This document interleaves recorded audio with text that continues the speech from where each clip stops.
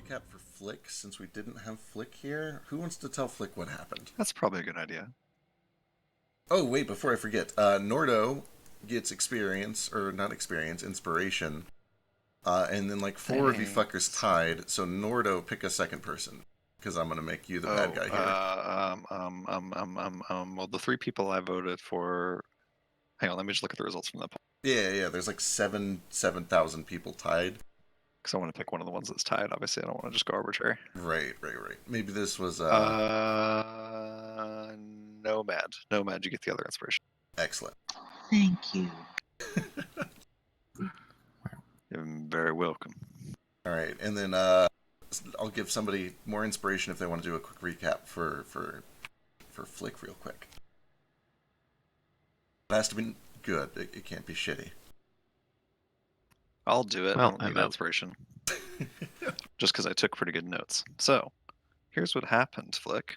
Last time on Crosswinds, we were all in that cage that you remember from session 0, and a one-eyed goblin named Coyburn entered, and he assigned all of us some new names, or at least some of us. And then the cage rose up into an arena where we were greeted by Laughing Jack, and he shouted out to the crowd that we were going to play a game of Get Back in the Cage, which was a game where you had to find a limited number of keys and use them to get back in the cage, and there weren't enough keys for everybody. So we did battle, and we did slay some other slaves. It also did slay some monsters that were released into the arena to make things more interesting. Before all was said and done, we slew Laughing Jack, much thanks to Nomad, who pulled him down off of his Koopa copter. We also made friends with a tabaxi named Elise, who was one of the other slaves who healed us and helped us in the fight. And she can't speak very good common, but we found her name through Nomad.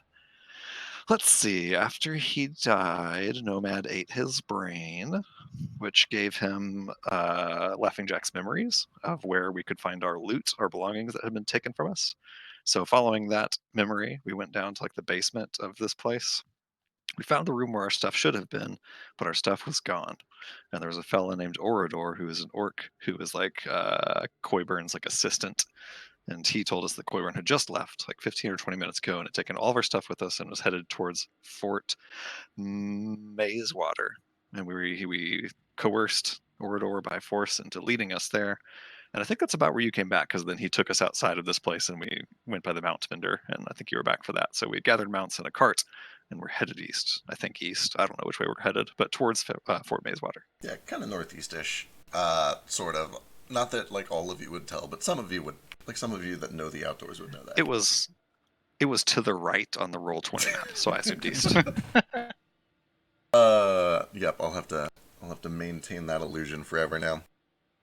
Yeah, that pretty much covers it. Feel free to give inspiration to whoever you want since you already have it.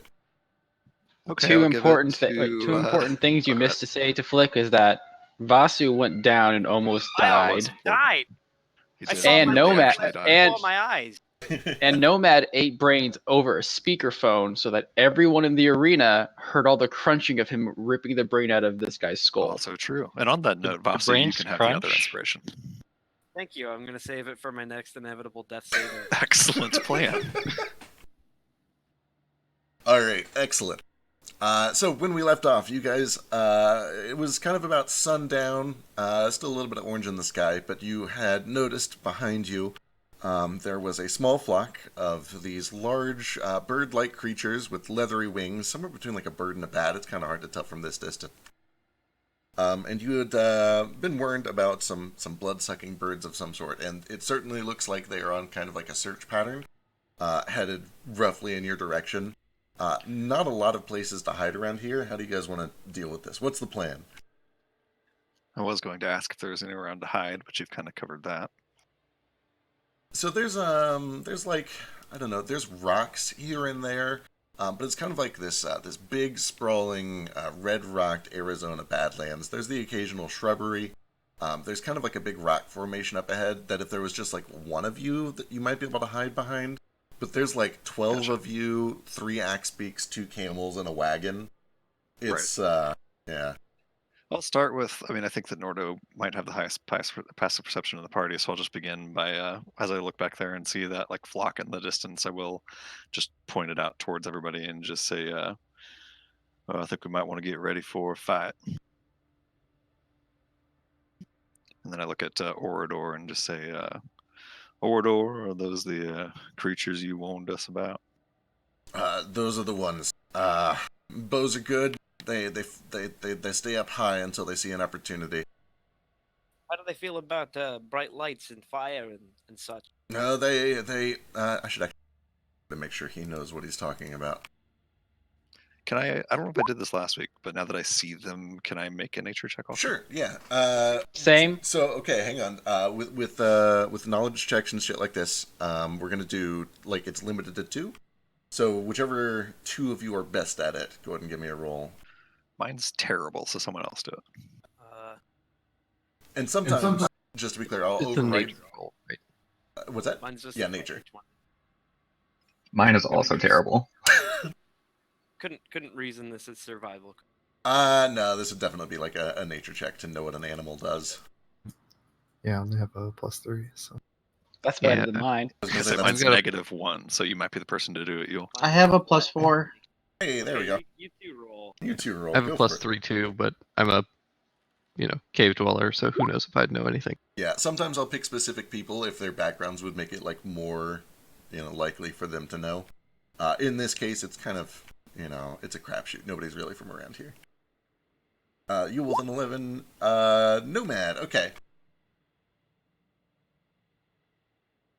Nomad, looking at these things at first, you're like, no, I have no idea. But then you have this sudden flash. Again, it feels like it's not even coming from yourself. It's like you're experiencing a vision, almost from another life or another place or another person.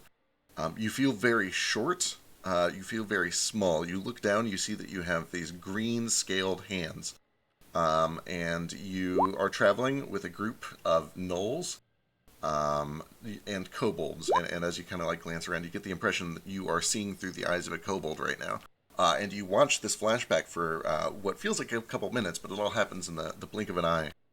They swoop down, they latch onto these gnolls, and they stick these long, sharp beaks into their necks and just start draining blood.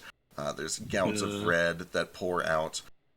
And you watch as these gnolls, one by one, try to fight back, try to hit them. But they're real flighty. It's really hard to just like swipe at them as they pass by. When it's all said and done, the kobolds are all totally fine.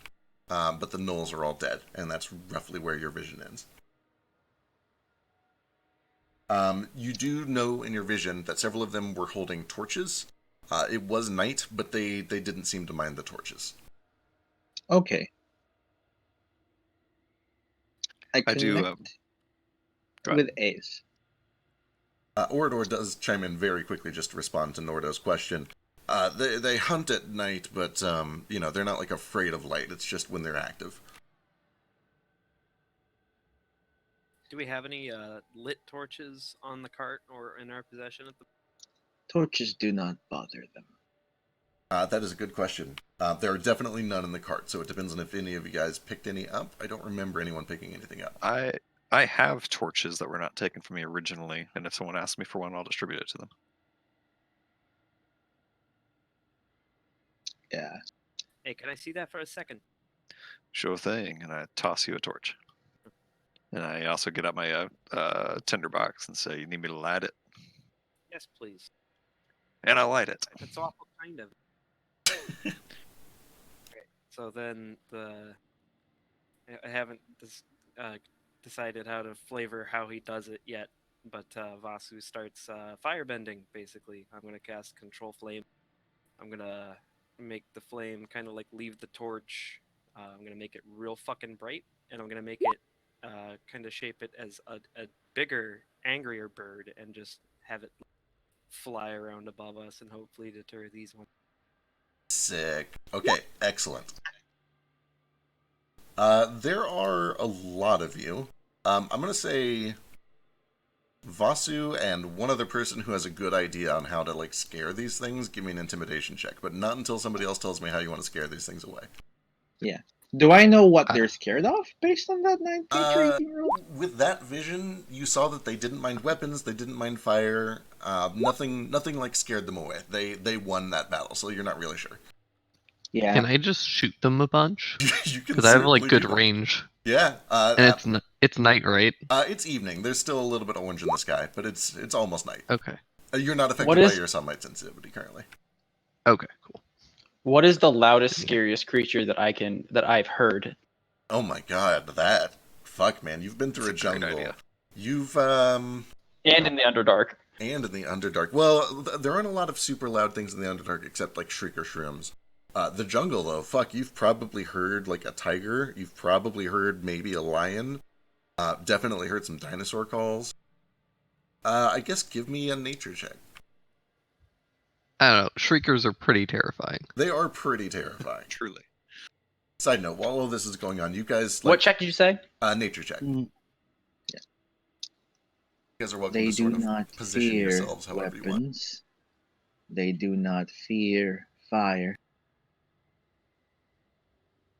They do, however, go for the warm-bodied people. I love my bird.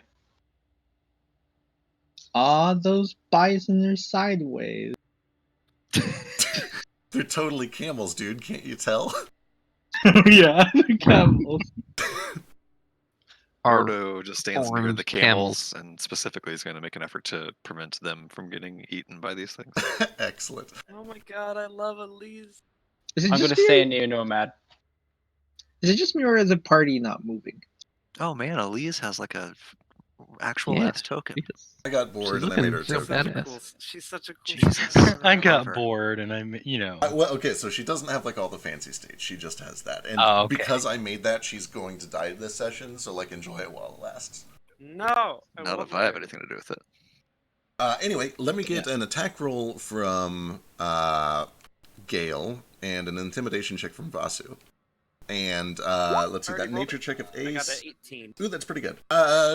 You've heard some loud big cats, Ace. I guess give me an intimidation check.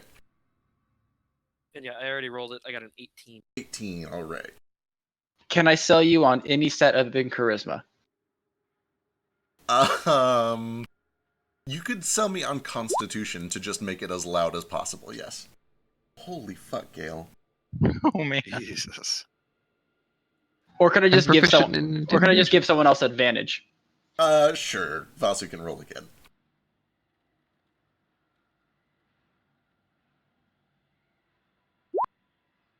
Oh. Alright, 24-18.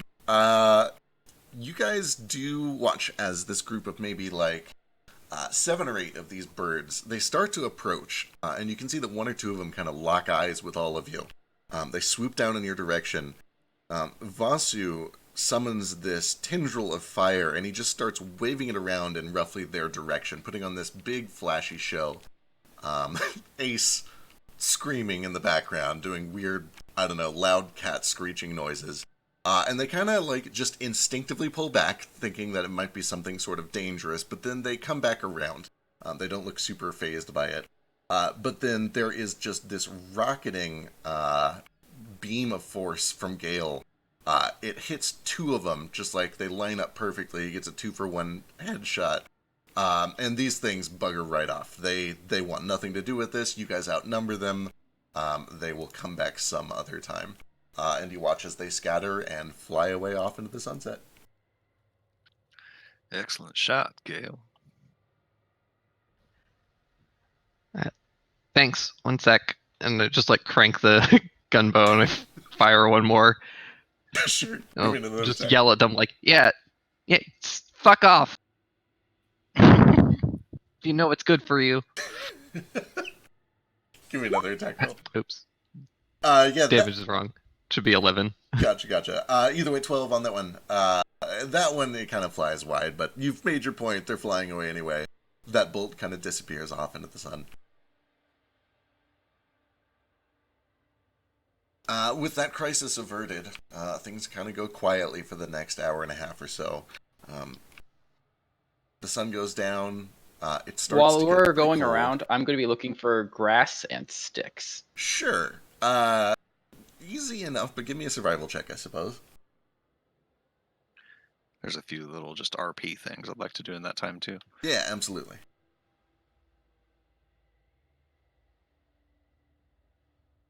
Is it getting cooler at least? Yeah, so around here, Ace, there's a lot of just tumbleweed, dry grass, a couple of cacti. You can definitely find enough sticks for arts and crafts. You have an impressive faggot. I would Thank also you. like to Thank you. gather a faggot because I have some arts and crafts I want to do too. Yeah. I'm gonna start braiding some of this grass, and I'm like braiding it into a ring, and then I'm like tying grass to the ring as we're traveling. All right. Perfect. As they're all working on that, I at some point during the like hour and a half, he said I walk alongside with Orador, and I just say, when I saw you earlier, you were carrying a book, writing down all of our names. Got that book on you by any chance? Yeah. He takes a backpack off and he digs around through it. And he pulls out a small book. Very shoddy construction. It's not impressive by any stretch of the imagination. Hands it over. You flip through it. And, yeah, it's, side note, it is still real messy just because there's so many mounts and shit, but I at least changed over to minimized. I thought that might help a bit. We'll see.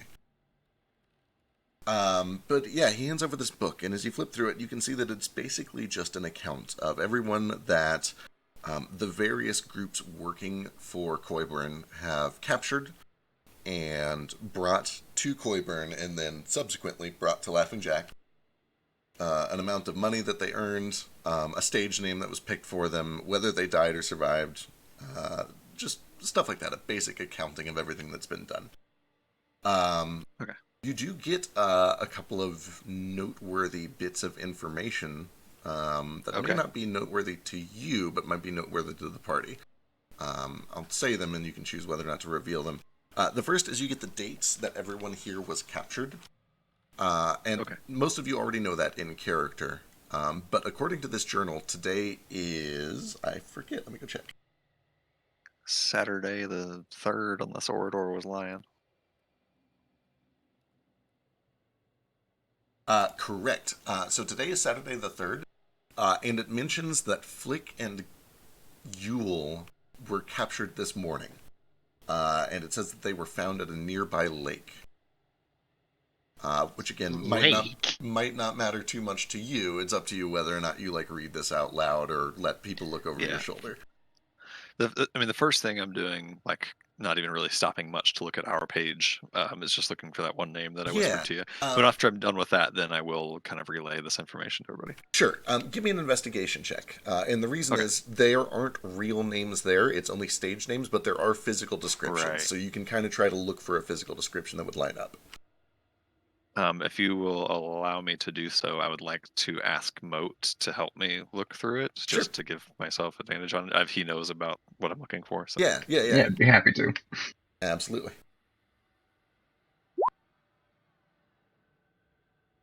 You look through pretty carefully. Nothing stands out to you, and as you're looking through, it's like 95% orcs, goblins, kobolds, things that are kind of native to this region. You don't see any other people of that species or race, or anything that even kind of like lines up with it. Okay, gotcha. Again, there's a lot of names to go through. You could have missed something, but you don't see anything. All right, cool. After maybe going through just about half of it, I just put it away and resigned to look through it some more later. And since I'm already sitting on the card at this point with Moat, as we're going through the book, I stop for a second and say, Moat, you mind if I ask you a question? Not at all. This Orador fella, I can't quite decide what to make of him. I mean, he's just an errand boy for Coyburn and Laughing Jack. Does their day-to-day, makes enough coin to get by. And on the one hand, I can understand someone just doing what they've got to do to survive a harsh place like this. On the other hand, he made his living off the blood of slaves. Slaves that are forced to fight to the death for entertainment. As far as I'm concerned, he's just as guilty as Coyburn or Laughing Jack or the fella selling steaks, any of them. All right. Well, we follow him to Coyworn, and then we can kill him. Well, you answered my question. I was going to tell you I couldn't quite decide if I was going to kill him when this was all said and done, and see what you thought and see what your order would have to say about it. But it sounds like you've already answered my question. Why not? How loud are you guys being, out of curiosity? I am being just quiet enough as I have to be for Orador to not hear, but I don't really care if anybody else hears it. Excellent. And actually, Ace, since you asked while I'm talking to Mode about that at one point, Nordo gets like kind of flustered, and it seems like he can't think of the word he's looking for. And he looks at you and just in Orcish says, "What's the common word for complicit?" It's complicit. Complicit. Thanks. Guess that's what I'm saying. I feel like they're all complicit in all this. Yeah, I get that vibe. It's okay if a couple of them have to die. Well, all right then. You sure you want to do I- Orador, though? He's been pretty helpful. He's been helpful because he has to be. He was just as willing to take all of our things from us and write down my name as Rock Bear and That's actually very true. Fuck this guy. Guys, are we evil? What? Nah. Couldn't Not even be. a little. Yes.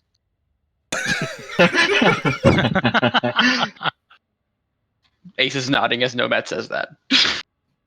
why, Gail, you say you'd let someone like that live?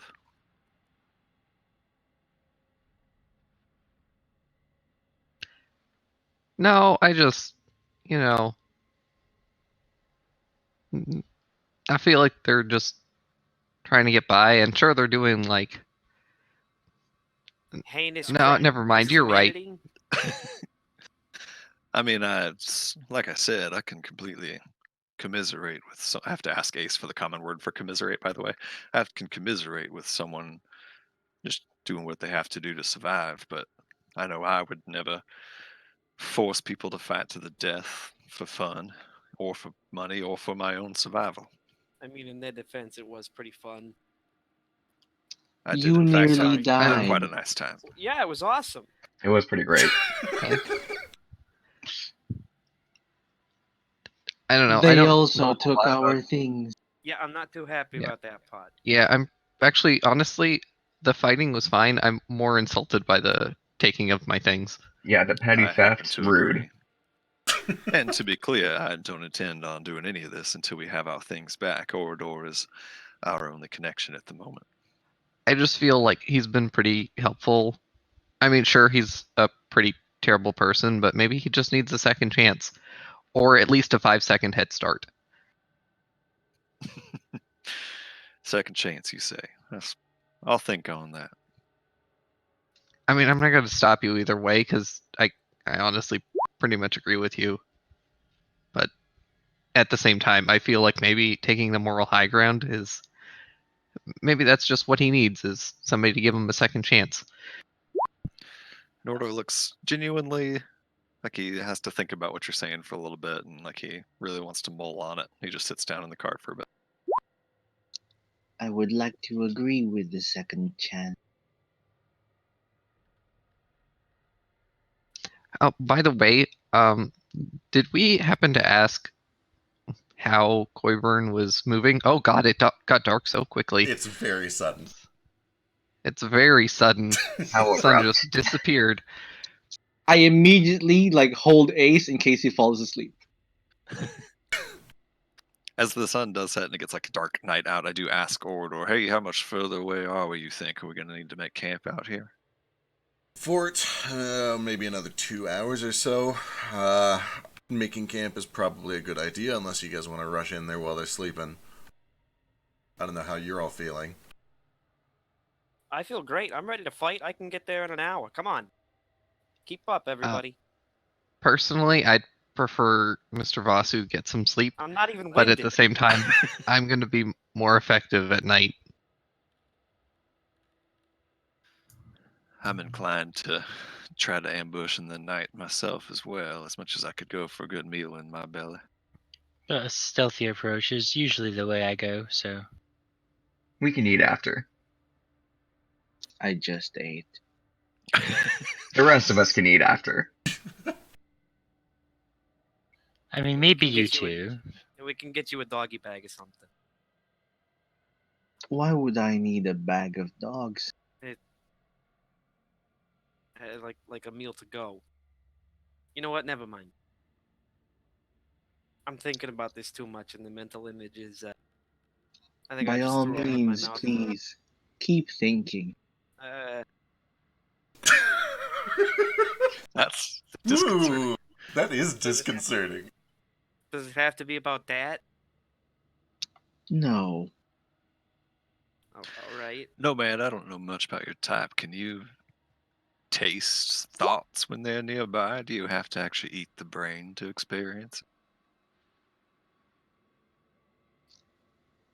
For the best results, consumption is. And he tries to think of a better word. The most efficient. Makes Tasting sense. thoughts is we get a degree of intelligence, resourcefulness, flavor, if you will. Flavor, got it. Just to change the subject as quick as possible here, I got this book. You all might have seen me reading it. It was Orador's ledger of all of the information for when we were all taken, where we came from. I don't know if anyone's interested to see all that information, but I do have the book here. I'd be happy to pass it around. Is it in Orcish or common? I don't know, Justin. Is it Earthpack? Is it Orcish Common? It is in common. I wish it was an Orcish, but it's in common. Okay. Could I have a look at that? I want to see what part of the course. ocean they picked us out of. I pass it over. Yeah, you take a look, you find your entry. It looks like you were found far down to the south. I'd have to go grab the exact date, but I believe it was like 6 days ago. It was whatever I sent to you on Telegram between sessions. Yeah, 6 days ago. But yeah, it was a group of goblins found you washed up on the shore. They just said, hey, free shit, tied you up and brought you up north to Coiburn. Casually ties up a mind flayer. You know, he was To be fair, unconscious. I looked like a jellyfish then. I was wearing my clothes. It's more like a bird and some jellyfish. They pulled back the hood and like, it's gonna give us money. Give it to Coiburn.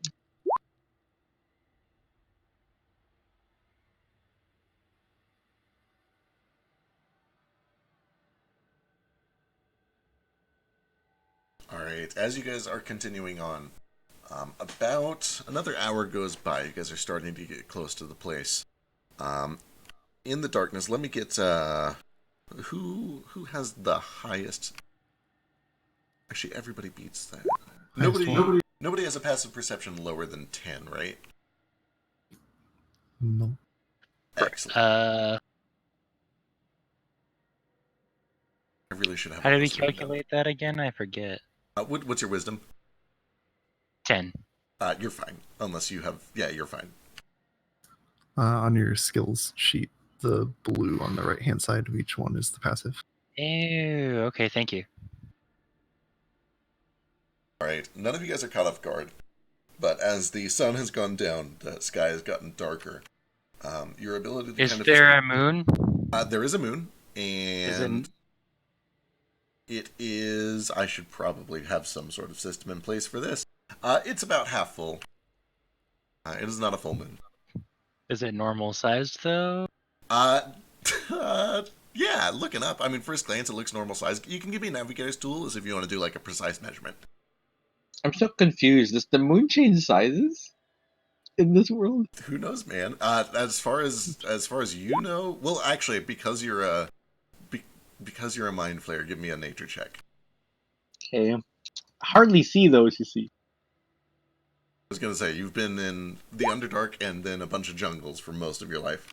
No, you've spent at least a couple of weeks in places where you can see the moon, and it seems to always be roughly the same size. It does get, like, darker and lighter, like, part of it goes away sometimes, and then it comes back a few nights later. Kind of weird, but, you know, Ace can explain that to you.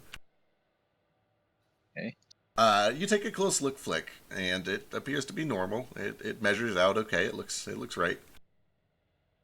However, as you're measuring, your vision of the moon is briefly obstructed by a flash of black, a shadow that goes over it, and then another one and another one. All of you guys spot them before they're able to swoop down directly on top of you, but using the cover of night, and in much larger numbers than before, you are suddenly assaulted by a cloud of these large flying creatures. The light from Vasu's torch kind of catches one of their wings as they flutter a little bit too close. There's this high-pitched squeaking noise, almost like a bat. And this is going to be initiative. Oh boy. Guys, we're level 3 and we're fighting Swarm. Does anybody have a thing for this yet? There are like 10 of us, though. That's fair. I guess Yes. we are Swarm. Is there a special way to make my initiative have advantage? There is, I'll help you get that. For now, just roll twice and manually add it in. Our initiatives Okay, are great, guys. Oh, wait. I did a really good job. Flicking at least. An Orador. Well, Orador is correct, but Vasu's great. I can't remember if I already asked, what kind of tabaxi is elite? Sphinx. Sphinx. Shade. There's the one. There she is. Am I still in Well, Nomad forms? What was that, Ace? Is Nomad still carrying me like a baby? That's You're my shoulder. it's up to You can Nomad. jump down if you want. I'll build you guys a papoose later. What is That's a all I want. papoose?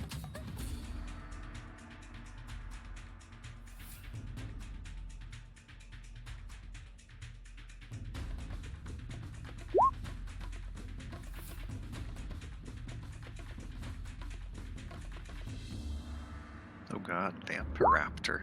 I was assuming these were Sturges. Sure ain't. So as these things start to swoop down, you can see what at first kind of looks like a vulture, but it's got this long, thin, black beak that tapers to a point like a needle. And its wings, they're feathered along the ridges, but then in between the folds, it's like they've just lost all their feathers, or they've rotted or molted off. There's just this thin, bat-like leather stretched between them. Gross. Elise is the first to act. Ew, she does not What's have... her what is her dex? What is her dex? It's only a +1. She must have rolled really well. I have 20. I Yeah. demand to go first. DM decides who goes first. Fine. Nope, go for it. You're up. You're up, Bazu. Alright. Alright, how big are these things? They're medium. Let me double check that to make sure, but I'm pretty sure they're medium. Yeah, they're medium. They're about the size of like a big turkey. Okay, gotcha. Holy shit, turkeys are not medium-sized creatures. I mean, a big Surely turkey that's is a... small or even tiny. No, have They're you guys small. seen turkeys? Turkeys are huge. Turkeys are pretty big. huge, Turkeys Yeah. are fucking big. Yeah. Never seen one in person, like, to be fair. Oh my god, yeah, Yeah, turkeys are they get huge. pretty big. I mean, think about how big like the turkey food is, and then add the make it stand up, add a neck and feathers. It's big. I never That even, one turkey well, was bigger than the kid in Christmas Carol. yeah, but like the That kid too. was a small creature. Absolutely. But it's bigger than him, makes it a medium creature. Well, how tall is a turkey? Maybe 4 feet tall? Christ! That's almost as tall as a dwarf. If it's as thick as a dwarf, I'll accept it as medium. Turkeys average 3.5 feet high, or 106 centimeters. They are small. Shut up. They are small Okay, creatures. alright. Turkeys are probably small. These things are medium. They're bigger than turkeys. They're massive. What are these things? Vasu, go punch a turkey. Yes. Are we done talking about turkeys? All right. How high up are they flying? Right now they're all at 20 feet. We'll just call it 20 feet even because I forgot to put anything on it. Gotcha. I definitely should have done that before I made all these tokens. I don't have any kind of crowd control right now, so I'm just gonna fly.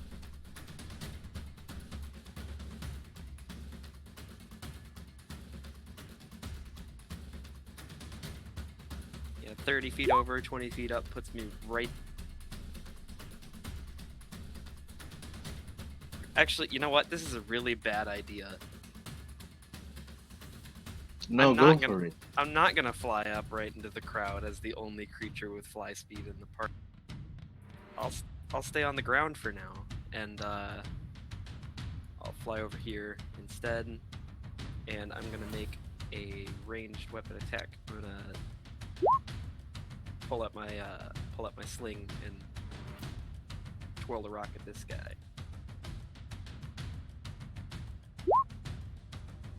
20 is a solid hit for 8 bludgeoning damage. You catch this thing right in the chest. It kind of lets out this weird squawk and then continues flapping around looking for a better angle. I got another one coming for you. Get a little closer, pal. That's my turn. Alright, Elise is going to bang her shield. There's a ringing noise. She is going to help you finish off that one with... Ooh, good damage. Save. No. Oh. That brings us to Flick. Okay. I'm going to back up right here, and then go ahead and use Eldritch Blast. Woo! On which one?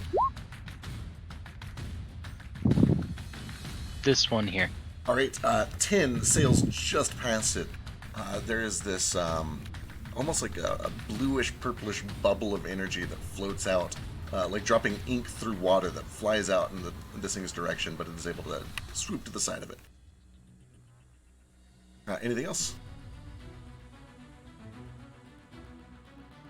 No, that'll be it for me.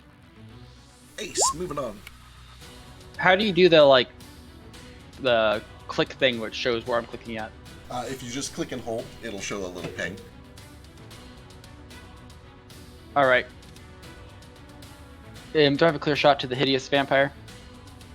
Yeah, you get a shot from there.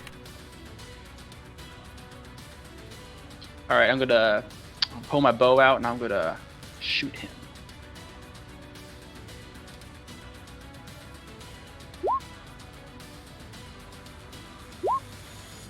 Ooh, 25 is a good hit for... it's not your favorite enemy, and no sneak, and no hunting. It is sneak. I have advantage because I'm a ranger, and I have not, and it has not acted yet. You're absolutely correct. So that does have sneak on it. So 10. All right, yeah. Arrow sinks into this thing. It's stocky. It's sturdy. It takes the hit, but you've definitely damaged it. Anything else?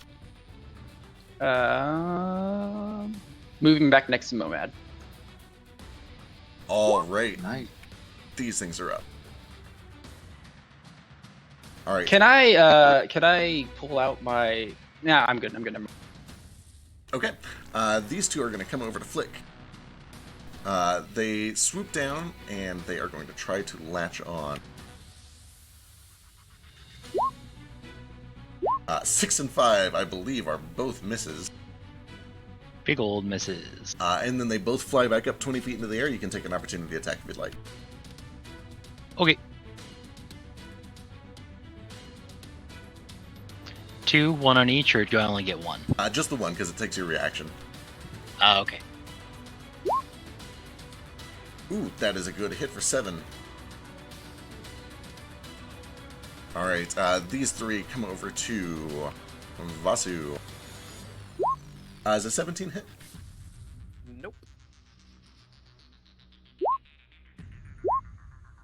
You were able Unless to. that last one. Yeah, unless that last one has advantage, they all. Nope. Those are all misses, and likewise, they fly 20 feet up. You can take an opportunity attack on one of them. One of them was the one I already hit. Right? It was, yeah. So you can go on that one if you want. I will try to attack that one with my. 12 misses. It's able to get out of the way just in time. Let's see. This guy's gonna come swooping down under this archway over towards Nomad.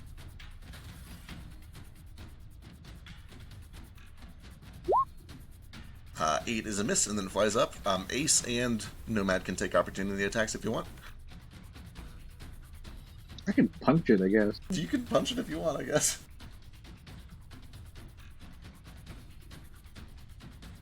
I'm not gonna punch it because I have a bow out and it's just not gonna be very good. Yeah, seems wise.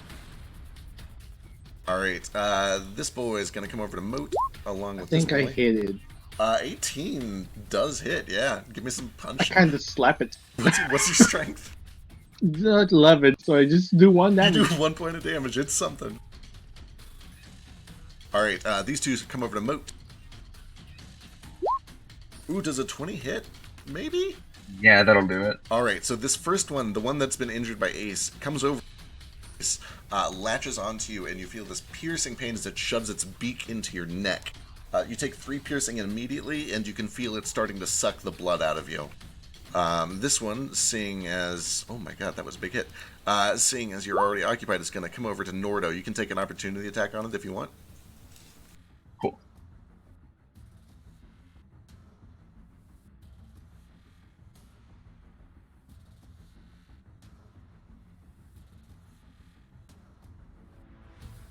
Meanwhile, this is for Nordo. Ooh, a 21, I believe, does the same That to hits, Nordo. yeah. So yeah, this one latches onto you and begins sucking your blood after 3 piercing. Which leaves these guys going for Yule. Actually, one is going to go for the camel. Whichever one leaves my range. Actually, yeah, whichever one goes for you, I'm going to make an opportunity attack. Alright, go for it. Here's the camel. Assuming they're actually next to me. They were. They swooped down low enough. Okay. Sorry, that's my opportunity. 25 is good for 12.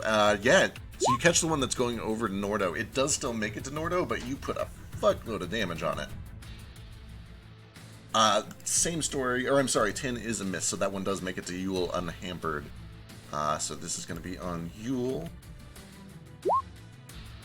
Does a 12 hit you, Yule?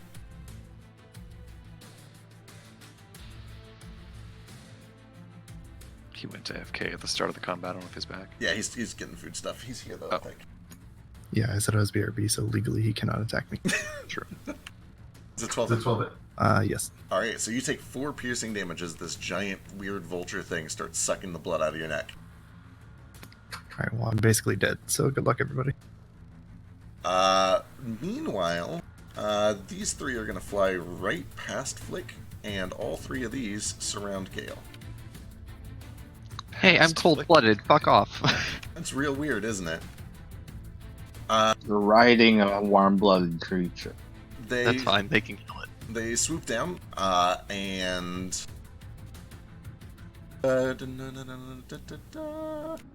Awesome. These are on you, Gale. Huh. Oh. Oh. Yeah, all those hit. Alright. As far as everyone else can see, these things swoop down and they just begin swarming your mount. And Gale seems to be kind of caught in the side of it. Gale, these are obviously attacking you, and now that you can see them up close, they are obviously not the same creature. I'll shoot you a whisper, but for now, let's jump over to some other people's turns. Orador sees somebody in trouble. Still up.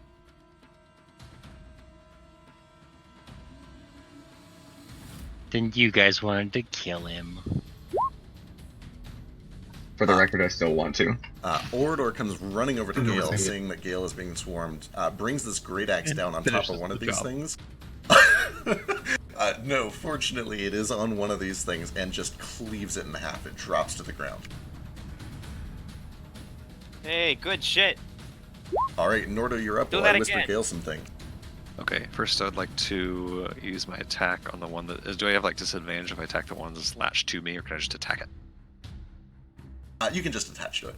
You can either try to like rip it off, or you can just attack it. No, I'll just attack it.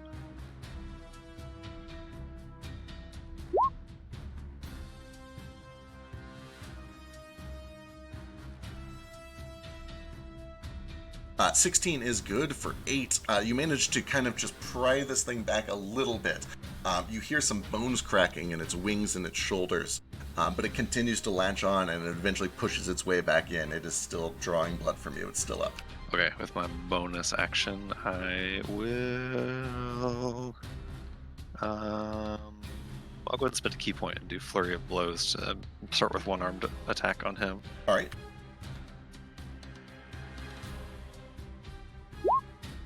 First one misses. He gets past your hand.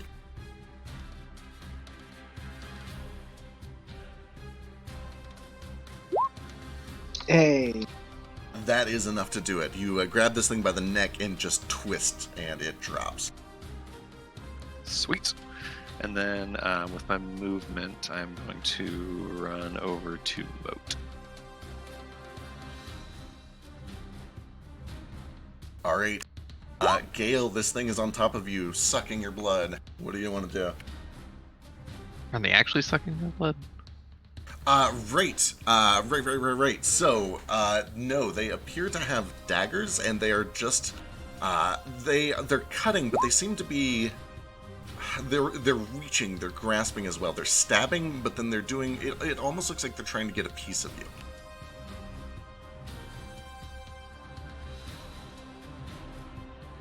Yep. The fuck do you want? Get away from me. And I will, God, I'm real hurt. This not good.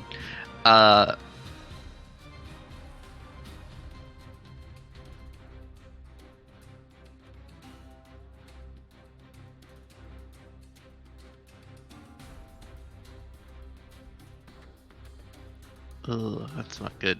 Okay. In that case,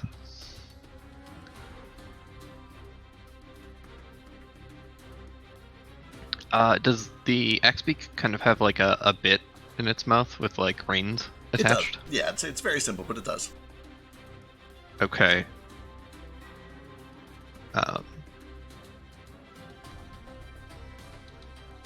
Then I'm gonna do something a little weird, and I'm gonna ignore these fuckers, All right. and I'm gonna take the bit out of the X-Beak's mouth, and with a little screwdriver, I reach down, and I like unscrew a little thing on my leg, and kind of a spring kind of pops out of the bottom of it, and I'm casting Jump on myself. Excellent. All right, yeah. You feel very springy and mobile. Any movement? You want to use any of that? They don't have you grappled. Yeah. All right. I'm climbing up the neck of this Axebeak, Okay. and I'm going to leap over to this Vampiraptor, and I'm going to try and put the bit in its mouth and ride this thing. Excellent. Okay, so because of the jump spell, I'm going to give them disadvantage on the opportunity attacks. They are going to try to take it, but these are both at disadvantage. Oh my god. Double crits. So one of them, as you're leaping away, catches the very tip of your tail, and you can feel he gets the entire tip. It's like cutting a little nub off of a hot dog. He grabs the tip of it, puts it in his palm, clutches it, and gets ready to scurry away. The other one, though, I believe, does 12 hit you? 12 misses, but I am knocked unconscious in midair and dropped to the ground. I assume I take a death veil. With the jump spell, you're fine. Jump provides you a little bit of protection from fall damage, but you do land... even while I'm unconscious? Yeah, even while you're unconscious. It's not concentration, is it? I don't believe so, actually. Yeah, I think jump is persistent. Just a straight minute, yeah. Okay, then no, the jump spell protects you from the fall damage. A little bit. Don't rely on that to, like, save you from jumping off a cliff or anything, but... but yeah, he gets a lucky swipe on you even with disadvantage, and the dice tell the story. Which is a shame, because it was a really good idea. Nomad. Well, that's typical. That doesn't jive with me, with my knowledge of these creatures. I see the one that's scurrying away. How high up in the air it is it? Currently, the one that just attacked Gale? Mm-hmm. Currently, it is at ground level. Oh, currently ground level, okay. I'm going to see if I can...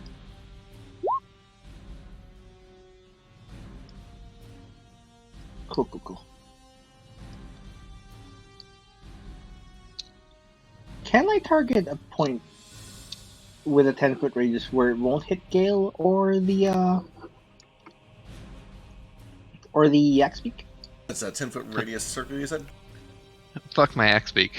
Kill it if you need to. Yeah. No, I actually care about your axe beak. You know how much they're worth? They're worth 80 gold. We can sell those. Right. We can't sell you. You should be able to move that around. You can try to position it however you want. Excellent. Let's see. I can't select it. What? Like these things... Oh, god damn it. Yay, we're learning! You learn. Session, There you go. session 2. Thank you. Let's see. This is a dangerous thing, actually. I think if I put it here, this will hit the second one there, right? Yep. And no one else, I think? Yeah, that'll hit just the 2 Vampiraptors. Okay, cool. Yeah. Seeing them fell our little kobold friend. Nomad reaches into the spell component pouch, and it's a little clumsy because he's not used to it. He pulls out this little stone, or whatever it is, rubs his thumb over it, and flings his arm toward those two up there. Oh, fuck. Oh, shit. And just this... Yeah. I don't think they're made of crystal. One of them succeeds. It does not matter. You watch as this resonating field of thundering energy shimmers at first, and then there's this booming explosion that kicks up dust all around them. And the two of them just erupt in a mess of sticks and feathers and glue and string. And whatever they are, they both fall to the ground. So they were organic. You see bodies. There's something organic going on there, too. Oh, cool. So there's just some weird stick things going on. I'm going to, like, stand my ground for now, and I'm just going to, like, communicate with Ace telepathically to try and share this with everyone else. And I just say, the kobold and the camel. All right, Grandma, you got one on your neck sucking your blood. What do you want to do? Does it have me grappled or? It doesn't. It's latched onto you. You think if you move, it's going to move with you, but you're not grappled. Okay. Do I know what type of things they typically would eat? Give me a nature check.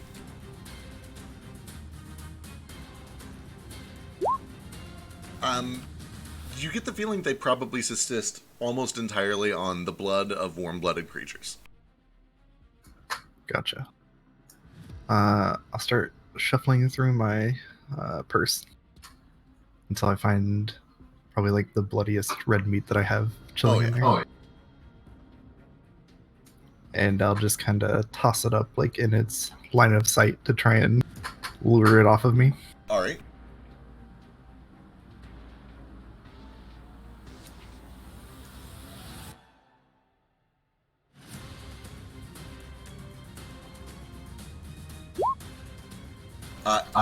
It seems to appreciate the meal that it has already found.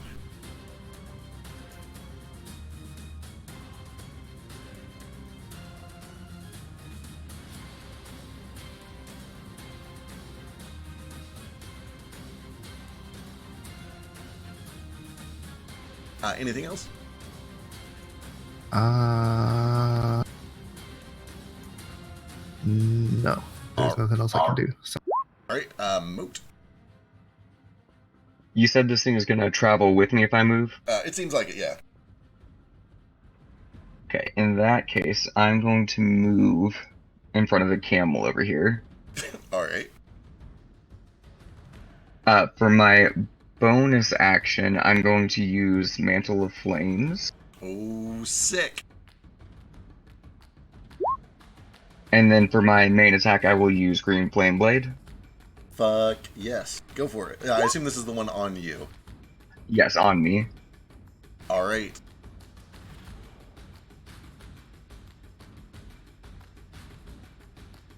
And then that adds... Does that already have it built in, or is there more on top of that? The Mantle of Flames won't do anything until their turn.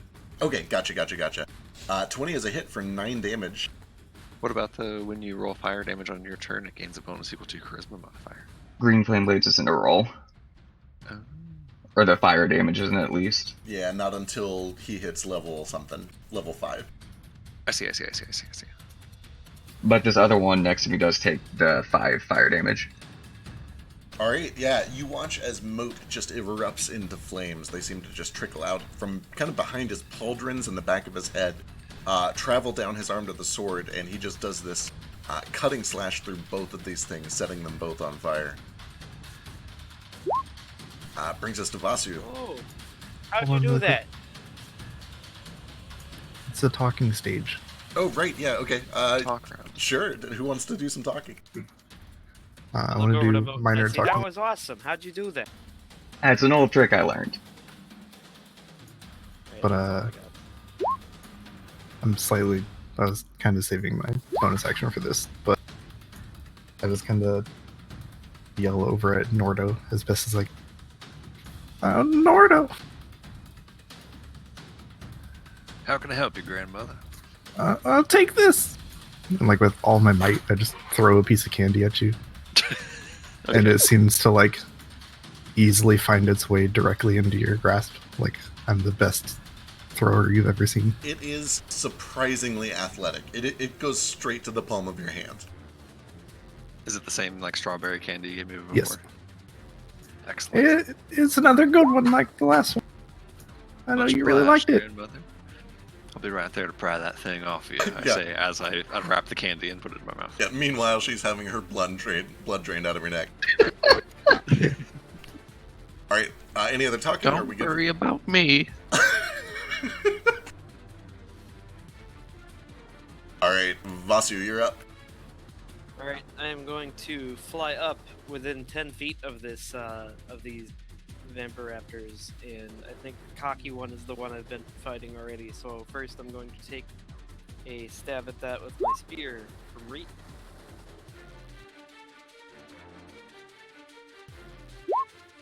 26 is good, 11 is almost enough to finish it off.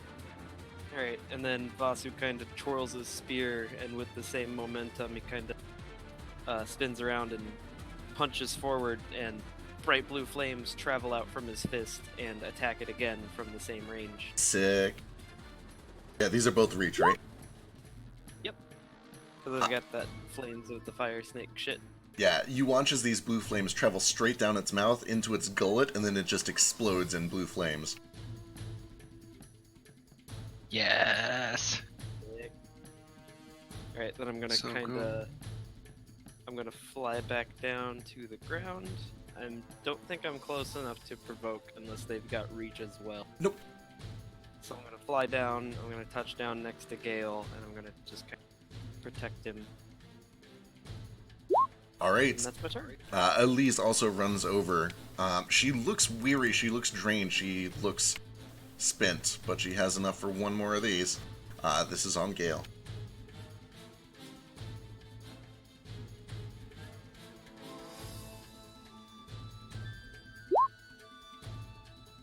Gale, you come up with 13 health.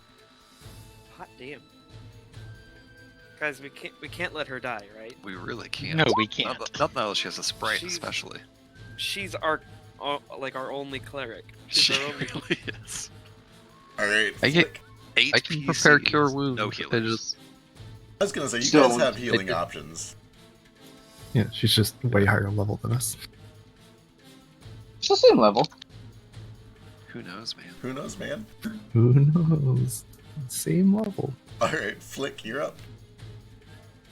Oh, good, you're okay. Just don't get hit again, please. That was kind of. I'll try not to. What, you think he was trying to get knocked out, pal? What happened to the kobolds? Well, he did jump right into their grasp and then got knocked out. 17 is good. I assume that's on the one you already hit. Yeah.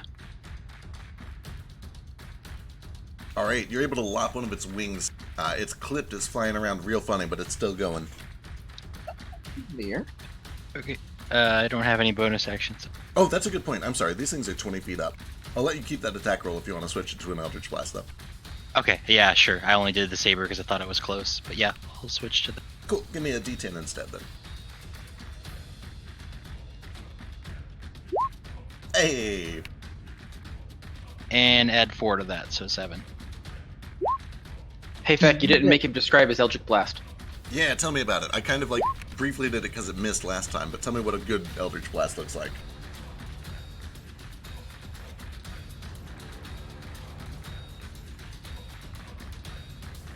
Okay, 1 second.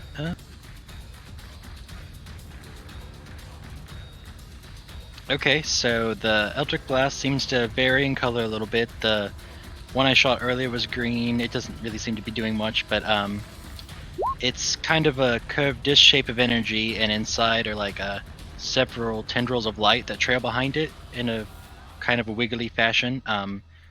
If I can remember how to do photos here, I'll show what it kind of looks like.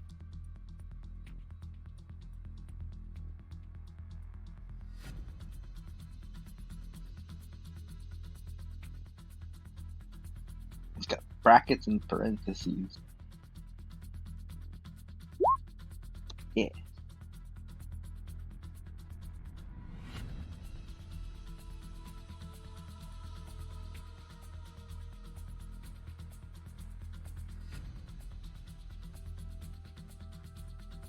While he's pulling that up, Ace, what would you like to do? So none of these are on. I'm going to move up here. Oh, actually, I'll just say where I'm at. I'm going to fire an arrow at the one that's currently on Yule. Alright. Fire away.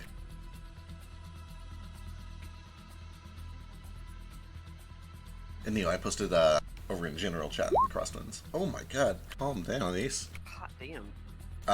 Shit, you have sneak on that too. Fuck. That will do it. Yeah, so Yule, as this thing is starting to drain the blood out of you, this arrow just comes flying over, gets this thing straight through the neck, and it rolls off to the side.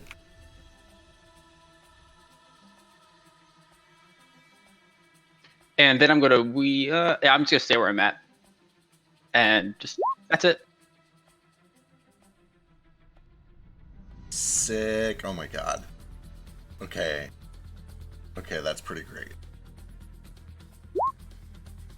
Alright, these things, is anyone still being latched? Moat is still being latched at this point. So, Moat, the one on your neck, begins to suck, and suck. I need a Constitution saving throw. Can do. Doesn't it take damage on its turn from your mantle? It does. It takes 5.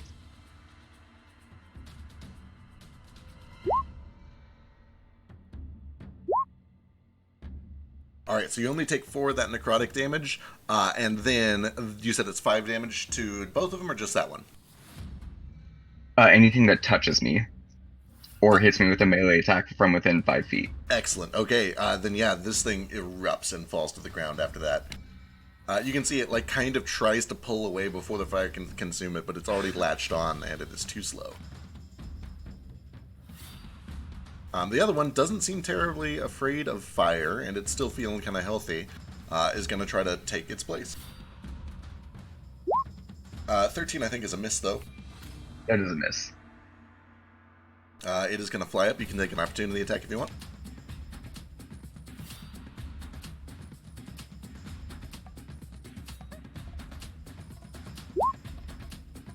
17 is good for 11. Now it's looking scared. Actually, yeah, with that opportunity attack, it is just going to keep flying a bit. These two are going to go one for Ace, one for Nomad. So here's Ace. 18. Oh no. Latches Yeah, that onto hits. Ace. You take one immediately. You can feel it draining your blood. And here's Nomad.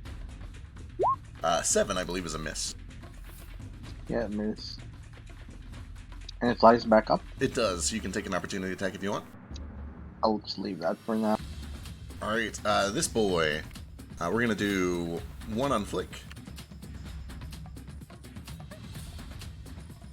17 for 4. I think that hits. It does, but also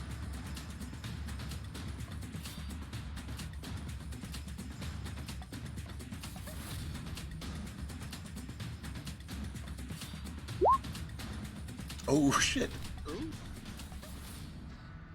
I forget what it needs to roll. 1 second. Dex save, and it fails and miserably takes every penny of that 13 fire damage.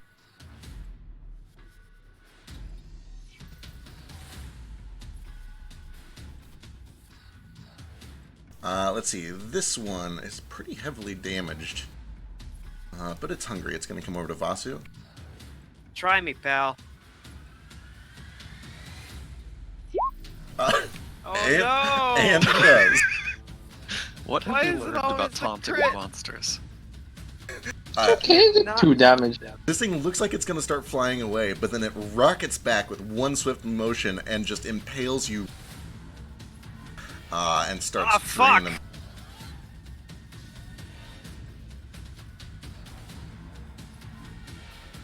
Which means this one is going to swoop around to Elise. No. 2 damage then. Yeah, 2 damage, and this thing is latched onto you. She's able to get her shield up in time and smack this thing away. It's going to fly off, triggering opportunity attacks.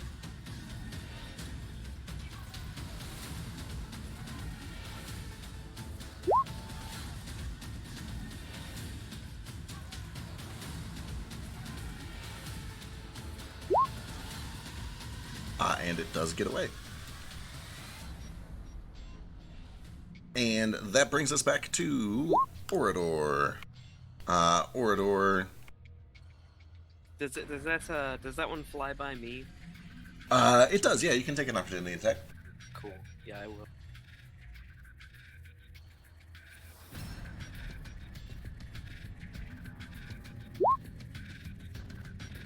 Probably a miss. Yeah, 10's a miss, unfortunately.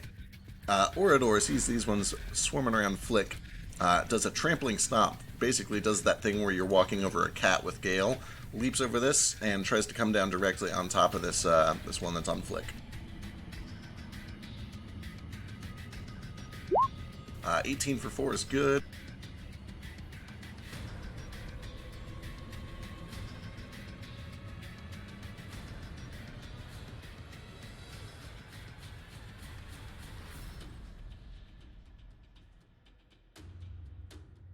And that brings us to Nordo. Alright, first I run up to Ace with my quarterstaff out and just try to whack the one that's on him off of him.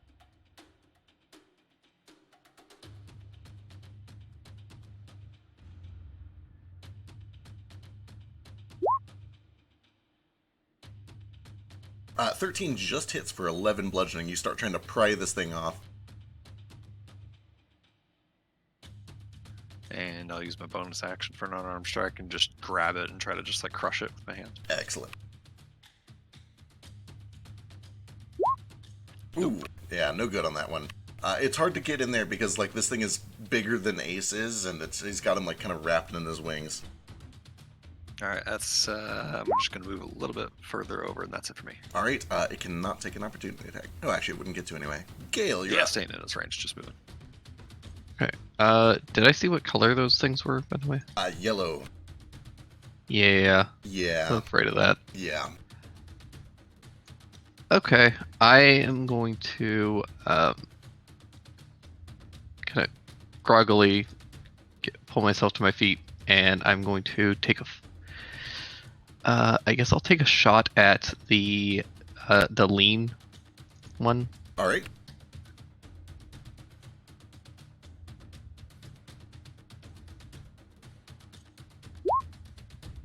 Yeah, unfortunately, Vasu is like flailing around trying to get this thing out of him. He's spinning in circles, and the shot goes wide. Get this fucking thing off of. Stop moving! All right. Anything else? God, I feel like I need to do something. Still have jump. You do still have jump. Oh, yeah, the great spell that I completely wasted. You know what? I do still have the bit. I'll pick it up off the ground, and I will try and accomplish my initial objective a second time, and leap over to the... I'll go for the lean one this time. Try and jump over Vasu and land on this thing and try and, like, you know, stuff the bit into its mouth and kind of take control of it. Excellent. Give me an acrobatics check. It's a tall task. The jump is good, but everything is just flailing around, moving too fast. You land safely on the other side, but you're not able to like mount it. Is his long jump gone now? No, it's not concentration, so he's still got that. All right, Nomad. His thing is latched onto Ace. Sure is. Oh, that's such a good hit for so bad damage. Well, I do rip it off. Yeah, with that said, even though it's not a bunch of damage, you see this thing's neck tighten by an invisible force, and he just gets yanked. I assume you're pushing it? Pulling it? I'm You just trying okay, to pull yank it it over that way? Okay. This Excellent. way. Yeah. Nomad just reaches a hand out, does this like force choke motion, and yanks this thing off of you, Ace. And they give him a pat.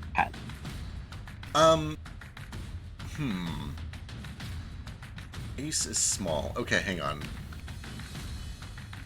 Ace, give me a strength saving throw. It's not gonna be hard, but because you're small, I have to at least give it a chance. My strength is 5, so we'll see how this goes. Excellent. He's so small. That's good enough. You're able to kind of hold on to the reins of your bird and not get pulled with this thing as it tries desperately to bring its snack along with it. Alright, let's see. You'll see. You're free. You've been saved by Ace. Hooray.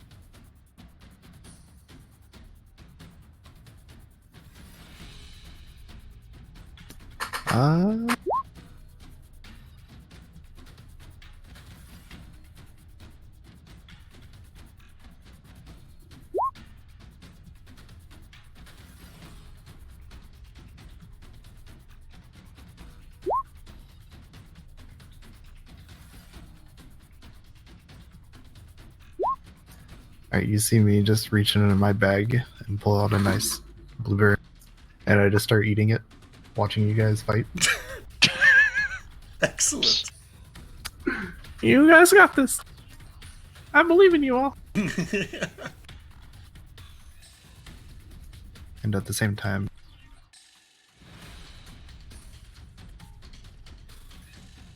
You would know that if you were to move a little closer to Moat, you could share your blueberry muffin.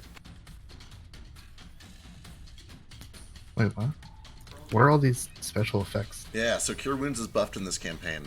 You get to choose from a different effect when you cast it. So, like, Minnie would let you share it with Moat, so he would get some healing too. I'm also starving, so. He is starving. Wow, true. And What about all our doesn't let gyros? anyone go hungry. If I hear anyone say gyros again, I will flip my shit. Also, I can't see where anybody is, because all I see is a bunch of names and. Yeah, it's kind of a clusterfuck. I gotta figure it out. I'm right by the plane camel. Yeah, if you move down one here, there you go. Now you're next to him. Okay. I'll reach over and hand him half of my money. Yeah, well, thank you very much. Oh, of course, sweetie. Grandma never lets anyone go hungry. I'm just imagining this conversation between a tiny rat folk and a literally burning tiefling just eating a blueberry muffin. As you eat the blueberry muffin too, you're not really sure how, but you eat it really fast. It's delicious. And it seems to just slide its way down your throat. You recover 8 health. And Moat, you're up. Safe. Wait, which of us? It's. You can choose how you want to do it. You can do 8 on yourself and 5 on him, or the other way around. It's your call. Can't see his health bar, so I don't know how much he was missing. He's missing a lot. I was missing a lot. Okay, you can have the 8. Bless you. Okay, I will run just right here. And I think I am just going to swing on the vampire that is attached to Vasu. Alright, go for it. Saint.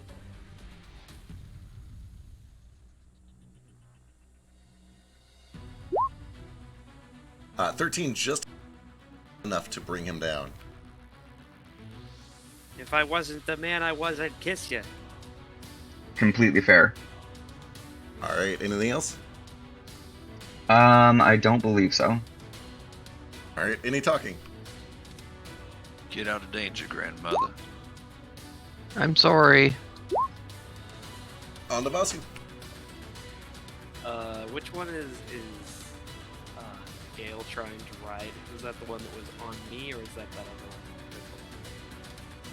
one? It was the one on you. Okay, then yeah, Boss is gonna do that thing he did last turn. I'm going to fly within spear reach of this one up in the air, but not like within 5 feet.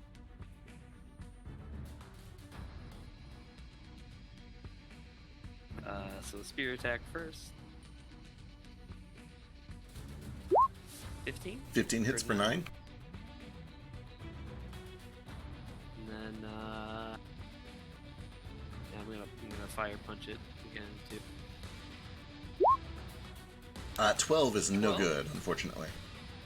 Oh, what a real shame. Alright, I'm just gonna fly back down to the ground and it's gonna be my turn. That was attack, bonus act. Alright, Elise is going to come over here and try to help Flick. Actually, you know what? Can I retroactively do a flurry? Sure, go for it. Okay, so I think that's just one extra attack, right? Yeah, you get a total of 2 unarmed strikes. If you already did one, it's just one more. Right. So we'll try to. Ooh, damn shame. Elise does run over and help Flick out, though. Chops that thing off of him. And that brings us to Flick. Okay. I'll just attack this one for.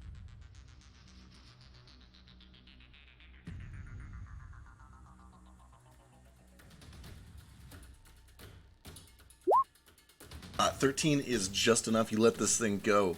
It starts slow and then accelerates all at once, slams into this thing, and it drops to the ground. And then there were 2. Ace. Let me guess. No one's near any of them. The one just right next to you has a bunch of people around it. You can Oh sneak shit! back. Yeah, I didn't see that one. Yeah. Perfect. I'm gonna shoot him with my bow. I guess there's 3 left. Wait, actually. Yeah, there's 3. I'm standing like right next to one. No one over here. Yeah, I'm gonna go for one in the air though, since I have range and no one else. Not that's everyone. true. Going for the old boy. Put them down. And are they not humanoids, or are they humanoids? They are not humanoids.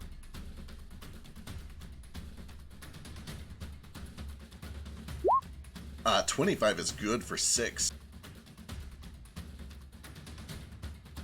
Alright, anything else? shit. I move next to the creature. It's fine. I guess I'm fine over here, next to Yule. All right. Sickly is gonna run the fuck away with a dash action. Old boy is afraid, gonna run the fuck away with a dash action. But there is one that is in the fray of things. He's in Vasu's reach. Oh no, he went back to the ground. Never mind. Yeah, 20 feet up. Let's see. 1, 2, 3, 4. He's panicking. Who does he want? Nomad, this is for you. Sorry, my browser crashed, but we'll have... It's okay. 9 misses, I think, hopefully. Oh, no one's rolled above 10 so far. Yeah, my AC is 11. Getting real lucky. Orador uses a burst of aggressive speed, runs over and tries to get this closed up. They just know it tastes like shit. They're not really trying. Not able to finish the job. Nordo, can you do it? I'm sure gonna try. Having watched this thing get slammed down to the ground with a Darth Vader chokehold, and then now is like flipping around, just shooting its stinger out. I'm just gonna try to unceremoniously crush it with my foot. Perfect. Oh yeah, that will do it. There's a squelch, the crushing of bone, a little bit of pressure against your foot, and you can hear the last 2 survivors chirping their way off into the distance.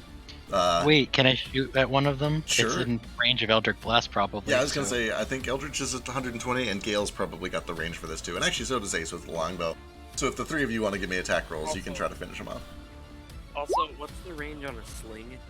2060, I think. It's not good. They both left that. I have 50 feet of fly speed. I will absolutely chase this fucker. Okay, give me an attack roll. 19, 22. Oh my god, yeah, that's plenty. And the sling to finish the job. There you go. Yeah, you guys are able to chase off the last 2 stragglers.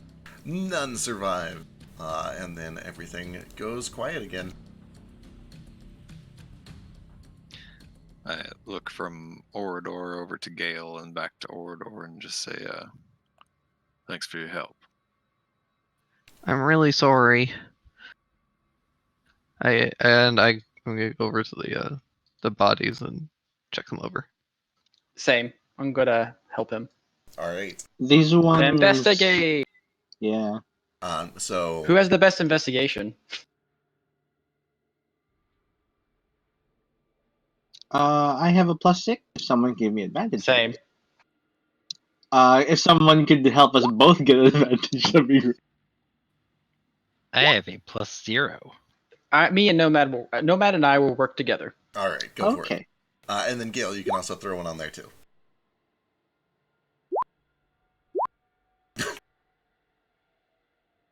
I'm really distraught. You've had so many good ideas that have been just fucked by the dice, like this campaign, or this session and last session.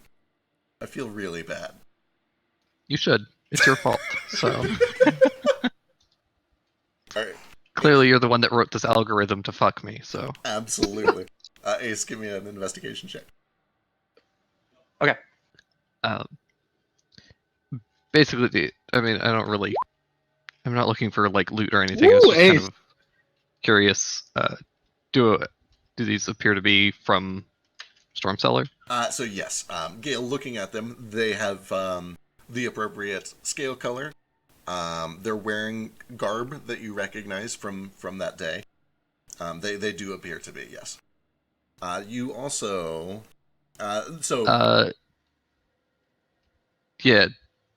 I guess, which side are they on? With...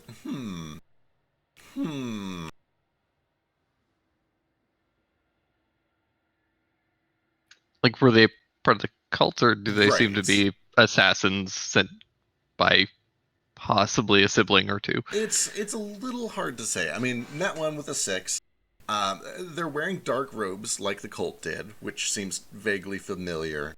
But, you know, like an assassin would wear dark robes too. They're not wearing any sort of like identifying marks or brands or symbols or anything like that. And actually, as you're all going through them, and I'll explain to you guys, Ace and Nomad, in just a second, you don't find anything on their person. They're not carrying even like money or anything like that. So Nomad and Ace, as you guys come over, What you find are some severely mangled, yellow or golden-skinned kobolds that have been dolled up to look like vampiraptors. They have basically costumes on. You can see that there's a little bit of sticks. They have like a fake beak that was strapped to their face, feathers that they had put on over their wings. As you're looking, though, you can tell that these kobolds have wings. And Nomad, give me a nature check. Nature. You would know that that is extremely rare, but it is possible for kobolds to occasionally have kind of like these leathery wings. So yeah, you find these 3 yellow kobolds that they're in costumes to look like vampiraptors. You find that each one of them had like a dagger. They had like a little pouch filled with these spiked, kind of like ball bearings, but heavier, like they were meant to be dropped or thrown, possibly like darts. But that's it. No notes, no money, no possessions, not even water. Yeah. They, underneath their costumes, they have some dark robes on, but that's pretty much it. No They hats. Well, they have the fake feathered hat, so like you could. I take it. All right, you have a vampiraptor mask now. Excellent. What do I know about kobolds being a Gloomstalker ranger to Yeah. be and advantage on humanoids and all that stuff? Sure, yeah, give me nature with advantage.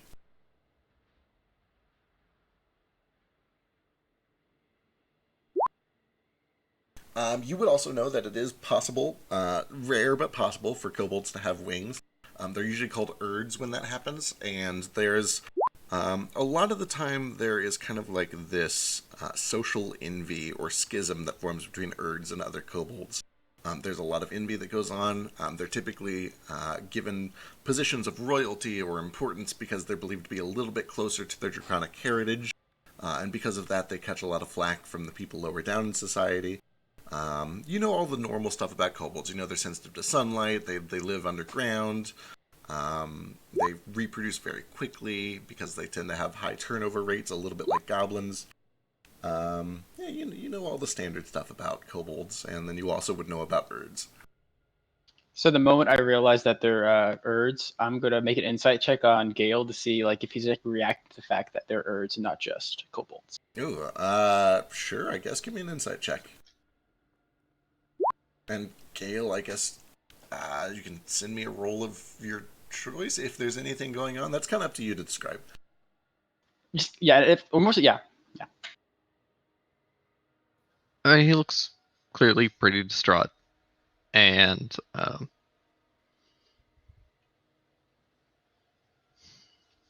don't know, he's not really like trying to hide anything. He's clearly pretty upset by it, and there are clear similarities between him and these kobolds. Do I see the piece of his missing tail? Yeah, you can see that the one to the north, the one that got shattered, his hand is actually still kind of clutched around it, and you kind of like pry his fingers open, and you can see that he is clutching the tip of Gale's tail. I give it back Ow. to Gale. I give it back to Gale. They took Here the you go. whole tip. Jesus. Just a little tip, but yeah, they cut like I don't know, like a centimeter shaved off of the tip with that crit as you were leaving. Well, I'm gonna remember that. So Oh, you so know, it's so not like when an injured Cricket finger. loses an arm. A tail tip equates to an arm. Sure does. Like, I don't imagine it's like the whole tip. I imagine it's like maybe like half an Well, inch at the very, very He said a end. centimeter, so it's not It's that the much. best part, though. Gail, why don't you let me take a look at that? Just glue it back on. Yeah, just reattach it. Calm down. We're not talking about regenerate levels of damage here. We're talking like, go get a cure Well, wounds. it's You'll still be fine. upsetting, and I I chopped Kinda off the end of hold- my finger and it came back. It's fine. I just look at it real sadly, and I like kind of stick it in place, and I'm gonna try to take out some of my leatherworker's tools, All right, and I'm gonna try and like sew it back on. sure. Do you have leatherworker's proficiency? I sure do. All right, give me medicine with advantage. I'm just here like, perhaps you can learn how to heal. Yeah, you're able to get a very satisfactory kind of like bandage or cast setup for it to hold it in place and see if it'll heal back together. You would know with that medicine check too that kobold anatomy is very resilient. You think you got it quickly enough. It's fresh. It'll be fine. You just need a day or two to let it kind of heal back into place. It might leave a cool scar though. Be sure to be aware of infection. I'll try. Does anybody have any alcohol? I have nothing on me but this bedroll and pants.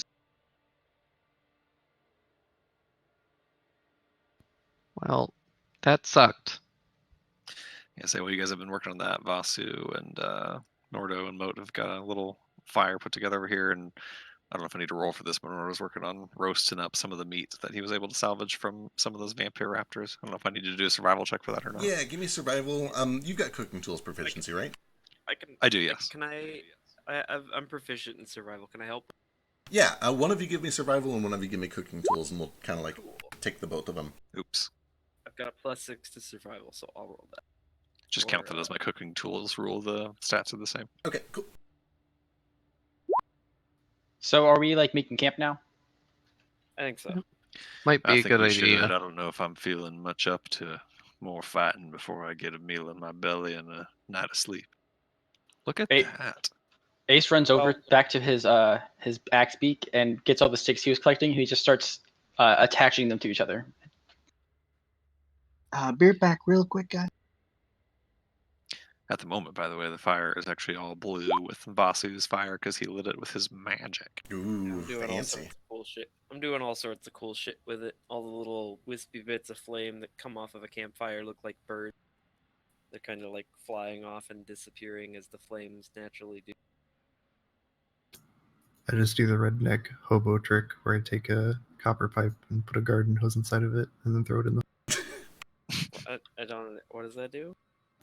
It makes the fire turn different colors. Wait, let me add my candy to that survival roll. I can do that without various. Where are you getting all this shit from, Grandma? What's in that purse? Come over here. Let me take a look. Hey, young man, you don't touch me. I'm sorry. I should. I'm just curious. Didn't you ever learn any man? No, that wasn't part of my teaching. Believe it or not. I can tell. What are kobold burial rites? Sorry, a second, meeting. Just a second. Okay. Whatever they are, I try and replicate them. Okay, give me a religion check with advantage. You'd know about this sort of thing. Nordo and Vasu, as you start trying to like set up a meal, it's serviceable. It's not great. These things are not like really good eating, but it's better than eating nothing. You know, it's food. I do augment it with whatever I found back in the cackles as far as the stuff from the food tents and stuff. That's right. Make a decent meal out of it. Yeah, you do actually still have supplies that you brought with that, and you also have several of those ready-to-be pan-fried churro things. Yeah, by the way, are those still cold, or are those now, like, thawed? So you took them in this wooden crate, and that wooden crate is still a little chilly. Interesting.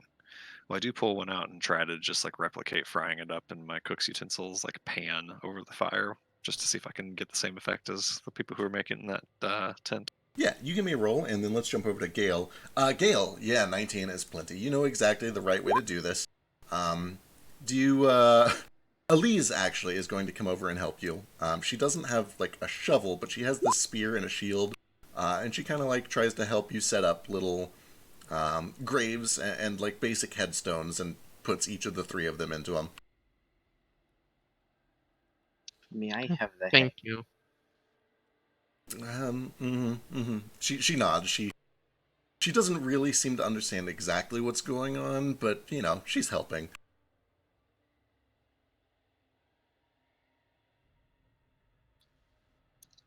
Is that a no on the heads?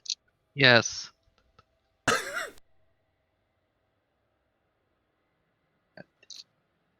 Hey, Feck, how long does it take Ace to get his frame set up? Give me an intelligence check. Elise helps you cover up the tombs. She finds a couple of like rocks that are reasonably sized. She sets one over each one of these things, and then she digs around and she pulls out like a little piece of chalk and hands it to you.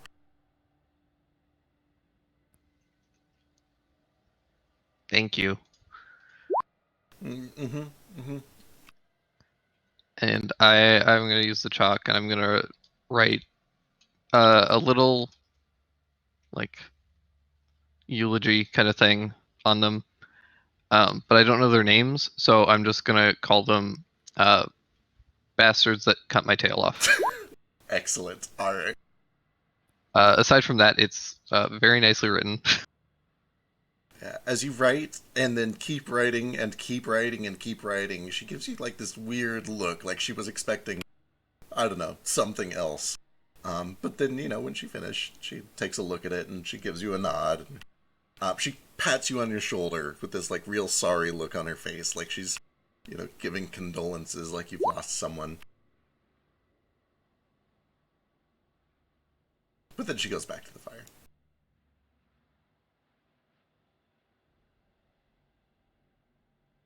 Orador comes back. He does respond. He's like, just staying alive. It's part of doing shit out here. He does look at the fire that Yule and Vasu are taking turns, like, doing fancy colors and shapes. It's like, you guys are just showing off at this point. Hey, Yule, can I ask you something?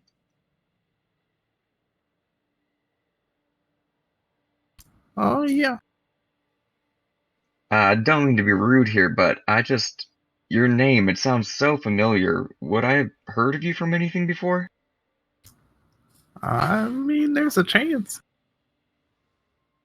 What's your story? Where would I have heard of you? You ever done any work for the Order? I don't know, have I? Oh my god. Give me a luck check. How do I do that? Just a flat d20.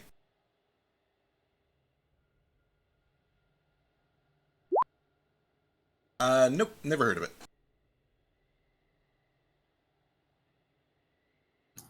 No, I've never done anything for them. All right. Just curious. Yeah, I don't know. My name gets around a little bit. I'm sure it's a very common name. Oh, sometimes. I mean, I used to be an adventurer myself.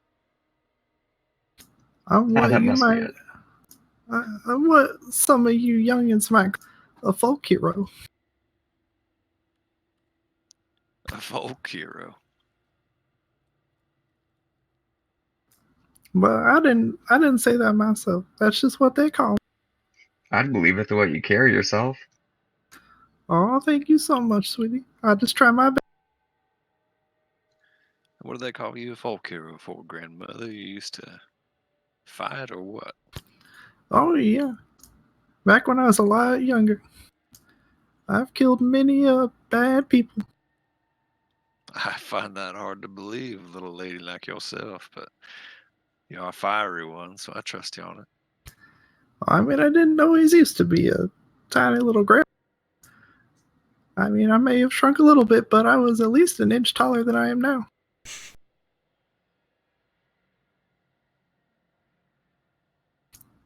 And it's not always the size of someone that matters. It's about what's in the.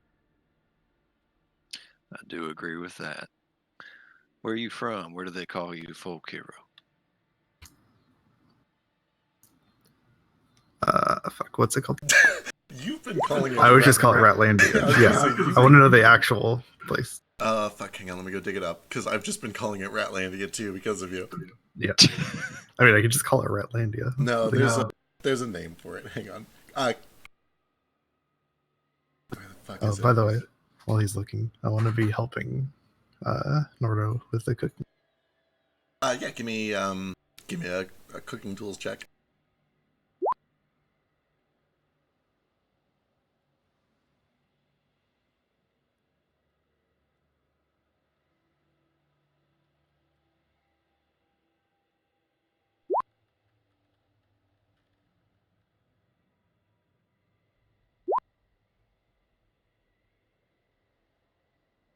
Cloverbrook. Cloverbrook is the name of your home.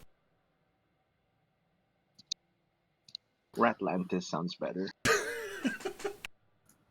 So yeah, while I'm helping cook, it turns into a nice family. Cool. And because of my cook's utensils, you can get an extra +1 on top of that. All right. So assuming that you guys make it through the night, and you do, I'll spare you that drama. If you spend in the hit dice, you get an extra D6 from Yule, and then how much from Norda? From me, so I have to ask you to roll on this. It's supposed to be only me and up to 5 other creatures. I don't know if you would allow it for just the party. That's fine. But otherwise, okay, so everyone am gets fine. an extra +1 per hit die. So every hit die you spend, you get an extra +1 health back.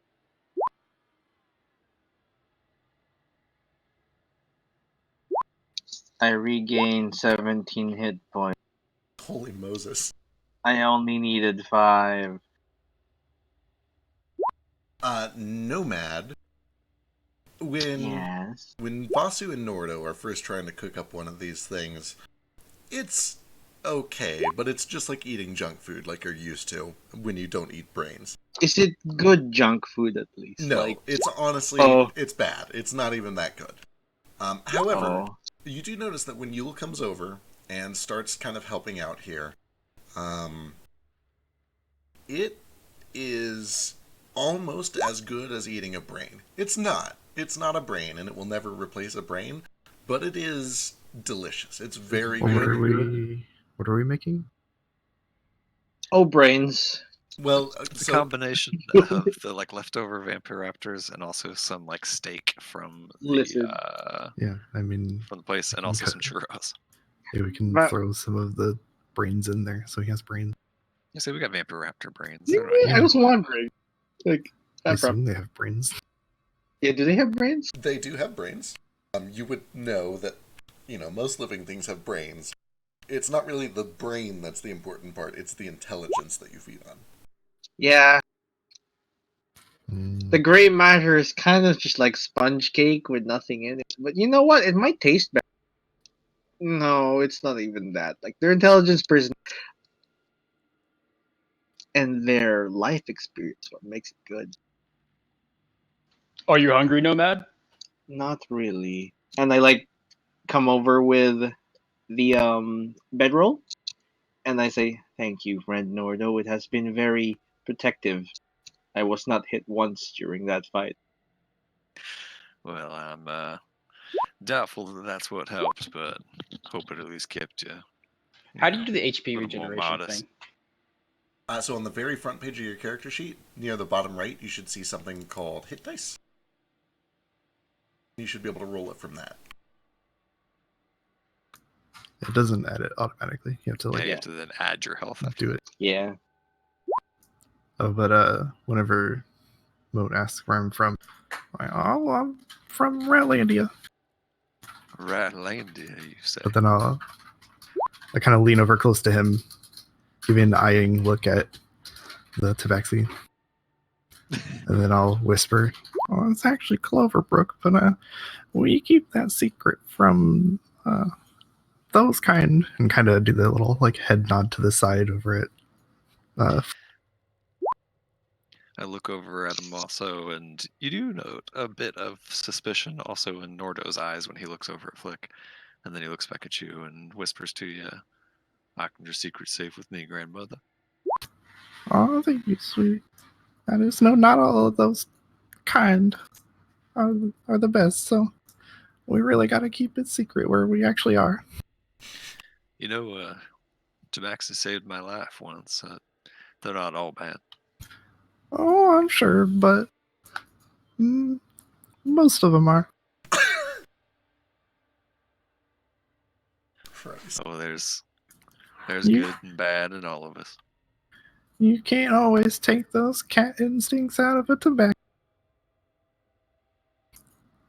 You never know, they might smell that blood and just go all... Around this time, Ace finishes building this wooden frame that's a bit taller than him. It's probably about 6 feet by 5 feet. And he motions over to Nomad and he sets it up, and it's standing upwards so you can it looks just like a picture frame. What is this supposed to be? This is something that we've done a lot, actually. Meta. Yeah, what is this meta?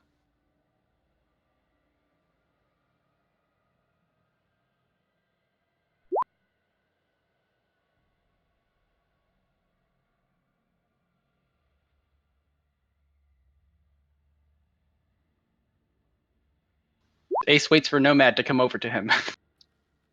I'm over there. Oh, you want me to move my icon? All right, Damn. so he places the frame in between the two of them, and Ace ducks behind it, and he takes off his hat, and he puts on this grass thing he was working on, and he puts it on like it's like a wig, and he just starts his thing. Hello, and thank you for tuning into 11 o'clock news. So, news update for today. So, This is my favorite part of the day. So today we found ourselves locked in a cage. How did that make you feel? Excited, bored, both, difficult. We met so many strange people today. Let's go interview some of them. And then he just like starts to push it, like the frame around. And is Gale still over there, or did Gale come to the fire?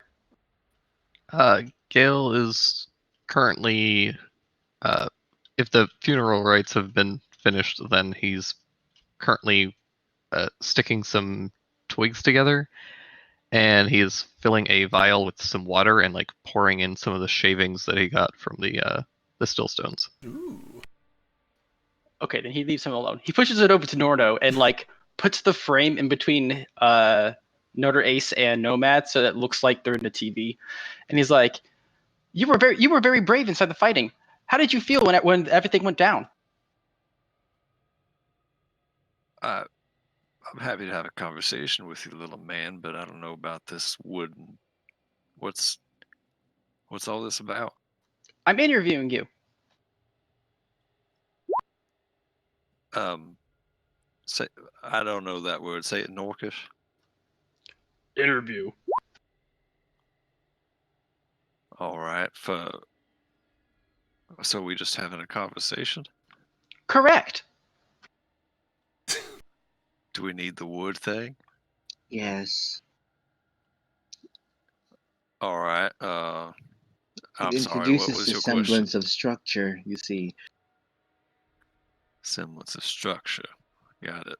What was your question, little man? How did you feel when you woke up in that cage? I was confused about where I was. Angry. My things were missing.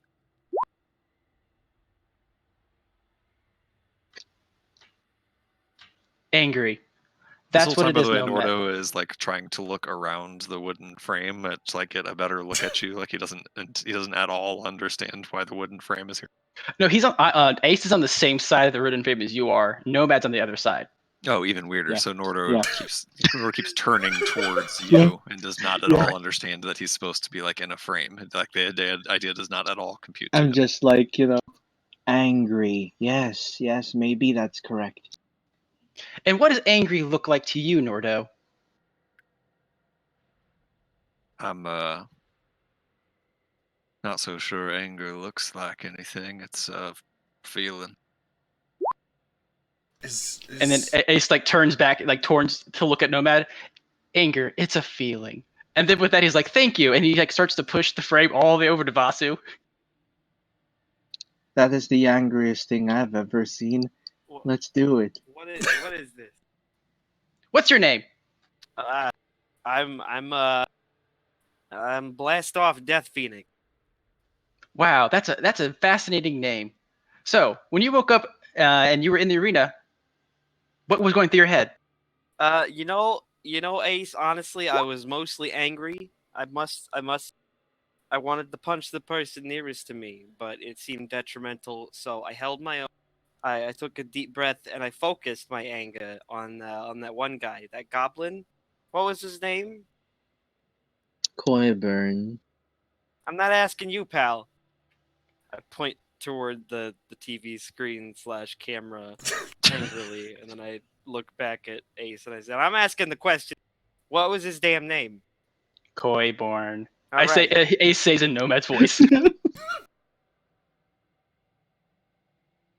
All right. And what are you gonna do when we find this guy? Not sure quite yet. The news is still out there. Personally, I want to knock his fucking teeth in. Here. Well, you heard it here, straight from the mouth. Anger. That's what today's issue's all about. Thank you. Tune in next time. Hey, hold on, I'm not done talking. Wait, hold on. We have a news update. I grab the stick, the tied together stick frame, and I pull it back over to me, and I say, I just want to say hi to my ma and my dad and my little brother and my grandma while they're all.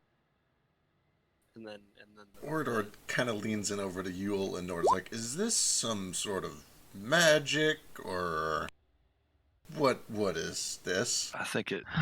I believe might they're be a exhibiting mind symptoms of flayer a thing. cult. A cult? That would explain it. So, I get it. All right, I get it. Okay, bird things. I think it might be a mind flayer thing, actually. They have beaks, right? They're basically birds. Suppose. I've seen a lot of cults in my day. I'm pretty sure it's a cult thing. Yeah, you might be right. You don't know them? Negative. We didn't know them before Wow. somebody threw us all in a cage together and made us fight to the death. I saved your life just to not be known, huh? Well, I know you. I just don't know the other ones. The ones that started this whole cult thing. It is not a cult. It is a learning method. As this is going on, Gale is contemplating why he's working on the thing he's working on. Yeah, for the record, why are you working on the thing you're working on? What are you working on over there? So essentially he's taken a bunch of these like sticks and some like dry grasses to braid into a little bit of a rope. All right. And is kind of currently assembling them into almost like a spoked wheel kind of a thing. Okay. And is attaching the cord around them in sort of a what's it called? When you have like two wheels and there's the cord behind them, like a tread. Right. And then he's taking the a small vial, which is filled with some of the shavings from the white crystal, I believe, and filled it with water. Kind of shakes it up a little bit, and is trying to attach it. And at some point, he's going to ask Ace and Vasu for some feathers. What do you need all these for? Didn't I give you enough already? You only gave me one. I need like can I count the spokes? I'm like 16 maybe. The bigger Ace, the better. Ace starts ripping out some nice big feathers for you. Thank you. I'll probably need a few more of yours. And attaches them all along the spoked wheel. And essentially, I'm trying to make a little like portable fan that is powered by this crystal. As Ace and Vasu are ripping feathers out and handing them to Gale, Elise does lean into the group and is like, Cult. I immediately Oh yeah, mention you her in and one? Ace. But anyway, yeah, Are you? you're able to get some feathers and put them on the spokes of this wheel. I guess give me an intelligence check. Or Tinker's tools would be appropriate. You're crafting something. Oh! Yeah. Only thing Gale can do. Well, you're damn good at it. You are able to set up sort of an automated feather fan that can be either like turned by a crank, or you actually look over at the cart, which is currently upside down for sleeping under, and you feel like you could like kind of rig this thing up to one of the spokes of the cart wheel so that as it's being pulled, it powers it automatically. And basically, you know, it's a feather fan. It's only going to do so much, but it's kind of like having an air-conditioned cart. It's better than nothing. Ooh, if I can do that, then yeah, I'll do that instead. Yeah. I'll save my crystals. Yeah, the crystal helps. So you would know the shaving that you have, like, there's not a ton of energy in it. I know they're not powerful. I'm making a fan. You're Come making on. a fan. Yes, you were able to make a fan, and it is just. I'm not even expecting it to actually cool us down. You just want to move slightly, and I'm using the wind-powered crystals. Absolutely, you have a little bit of a wind crystal shaving, and you rolled very well. You're able to basically air condition your cart with this fan. It's pretty great.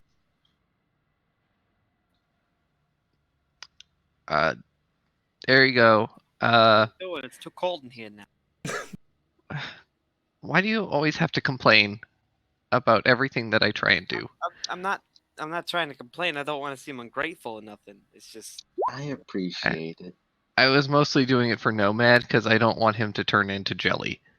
oh, what is he hot? Are you hot or something? I cannot sweat. I am actually dying from heat stroke. I'm just trying to be very Is there actually calm. water right here? Oh God, that's awful. I'm so sorry. Vasu starts casting gust to keep a nice, thank you. a nice cool breeze on Hey, Nomad. Nomad, I've got this crate that had churros in it, and it's still cold somehow. I'm not sure if it's magic or what, but you could, I don't know, sit in it. Just sit in it. I mean, I don't know what you mind flayers like to sit in. Oh, the cold, dark, and damp actually sounds very. But I don't think I need to sit inside the box. Maybe near it. Well, here, it's all yours, and I pass it over. I mean, I just spent the last hour air conditioning our cart, but it's okay. No, I appreciate that too. I'll just dismantle it. It's fine. Just No, compare the I two like together. it. Yeah, what if we put it over the box? Will it waft colder air across everyone and make it more Hey, Gail, comfortable? what do you think about this box? How's it staying cold? Is it magic? I imagine it's probably magical. I can't do it right now, but in the morning I can check it out. Sure thing. That's quite a contraption you built. Thank you. It's all I can do. If I had like all my supplies, I could probably make something a little better. But for now, it'll hopefully at least keep our new friend from like dying horribly due to environmental struggle. If this is what you can do with rudimentary supplies, we must get you your real one. That's what I'm saying. Speaking of environmental struggles, you told me back there in that cage this was your first time on the surface. Is that right? Well, it's not exactly like my first time. I've been on the surface before, but not alone and not this far away. Far away from home, you mean? Yeah, I think I'm far away. It's a little hard to tell. I'm not very good with directions. Me either. I'm not even sure where my home's at from here. Hey, you and me both.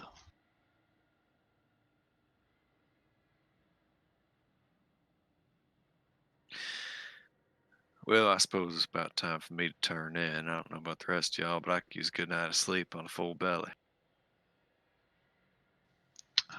I can take first watch. I'll get up for second. Moat, you want to stay up with Gale? Yeah, sounds like a good idea.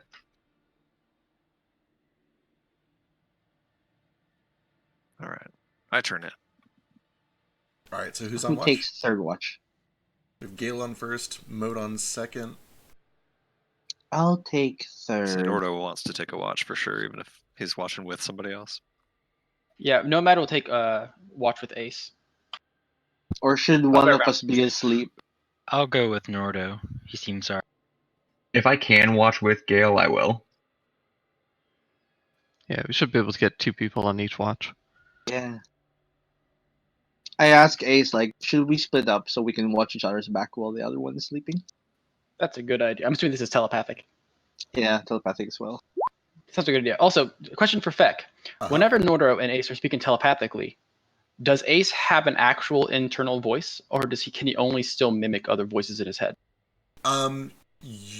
Ace has an internal voice. And it can sound like whatever you would like. Give me... Oh boy, how do I even... Give me a medicine check. Give me an extremely difficult medicine check. Can it be with advantage because it's a humanoid thing? Yeah. I actually don't think that they get on medicine checks, do they? You're recalling information about medicine. So yeah, that's fine. And actually, if your int is better than your wisdom, you can use that too.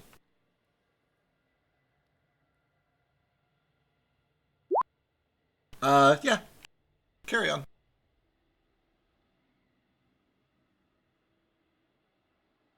Yeah, we can split up the watch. All right. Anyone want to take fourth watch with Vasu? Basically, just you. I'll be awake because I'm old and wake up at the crack of dawn. It's a very, very good point. Yeah. We have to keep an eye on Elise and Orador as well. I do ask her, like, during the night while she's kind of just standing there quietly. I just ask her, like, what brought her there. The goblins. You were taken by goblins as well. Were you ambushed, or did you fall from a ship like we did? You fell from a ship. Well, we jumped. An airship. A seafaring ship. Why did you jump? There were gnolls. They were armed. Is that unusual? No, but they were hostile. I see. You don't take this the wrong way, but you look hostile. All the time, I am told. You ate Jack, his brain, loudly, like a monster. They wanted the stadium empty. Monsters drive people away. Not friends, though. Friends, no.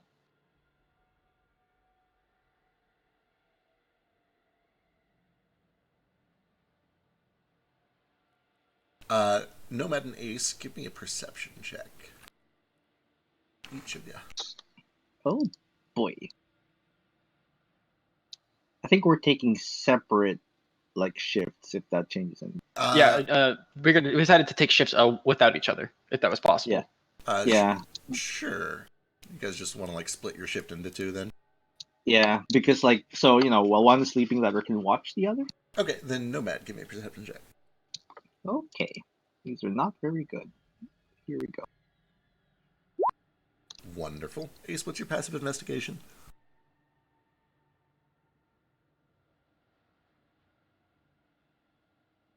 $16. Excellent. All right. Carry on for now. When it gets to me and Flick's watch, I just want to talk to him. I don't know if you had anything that was happening before that, though, or if anybody else wanted to talk on their watches. Yeah. I don't know who I'm paired up with, actually. You currently, Elise is the only other person. Oh, that makes sense. So who does Ace end up getting paired up with then? Currently nobody. Okay, I think that Nomad and I were going to try pairing up with other people so that we could like keep watches, but still like while the other one's asleep, the other one be awake. Sure. In that case, you can join Nordo and Flick. Yeah. Perfect. Anyway. Am I just taking a shift by myself? No, you've got Yule at the very end. You got fourth. Okay. Nomad and Elise, after you guys, well,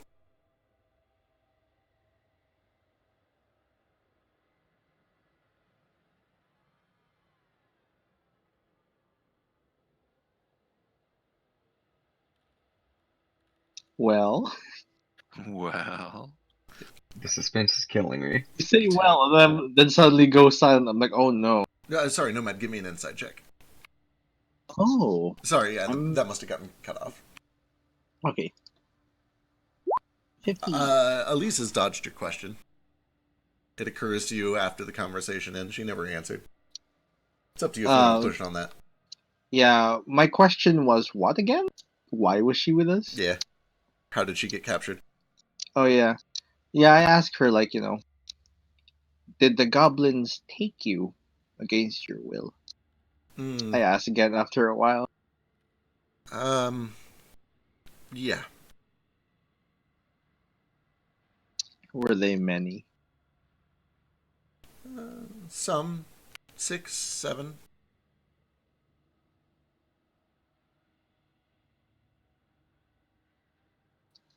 Were you scared? Yeah. Yes. I was too. I think everyone was.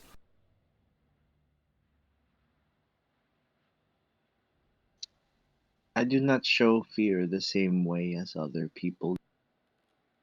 I do not show happiness. I do not show sadness. People think I do not feel. I do.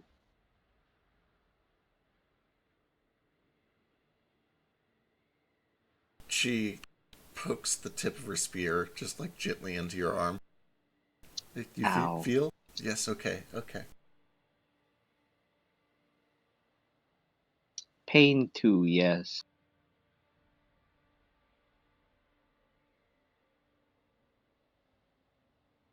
Do you have a skull? Your head, it wobbles. I have to know. Sorry, I pushed the socks being weird. Do I know if I have? I'm like, I have a lamprey mouth. That's Oh. I don't know if that's attached to a skull. Let's Anatomy's weird. What do octopus? You have a cartilage, like during ceramorphosis, the skull gets kind of like cartilagey. It's flexible. Okay. Oh yeah, so I'm like, I have a skull. It is very soft, flexible. The brain pulses, grows, and shrinks, almost like a heart. For the next, the remainder of your shift, she keeps asking these kind of innocuous, silly questions, trying to learn a little bit more about you. But eventually, your shift does come to an end. You guys go and you wake up the next shift, which is Ace and Nordo and Flick. Nordo and Ace both immediately recognize when they're woken up and they kind of take their bearings and get set up that Orador and one of the Axe Beaks are gone. Oh, do wow. I see where the tracks went and how old they are? Give me and his exact numbers. Give me a survival check. I will assist you. Oh, I guess he has to die then.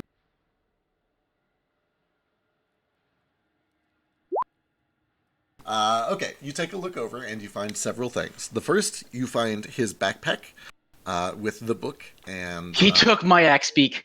You find his backpack with the book, the ledger in it. You find that he has scrawled an arrow pointing in the general direction that you guys were going. He has scrawled in Orcish, check the cave. In Orcish, he's written check the cave. He has taken one of the axe beaks and himself for a grand total of exactly 2 creatures. And he has started riding to the west. And the tracks are maybe hour and a half old, a little older than that. You get the feeling it probably happened early on Nomad and Elise's shift. Did he actually take my axe beak? If Lanky is yours, then yes. God damn it. I'm I so love sorry. him so much. Oh, your axe beak. You can have wiry if it helps. How fast is next beat? Well, I don't want a metagame, but if you wake Vasu up, I might be able to catch him. 50 on ground. Oh, I'm gonna catch this fucker. I want to bring him back. Wake well, I Vasu suppose up. that answers my question about whether I was going to kill him. Wake me the Wait. fuck up, damn you! So, did he go the direction of the cave or away? So he just No. So the arrow that he scratched is kind of pointing up to the northeast, which follows this ridge. But he appears to have taken off to the west in a different direction.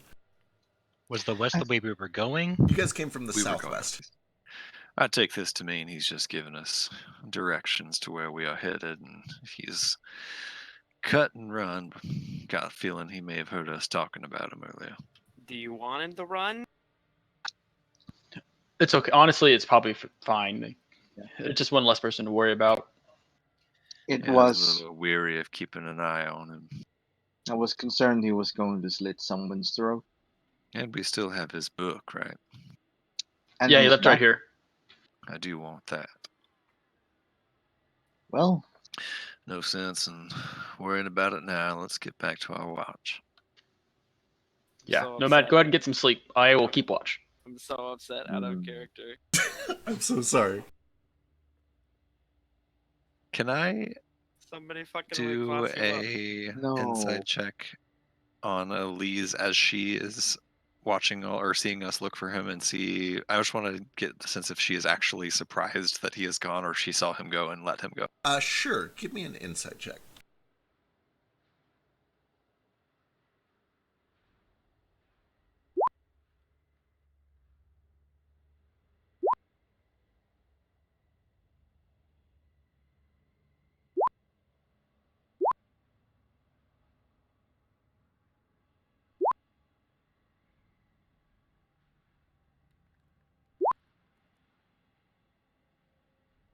She seems genuinely surprised.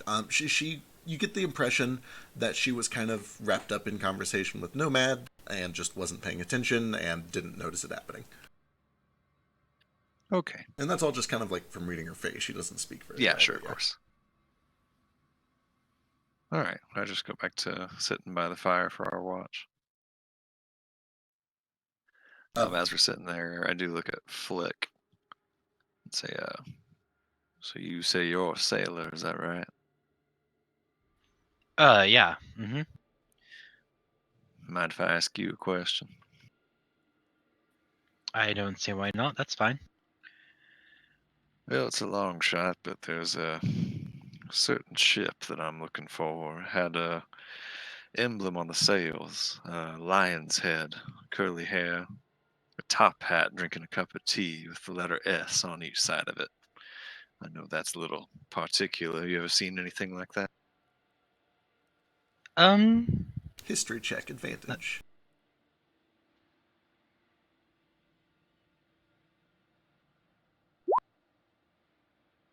Can I also do a history check? Sure. Yours, where are you from? You would not have Do I get advantage because humanoids? You, I mean, your class says you do, so yeah.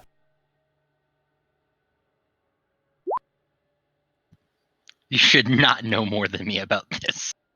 I'm sure his DC is higher. Like, your backgrounds are definitely coming into play here for sure. Ace, you have seen that once or twice. You usually saw it kind of around the southern side of Willingquet as you guys were making your way out of the jungles and kind of over towards like human and elvish society. You saw ships like that in some of the bigger harbors.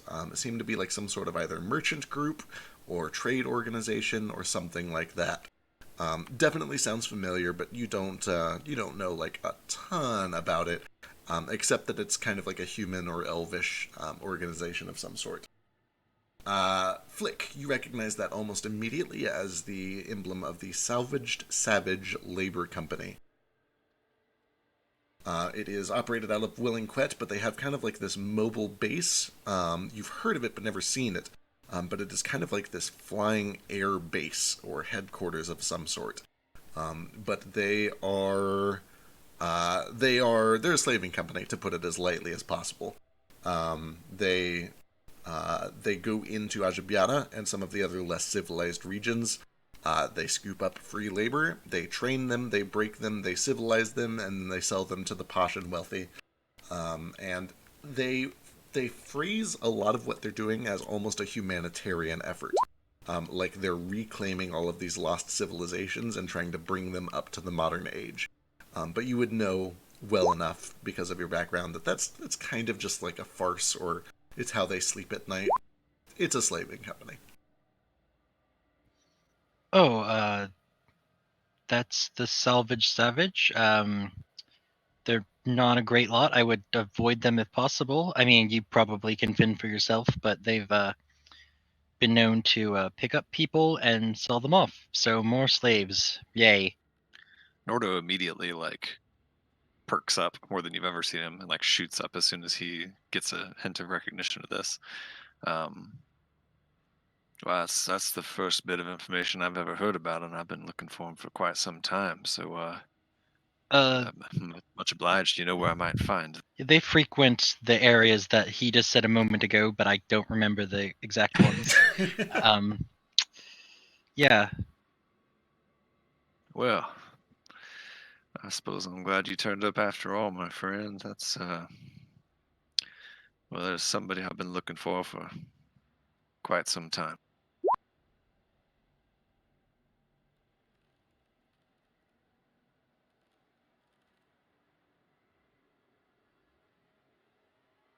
A lot of you would recognize, like, Flick is from Willingquet, Moat is from Willingquet, Yule is from Willingquet. Nomad and Ace have been there, that's the direction they came from. So yeah, Vasu would be aware of it. It's I'm not really sure if he's ever been there, but he at least knows about it.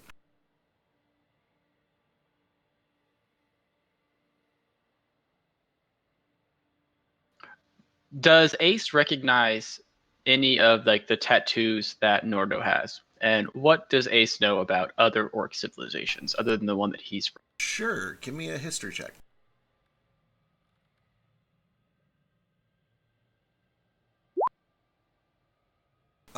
You would know a decent number of the tribes and clans from Amakabunga Manzi. You would have heard of a few to the east.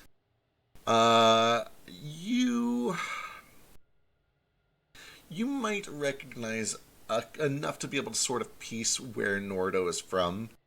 Nordo actually probably knows a little bit more about those exact like traditions and stuff. He can probably, if you just want to kind of out of character, tell him maybe the few most prominent things that he might know about it. Yeah. So there's a few tattoos. There are a couple that don't look orcish at all to you, and they don't ring a bell at all, including the big bear tattoo on his chest. There is one on his thigh, which is of a just blood red fist, just emblazoned on his thigh, which that is the emblem of a orc warband called the Crimson Hand, which is up to effect whether you've heard of them, but that's definitely their emblem. The rest of them are not like especially particular to any certain region, but they're just they look tribal. They look very like rudimentary, definitely like orcish in design. But I don't know. Does he know like where, like what region they would come from? Yeah, you would know that they kind of come from the islands over to the east of where you met Nomad, and the east of your hometown. And because they were separated by a pretty decent channel of water, you probably wouldn't have met any of them firsthand, but you may have heard of skirmishes between the two. You would know that, they weren't on really great terms, but every now and then they would meet and either have like an honor duel, or just some sort of a skirmish. At least a little bit about them. When you said they meet, you mean like the tribe I was part of and his tribe, or Right. what do you mean by that? Right, Okay. right, yeah. Nordo, he probably wouldn't know that for sure, but he would know enough about orcish culture in general to make that sort of assumption. He would know that Gotcha. sort of thing is fairly common. Okay, gotcha. So Ace, you would probably know that at least some of those tattoos probably celebrate either victories in combat or kills or important hunts, things like that. Like rites of passage and all that stuff. Yeah, either rites of passage or like victories in conquest. But again, not all of them. Some of them just seem decorative. Some of them you're not really able to make out the meaning. Hard to tell. As Nordo notices you kind of looking over them, I don't know how like sly you're trying to be, but he does just ask, "Where'd you learn orcish, little man?"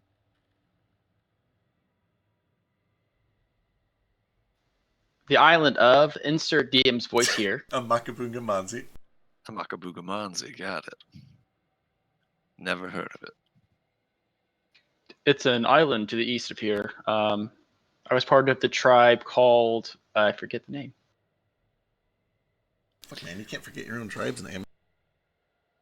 The gaping assholes. That's, I think, what it is.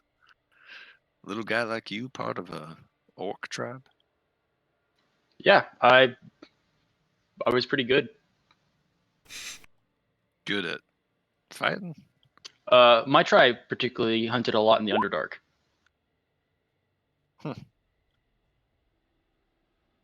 DM, real quick, because I'm not going to look at the telegram. What is my orc tribe's name? I am looking it up, too. There's a lot of backstory stuff. In CC. In Sissy? Yep, in CC. In CC. I don't know if I even need to ask, but I presume I have never heard of that. Yeah, give me a history check. It'd be tough, but maybe.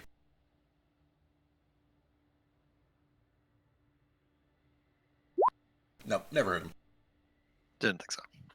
Does he have advantage for, like, I don't know, being raised? I don't know why you know orc, actually. I would have given myself disadvantage. Ooh. Yeah, it's a fair-sized tribe. Matriarchal. Interesting. What about you? Where did you learn Orcish? Oh, that may be a story for another day. I was part of an orc tribe for a time before I ended up at the monastery. I also like to imagine that we were doing this entire thing in Orcish. Ace would have switched to Orcish because it would have been easier if you were to talk about Orcish stuff in Orcish. Yeah, and Norda would have almost just instinctively fallen into Orcish as a result. Well, sorry, Flick. Then. Thanks. What? So you were part of what? You said the Red Fist. Yeah, it's called the Crimson Hand. I'm not especially proud of it, to be honest. Did some things with him that I'm not entirely proud of, but I got out. That's what matters, I suppose. I can tell you're a very honorable man. No, I don't know about all that, but in battle, I've seen it. I don't know if capability in battle makes one honorable. I've taken the heads off of honorable people. It's the spirit that makes you honorable, not your deeds. Flip. 16 is solid. Yeah. When you... So, let's jump over to the map, shall we?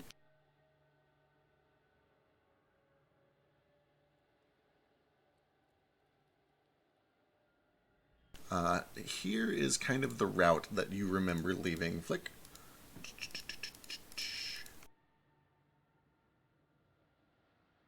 Leaving from the city of Seattle, you were traveling east. You had gotten to roughly maybe there or so. Definitely not a lake.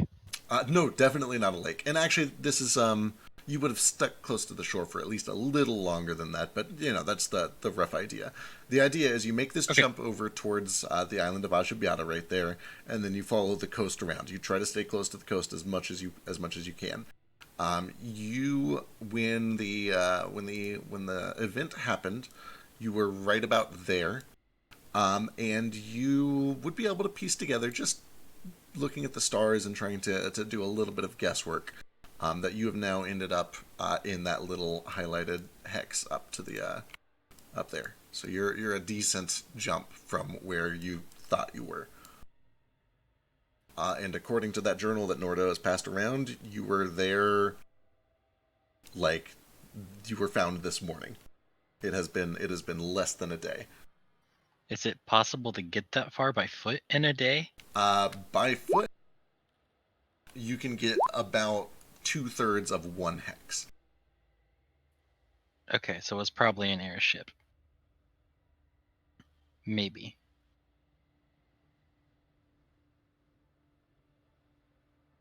Okay, cool. Good to know. They can keep talking in Orcish, and I'll just be doing that. Yeah. I'm gonna make an insight check on Nordo since we've been talking about all of this.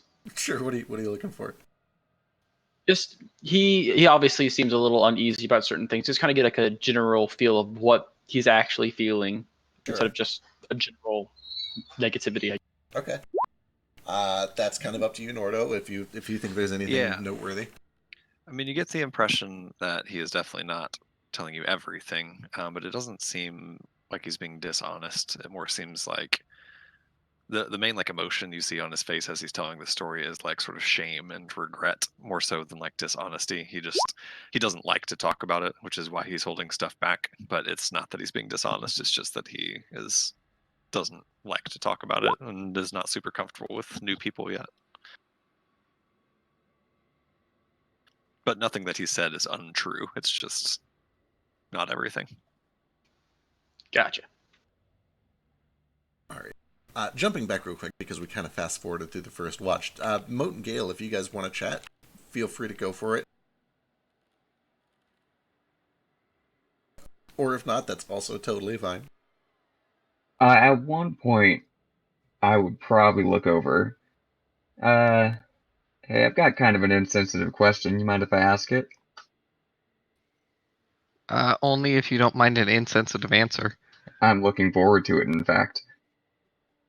Your leg, you mind if I... what is that? Oh, yeah, this is,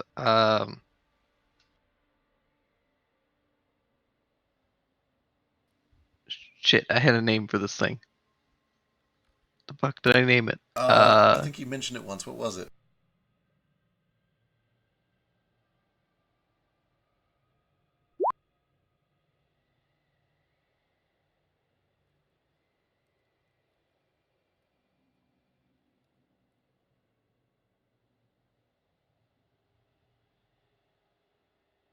This is going to drive me crazy. Weedles. That was it. That's... Oh my god. All right.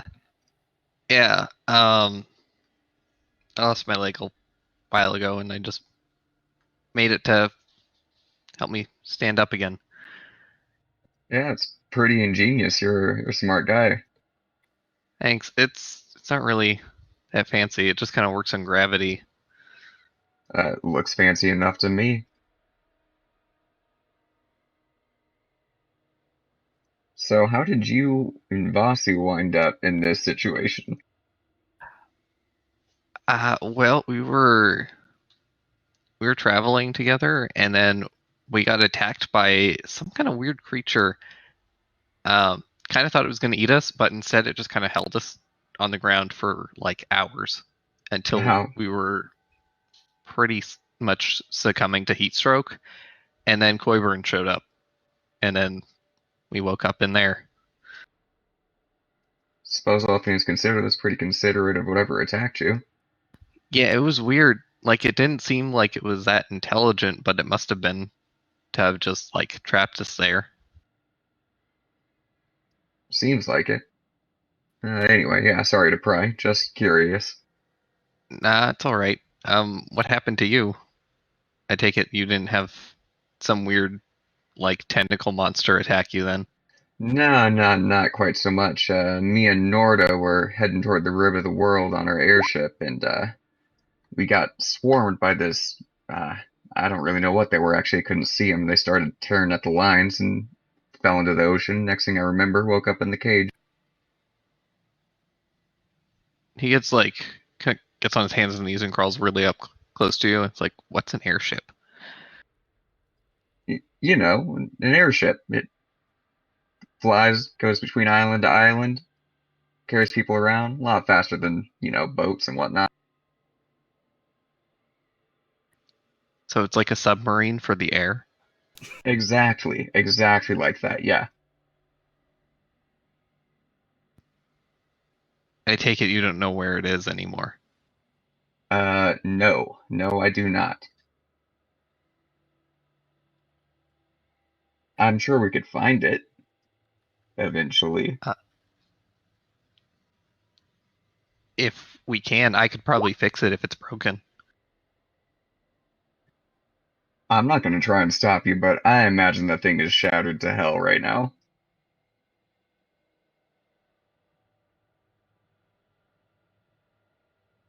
But I mean, like, I saw what you did with your tent earlier, so by all means, be my guest. Well, I will do my best if we find it. This sounds good. We'll keep an eye out for it. I mean, we could probably get another one, but Are there lots of them? yeah, they're a handful. They're not super common, but I bet we could get our hands on another one if we needed it. That sounds great. We should definitely do that. Yeah, I could not agree more. Get our stuff back and then maybe work on airships. All right, fast forwarding to fourth and final shift. Vasu, you wake up and you are informed that about 3.5 hours ago, Orador went missing with one of the axe beaks. He did fucking what? Well, he scuttled off. I think he must have heard us talking about him earlier. Which way did that rat bastard go? It was hours and hours ago. He's long gone. The tracks are It was gone. north. Way to talk. I think it's best we just let bygones be bygones. We do have. You're gonna let him just take one of our axe beaks and go off and die a coward's death instead of the traitor's death he deserved? They were his axe axes. punching his goddamn face To be in. Come on, entirely fair, the you're axe far was too 4 hours easy to on begin him. with. Do you want to waste your energy on that one, or do you want your items back? You don't. Choices. Damn you and your logic. I want both. I want my shit back, and I want to punch his goddamn face in. But Here. Then we'll get our That's things the deal. back, and we can find his corpse, and you can punch it. Repeat. Here, take this, and I toss you his backpack and the book and all that. I and suppose you just take your anger out on that. Punch the backpack in the book. I'm sure it smells like him. It does. Just don't damage the book.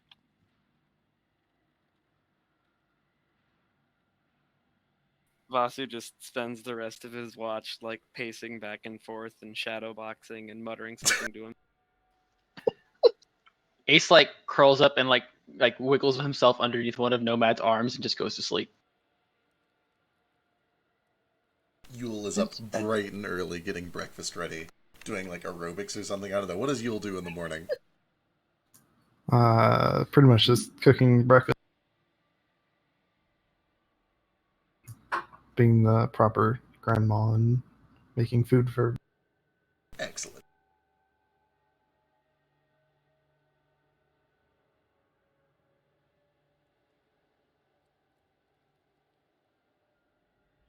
All right. The rest of the morning goes smoothly. Everybody does wake up. A couple of descriptions might match. Obviously, they use fake names, so it's hard to know for sure, but some of them are close enough that they could be right. But yeah, the sun rises.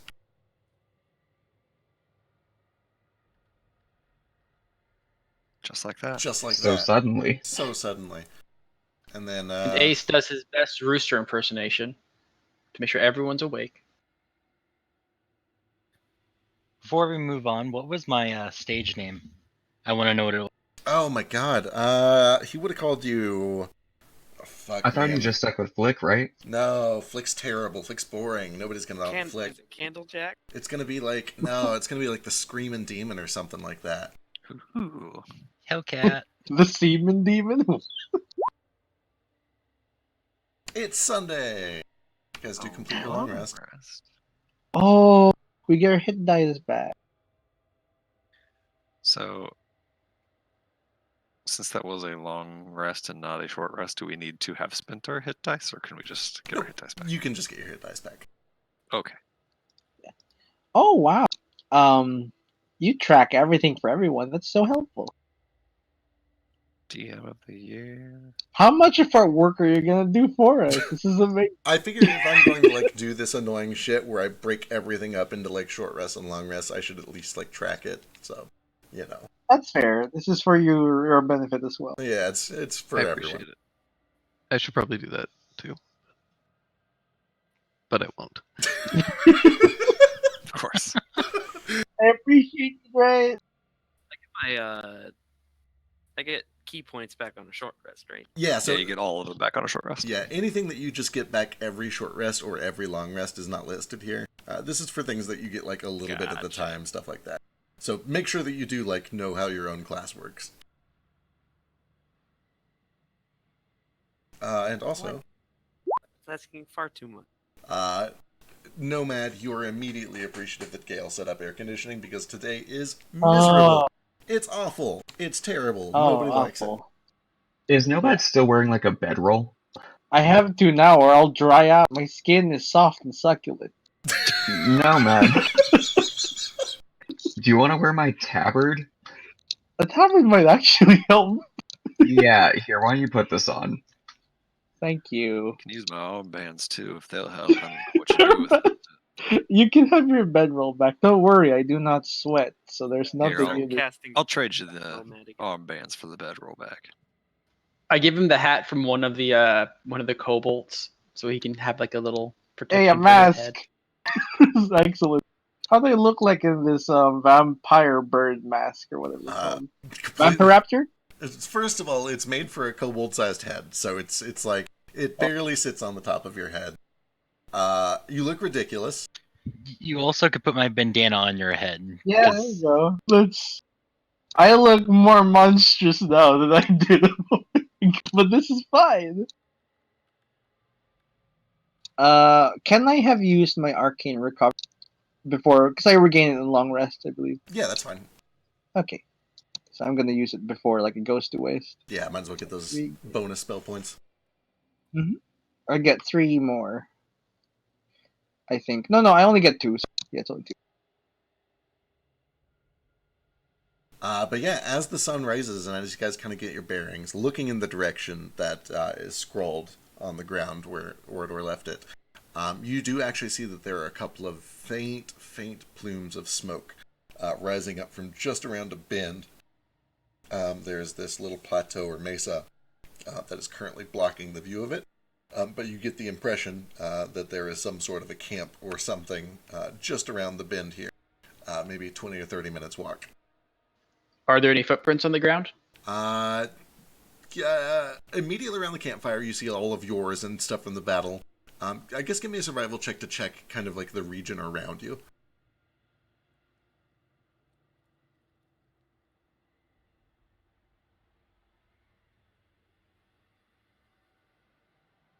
You guess what? Oh You my cut God, off at did the all end that- there. Oh no, it Yeah. all cut off. Give me a survival check. Yeah, we lost internet for a few seconds. That would Oh, work. okay. Can I give him advantage since I'm proficient? I already have advantage because they're humanoids. Well, fine. You can, Rangers are broke. if you want to help, you can do a separate one, Fasu. Yeah. I will. Ooh, okay. Damn. Ace, because you're a ranger, you get a lot of information just for free. You don't get a whole lot of traffic coming from this exact direction, but there's a little bit down to the south that does indicate that you are near some sort of a high traffic area. By your count, there's probably something in the ballpark of maybe 35, 40 goblins, plus maybe a hobgoblin or two. That use this path pretty frequently. A lot of the tracks are recently going outward, suggesting that there are probably some hunting or scouting parties that are not currently at the fort right now. And Vasu, actually, with his survival check, he gets a lot of that same information, but he's also able to kind of fly up to... Actually, I'm sorry. Vasu, can you give me a Constitution saving throw real quick? What for? As you start to take off, you feel this weight around your ankle once again. And this time you are not able to push... I'm sorry, it is a strength saving throw, so if that's better, what would that be? +2 for con, what's your strength? My Probably actually worse. It's actually it's a +3 because I'm proficient in strength saving throws. Ooh, that makes it would an be, 11. Yeah. Yeah. A whole lot better. You feel the sensation once again, and you see these yellow bands start to form around your ankle. And you try to push and fight like you did back in the arena fueled by adrenaline. But out here, having just woken up and without the imminent threat of death, you are not able to push through, and this thing tethers you to the ground.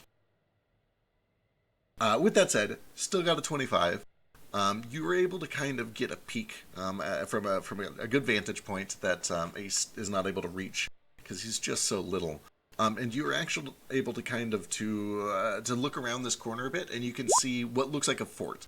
You see some spiked wooden poles that have been inserted to make a fence, and just the very corners of some watchtowers behind that. And then you pull back real quick before you get spotted.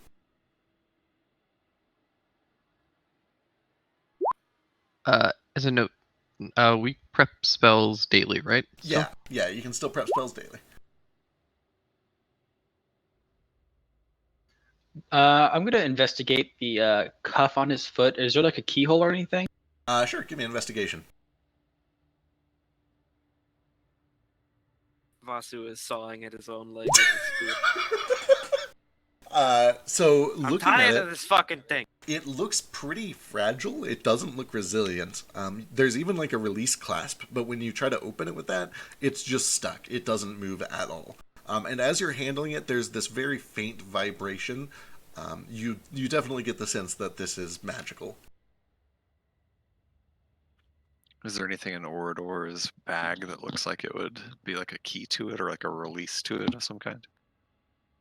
Looking through the bag, you find a couple of rations that he left behind, including a mess kit. And the mess kit is very loud, it's very noisy as you kind of shuffle around, and you imagine that's probably why he left the bag behind. You do find in the bag, there are no keys for it, but you find 2 more of those anklets. Well, these could be useful. Yeah. I'll just put those in party lit. It might be a good idea to give this to someone who's close up, so they can put them on flying creatures. I guess I could just hold on to them. When we wake up, I will ritual cast detect magic and check out that box. By the way, Okay, the box. I assume it's just magic. Yeah, the box lights up as magical. Vasu's anklet lights up as magical. There are probably a few things in the party that light up as magical. I don't think any of them are like super interesting. Yeah, I'll just let Norda know that. Yeah, that box is definitely magical. It's probably just used to keep food cold and make sure it lasts long. Could be useful for saving brains for our mind flayer friend. I suppose so.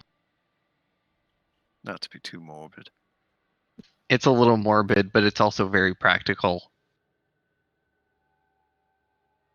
I do enjoy practicality. When you say that, Ice perks up and he like runs over and he's like, "Are you sure?"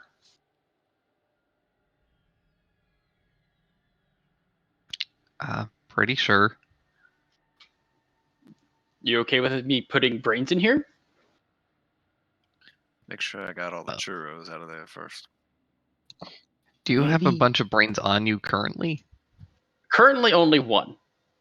And he pulls out the orc head from the arena. That's one more than most people would have. That means he is prepared. Preparation is key. Notably, Look, Nordo. I'm a bit of a hoarder, and I have never had to carry a brain around. You don't eat brains. Yeah, you keep rations around, don't you? I suppose that's fair and accurate.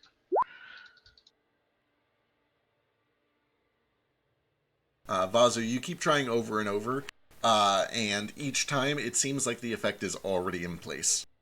It appears to have been activated and is still active. This is the worst. If we can fetch me a pearl worth 100, perhaps we can find out what that does. I can probably remove it once we get our stuff back. I think I probably have a couple things. Ain't that fucking Cleo, pal? Ace is still like currently standing next to the cold chest, just looking inside of it. Okay, so notably, I forget to mention this, the cold wooden crate that is stamped with New Society staples, it is closed and it is tacked closed. It's like a little wooden crate. The top is clearly meant to be pried off with a crowbar or something like that, and honestly, they're just little tacks. You could just rip it off with your hands. But it has not been opened yet. I will pry it open. Okay, you pry it open, and there is a sudden, just flash of cold air that rushes out of it. A little bit of steam rolls off. You're immediately greeted with like this cloud.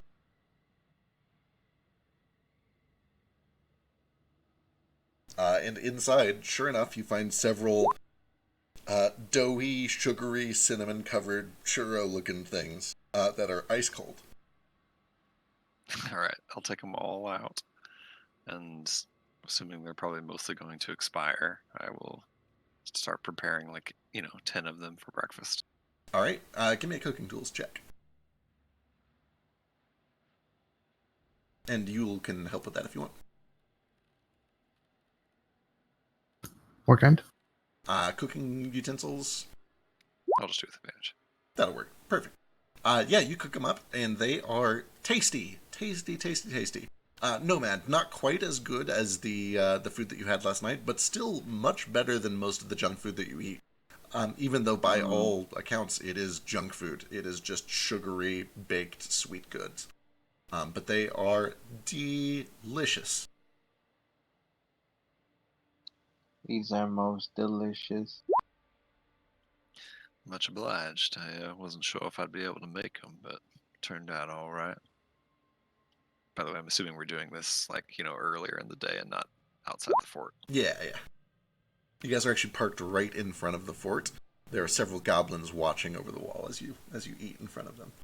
They're so jealous of our churros. Y'all want churros? Hey, does anyone have any length of rope? Are those churros I really do. good? I've got 50 feet. They are quite good. Would you like one? Well, I have a plan.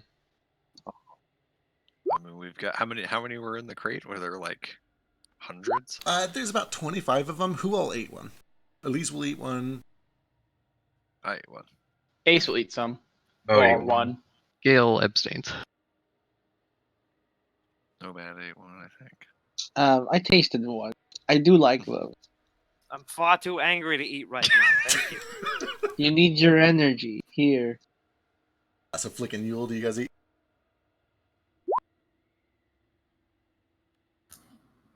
Yeah. As I say, a good cook always tastes their own cooking. Yeah, I'll eat too. Sorry. All right, so that's 7. So there's 18 left. Yum.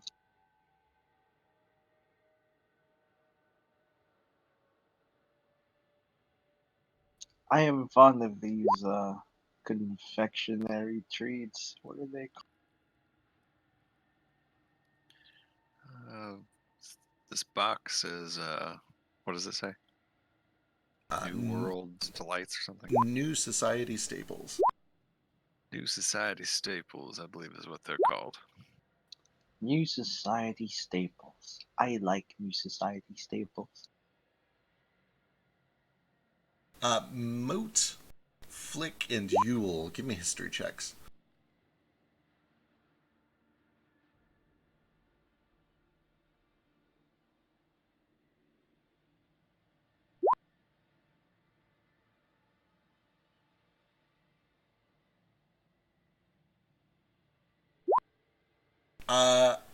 Excellent. Moat, you've never really heard of them. Yule and Flick, you guys both kind of vaguely recognize that name. It's just like a general trade goods company. They're located in Willingquet. They do a lot of like prepackaged food, clothing, just general goods. It's like Walmart. It is almost kind of like Walmart, yeah. So it's evil. Got it. It's noteworthy because like international trade is very difficult because of how like dangerous the seas and the skies are. They're one of the only companies that has the resources to do it, but uses all of those resources to move food and clothing around instead of like, soldiers and shit like that, important stuff. So it's like the East India Trading Company. Yeah, it is actually very similar to that. It is like a joint military / economical force. I believe that's more of the company name than the food itself, because that's a rather large company. They do a lot of trading, as far as I can. I see. You ever had one of these before? Not one of these specifically. It's I'm not sure what they would be called. It's like a sweet burrito. A bursuito, you say? We'll call them bursuitos. Bursuito. That's perfect. I like it. Excellent. Bursuitos. All right, you guys have 18 bursuitos for whatever this plan is. Yeah, I hand them over to Gale after cooking them up.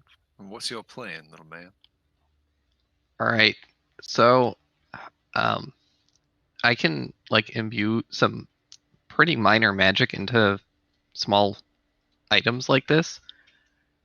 And if these are as good as you guys say, then I think that if a goblin were to find one, they could not resist but to pick it up and eat it. And I can imbue a little bit of magic so that anybody that picks it up will be told that they are going to die if they let go of this thing. I love and that I imagine so much. that will incite some panic, and then we can use that opportunity to actually just sneak in.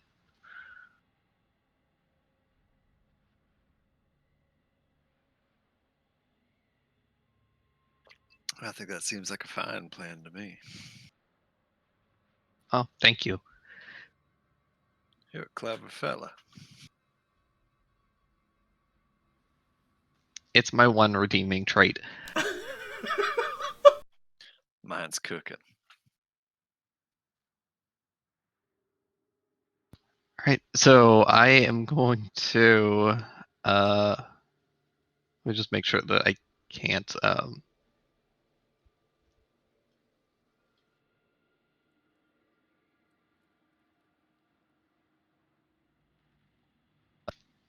yeah, each object can only bear one thing at a time. So yeah, I will kind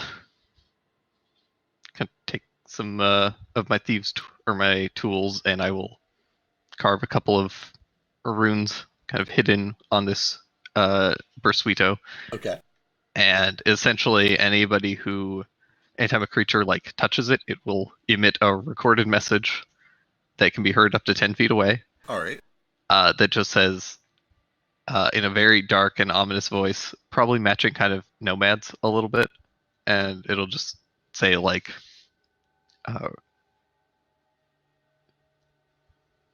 you know what?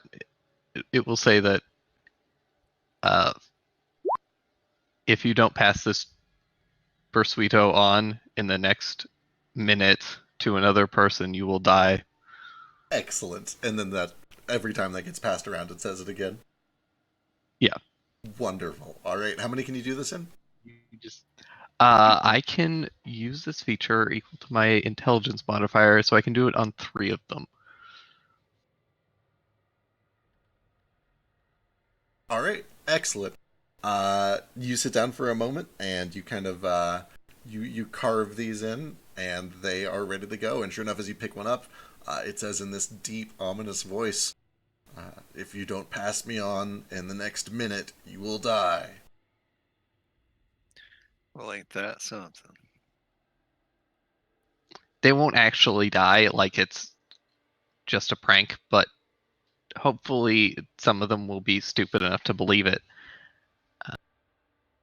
I mean, if a sweet good told me that, I'd probably believe it. And ideally, I'll try and get up to some higher ground, and any of them that don't pass it on, I can just pick them off from long range so that they start to believe that it's true. Excellent. How about we fast forward to where we were later this afternoon. All right, so you guys, you're able to do a little bit of scouting reconnaissance. Actually, the two of you who are good at stealth, give me a stealth check to kind of like scout the area out so that you know what you're dealing with. But unless you guys want to just go charging in with all of your shit. I'd like to real scout. real quick, did our camels regain full health? They did. Only one of them got a little bit of damage from that thing. Yay. One's a plain camel and one is a disfigured camel? Yeah, what's wrong with this camel? This camel has a third nostril, and it's like right on the side of his muzzle. It's constantly dripping snot. That's gross. Well, that's why he didn't mind letting us have this. Well, he did without payment. I paid him 2 gold for mine and he stole it. Alright, anyone else joining Flick on the recon mission? In his defense, we did steal it first. I guess Ace will go with Flick. Alright, give me a stealth check. Or give me advantage. Ooh, that's good, that's good. All right. I don't think I can give you advantage on stealth. Shh.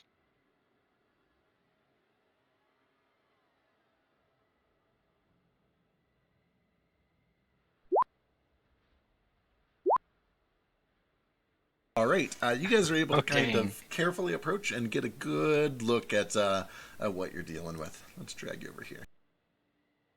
It's about 20 minutes away, wrapped around the side of a rather tall plateau. Let's see, that plateau is very tall. It's kind of like the sloping hill that goes up about 200 feet, and then it goes just straight up and down for another 675 feet or so. For a grand total of 875 feet tall plateau down here. But then as you come around the corner, you can see that there is a camp.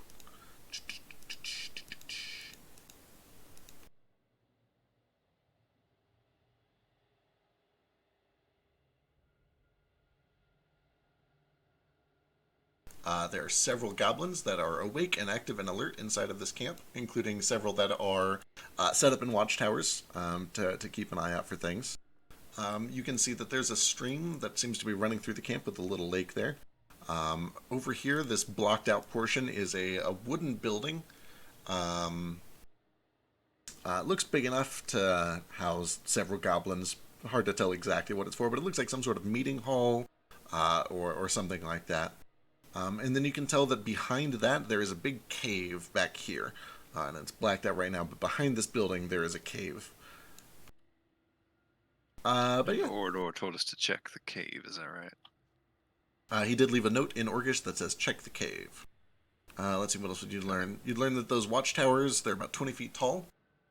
They're small, they're goblin-sized. They're not like full-sized watchtowers. There's basically just enough room for 1 or maybe 2 goblins in them. They honestly look pretty fragile.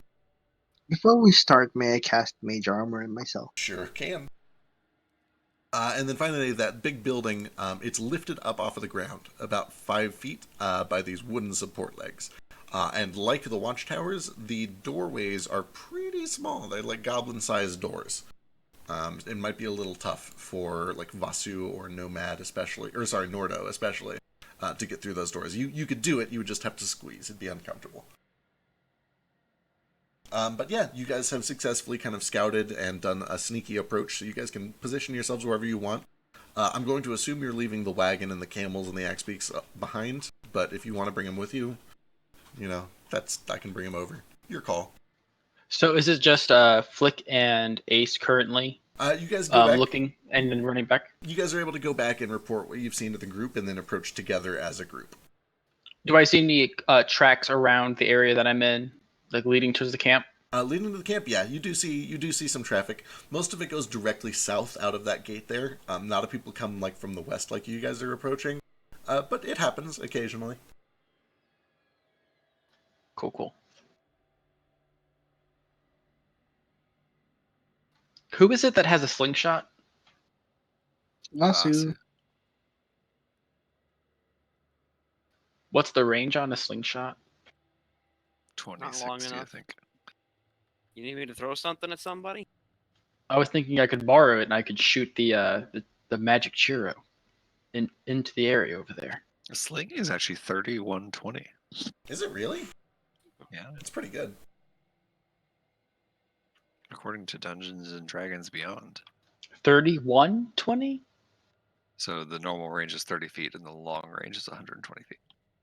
Oh, I think you meant 31/20.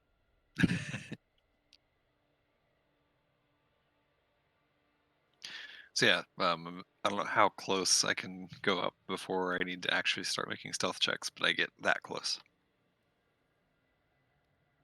As close that I feel like I am far enough out of earshot that a lack of stealth would not matter. Yeah, so for the two that have already made their stealth checks, they're able to get kind of up to, around the area where you guys are all at right now. Anyone who hasn't already made a stealth check can safely get to, like, right at the edge of the map over here. But if you come around that corner, you're going to have to make a stealth check.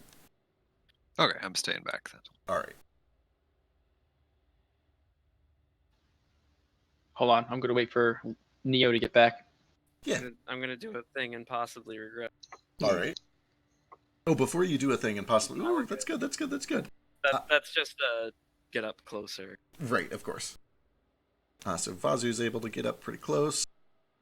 Flick was able to get up pretty close without being spotted, kind of hugging this wall. Vasu, about the time that Flick and Ace get back from their initial recon mission, you notice that the yellow swirls have stopped coming from your anklet.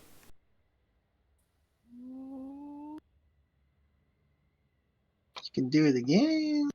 Maybe that's what that means.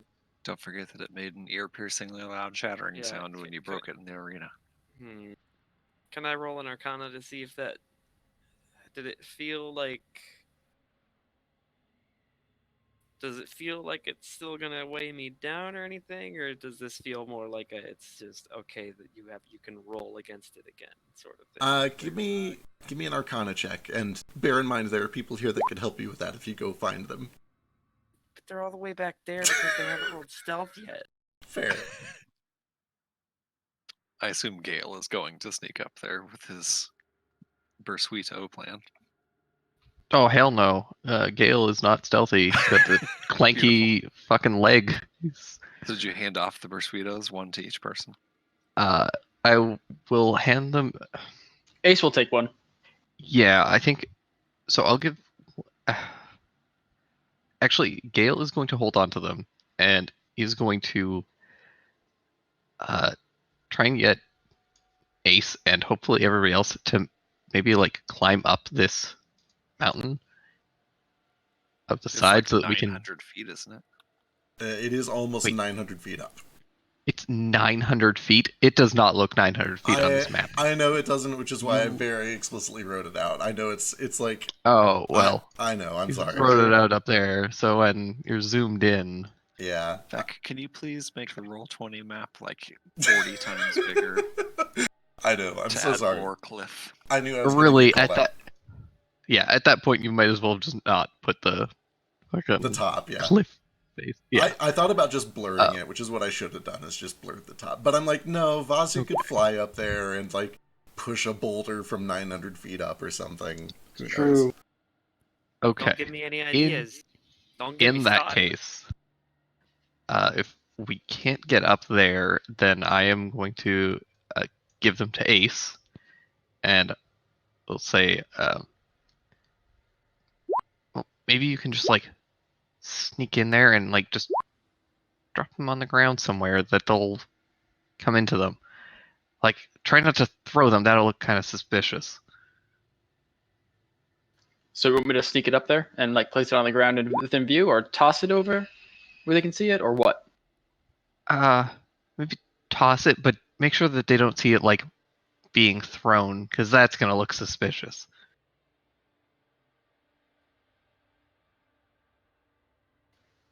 I'll see what I can do. Good luck. All right. Do I need to make a new stealth roll, or am I just keeping my old one? You're fine. You can keep your old one. All right. So I'm going to like go up over here. Can they see over the wall? So you imagine, based on how tall they are and how tall the wall is, that if you were to approach...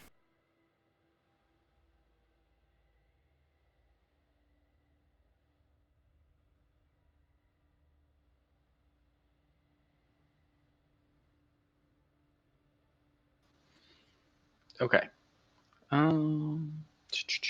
Okay, so I'm gonna get as close where I can be without like drawing attention. Maybe a little bit further back, Yeah. and then I'm going to try to toss it probably about here. No, like maybe here, but I'm gonna try to like do a really low, like a softball toss, and see if I can throw it. Will I be able to throw it that far? I'm not sure what its thrown property would be.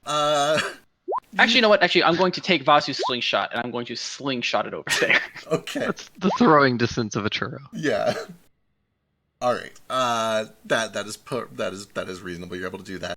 Go ahead and give me a stealth check to pull all this off without being without making too much noise or messing anything up too crazy. Perfect. Wonderful. So as you're approaching, you actually notice that the goblin in this tower, he leaves his post.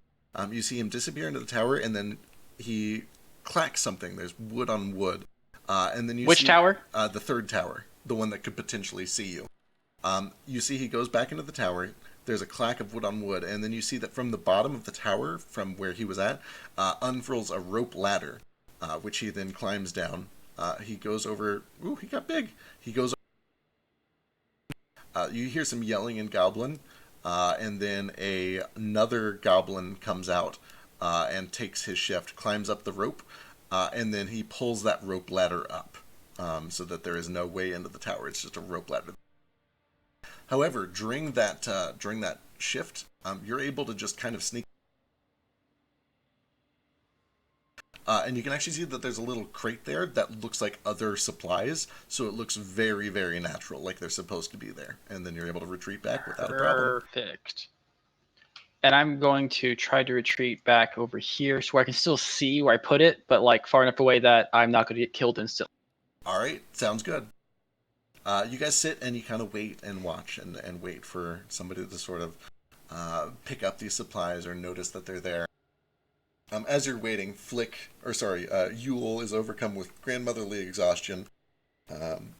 She mutters something about having family things to do in the morning and decides that she's going to wait with the wagon for this part.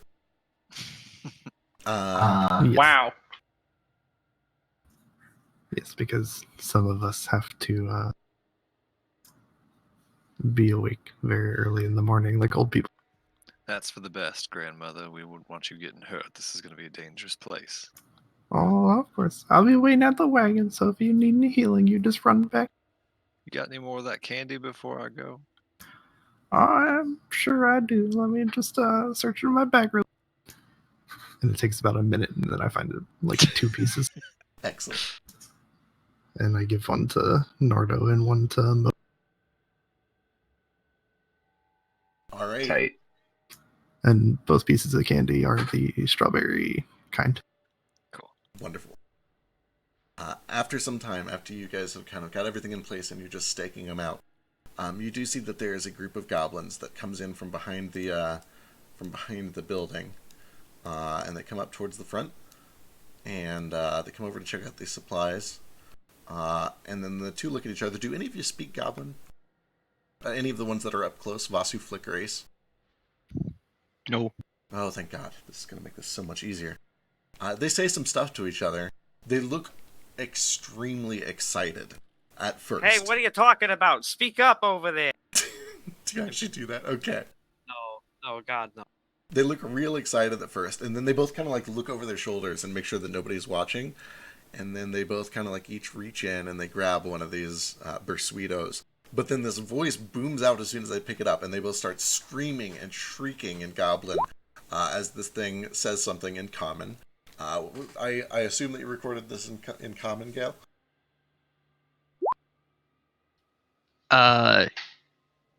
Yeah. Unfortunately, don't know Goblin, so. One of them does look at the other, says something in Goblin, and then the other says something back in Goblin. He kind of like scratches the back of his head, and then he picks up all of them and gives them to the other Goblin. And the other Goblin looks at him really, really confused. It's like, he just acts really confused. And then the goblin picks up one of the boxes and he starts speed walking, like trying to play it real cool, but he's like walking real fast. The other one takes his bundle of burst beneath him and starts walking over in that direction. But then the first goblin, and it's kind of hard to follow all of the action, but then you see this guy come over, take his box, and start distributing boxes and a bursuito to that goblin and this goblin, and they both look at it funny because it talks to them as soon as they pick it up. But then he gets over here to this goblin, hands him one, and this one freaks out when he hears it talk. And at this point, he starts throwing it back and forth with the guy right next to him, and these three are in this big tussle, trying to figure out what the hell is going on with this bursuito, why it's yelling at them. And then that draws the attention of these two, who run over to go check it out. And you've got like all of these goblins that are panicking, trying to figure out what's going on with the talking bursuito. I love this so much. All right, those of you who are now taking advantage of it, give me a stealth check with advantage.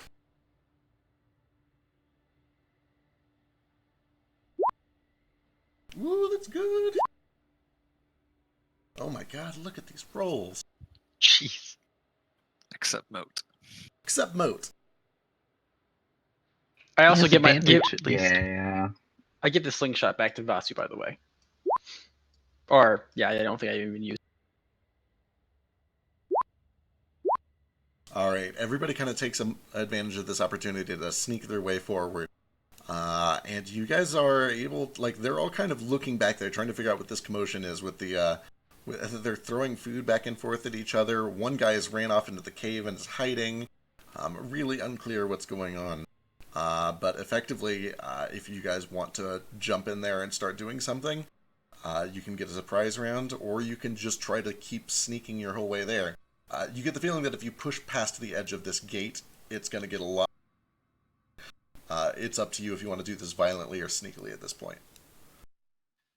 Nordo is all in favor of charging in, and he gives everybody a look to see if they nod with approval as he gets his weapon out and gets ready to charge in there. Vasu nods excitedly.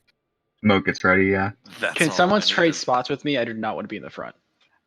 I have conflicting ideals about this. All right. Yeah, seeing approval from Note and Vasu, or from Moat, was really all I needed, but Vasu was the icing on the cake, so Nordo's charging. All right, let's get some initiative. You guys will have a surprise round. So I'll be a little closer. Or, like, was that where I was stealth? You guys can rearrange yourselves however you want.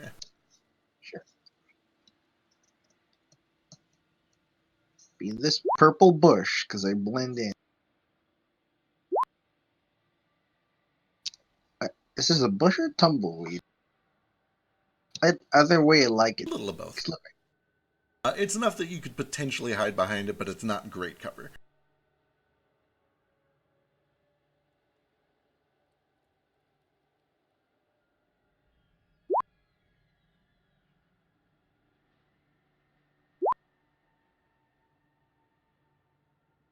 So the plan is we're just going to attack everyone, right? Or I'd like to communicate this before we start. Okay. All right. I just like communicate with Norda. I'm like, what's the plan? My plan is go in here and start crushing skulls until I find Coyburn, find out where my things are. You may go first. All right. Nordo, you're up. You guys, everything seems surprised. All right. I lean down, rub a little dust in between my hands, put both hands on my quarterstaff, and give out a loud-ass yell as I charge in here. Of course. Run up to this first one and just whack him with my quarterstaff. Excellent.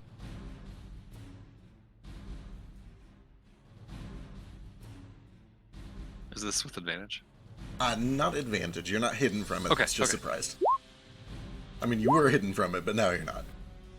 18 for 12 is plenty, and that guy just drops. You crack him against the skull while he's fighting over this bursuito, and he goes limp. And then I'll step into his space and just punch another one.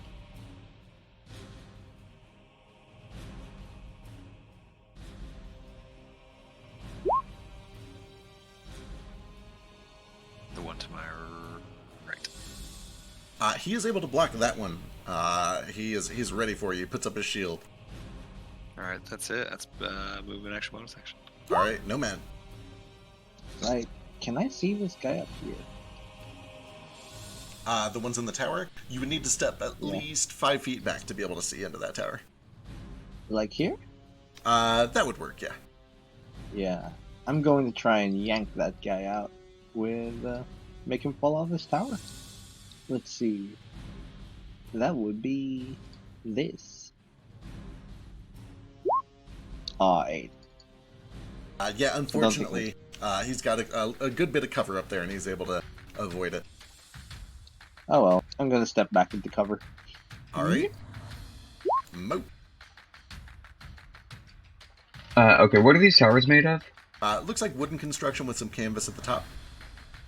Tight. Okay, so I'm going to follow Nordo in, just wind up right behind him, but along the way, I will stop by this tower, and I will cast... I just reach my hand up to, like, one of the legs, and I cast Ignite on it. Excellent. That just immediately sets it on fire, right? It sure does. Wonderful. Where is it?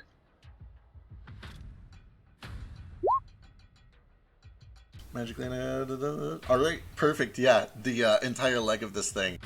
There's a spark and a flash, and then, like, lighting one of those... Fuck, what are they called? The sparklers. It just goes up in flames and starts to spread upwards. Beautiful. And that is it. Alright, Flick. Okay, I'm gonna move. Can I move like underneath this one? Yeah, there's enough room. Here? Yep, there's about 15 feet of clearance. Okay. And then I'm gonna fire Eldritch Blast at this one over. Alright, it'll be a tough shot. There's a lot of cover, but you can go for it. Is there? Okay. Would it be easier to fire the one that I'm closer to, or? That one, basically the farther away, the better your shot's going to be. It's going to be half cover all the way to the left, impossible directly above you because the floor is in the way, and then 3/4 cover to the right because you're like looking up at a weird angle at it. Okay, I'll fire the one that I've got half cover on then. Alright, cool. Yeah, they're kind of like bucket shapes once you get up there. 15 with half cover is just enough to hit. 6 points of force rockets into the back of this guy's shoulder. He catches himself, nearly tumbles out, but does catch himself. Okay, and that's it. Alright, Ace. Does this guy have any cover from me? From you, he just has the normal half cover, yeah. Normal half cover. All of the guys in the tower have at least half cover, just because there's like a barrier that they're hiding behind.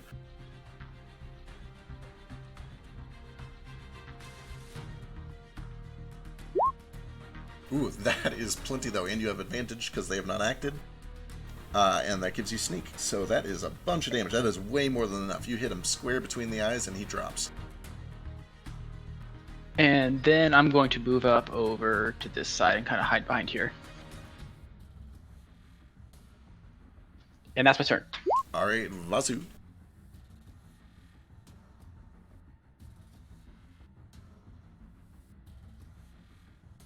Okay, how tall are these towers? Towers are 20 feet tall. And how narrow is the opening, like, between these barriers and the roof of the tower?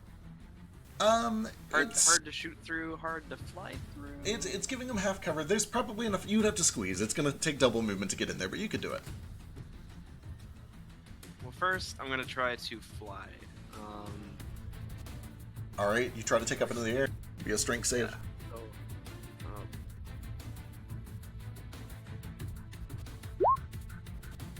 Oh.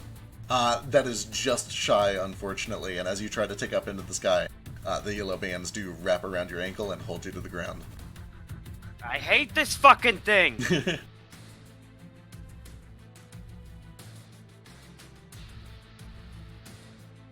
Alright, boss is gonna look around, angry, and let me check the range on a thing real quick.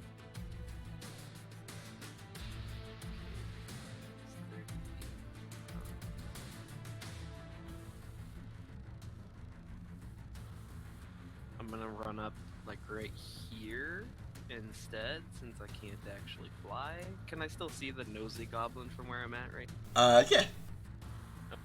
I'm gonna need him to make a deck saving throw as Vastu kind of like twirls out watery whip. That's a big old fail. Even with this cover, that is a 10. Sick. Okay. Let me read up on this and see. On a failed save, creature takes bludgeoning damage equal to martial arts die plus wisdom plus an extra d10 bludgeoning for each additional key point I spend. And I can either knock it prone or pull it up to 25 feet closer. So I'm just going to try to pull it 25 feet closer, and martial arts plus wisdom is shit, what's my martial arts? It's a D4. Okay, so it's a D4 plus 4 here.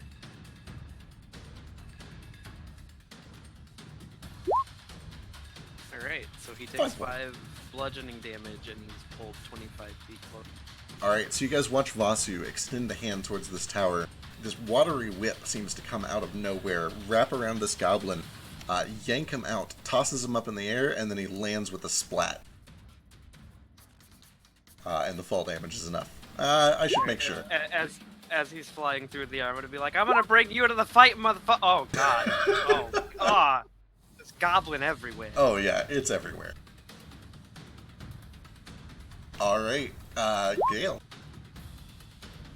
Okay, Gale takes out a screwdriver and goes to reach down to his leg and cranks it, and the spring kind of pops out but gets kind of jammed because I didn't prepare jump this day.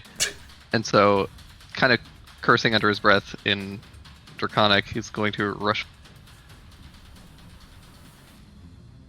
to about here and then reach to his side and he pulls out 2 little like metal cartridges.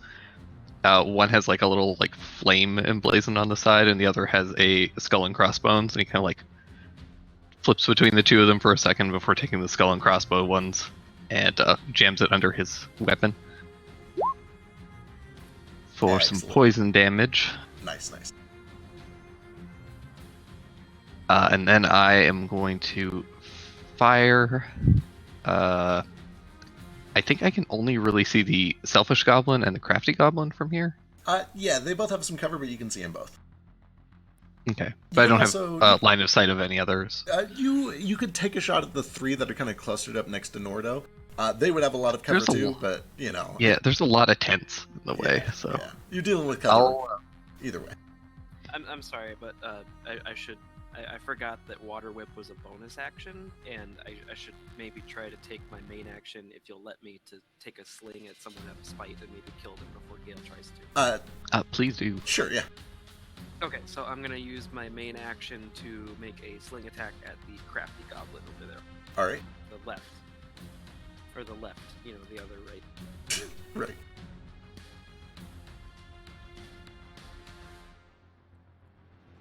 I can't believe how selfish that goblin is. Honestly. So selfish. Like, this is a rocketing slingshot, and it kind of hits the wood right next to him and splinters it a bit, but you just narrowly miss. He's basically saved by his cover. Good try. I'll take a shot at the crafty one too. Alright. The cover does not save him from that. You are actually able to just fire straight through the floorboard and blow a hole straight up, and he comes flying out the other side. No, that's a miss. Yes, I don't want to teach you we have homework, but sunlight sensitivity. Oh, yeah. You're right. I'm so sorry. Yep. Middle of the day, I assume. So. It is. It's early morning, or kind of late morning. Yeah, it kind of squints with his one good eye and probably hits the exact same spot that Vasu hit. Yeah, pretty much. You do Is see the guy that in the shade though? Yeah, you do. Well, so he's in the shade, but Gale is not. And if either one of them is in sunlight, then he gets the disadvantage. But yeah, you do see that there is like shade if you go a little further in, or even from under this building if you wanted. But yeah, that takes us to the Gabos. I guess I'll use the rest of my 10 feet of movement to start moving over a little. Alright, sounds good. Gobos are surprised, they don't get to do anything. Elise is going to run up 10, 20, 30, And actually, she'll kind of come back so that she can try to toll the dead that last guy, the crafty one. That's a fail, and he has 1 health, so his brain explodes. She just bangs her spear on the shield, and you see that guy just starts bleeding from the ears and falls over the edge and splats. Brings us to Norda. Alright, I quickly look at Moat and say, I'll take care of these, you check out that forward over there. And I take my quarterstaff and try to smash Lean Goblin. Alright. 15 is just enough. 6 damage, unfortunately, is not just enough. Okay, and then with my bonus action, I will hold my quarterstaff up in front of me and spend a key point on patient defense. Excellent. Alright, Nomad.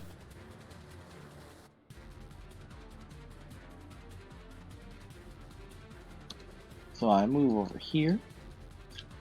They just see me step out. I look around, I see this area here. I pull out that chip of strange stone again. See AoEs. Reticles. I'm looking. Circle. 10-foot radius.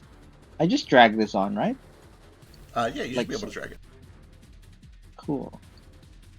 Yeah, I can get all these goblins and try and move it up so I don't hit Nordo. Yeah, you can put it in.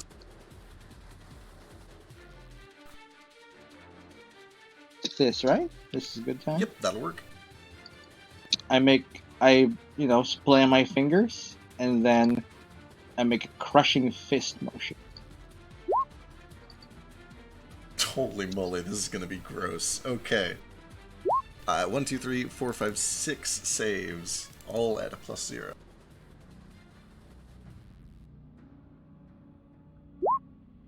What's your DC? Why is the DC not listed, actually? Let me see. Save.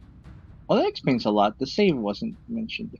My wizard DC, however, is 14. Alright, so the 2 in the back save and take half, which means they barely survive. The rest, Nordo, you go into your patient defense stance, and then you see the air around you start to shimmer like you're in a hot oven, and then there's a snap and a thundering burst, and these 4 right next to you just burst into goblin bits. Well, so much for that. You missed. Oh, there it is. It's gone.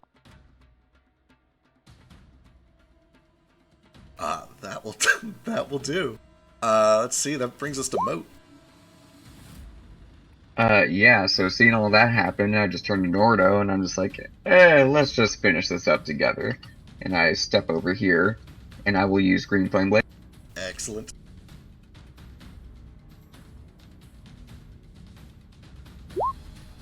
Oh, that is Well, such a shame. No!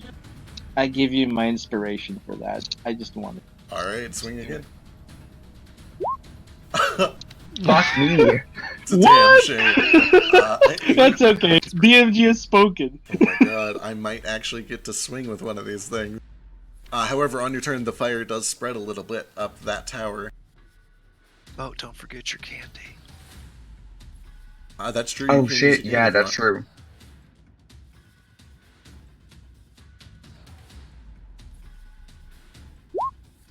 Uh, 11, unfortunately, is still just too slow. Rats. Cool. Alright, Flick. Okay. How much cover does this guy have right here? Is that 3/4? 3, from where you're currently at, it's only half because he's pushed away from that fire. So he's only at half cover. Okay. Going after him then. Oh, unfortunately 10, no good. Okay, that's what I'll do. I'm so sorry. Ace. Hold on, let me see if I can get within range real quick.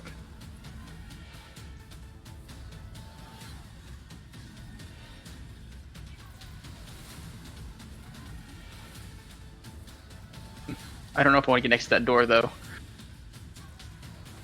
I'm just going to move here, and I'm going to ready I'll move here. I'm going to ready an arrow for if anyone comes out of the door here, and I'm just gonna just hold my action to attack. All right, sounds good. Vazu. Those yellow vines are still around my ankle, right? They sure are.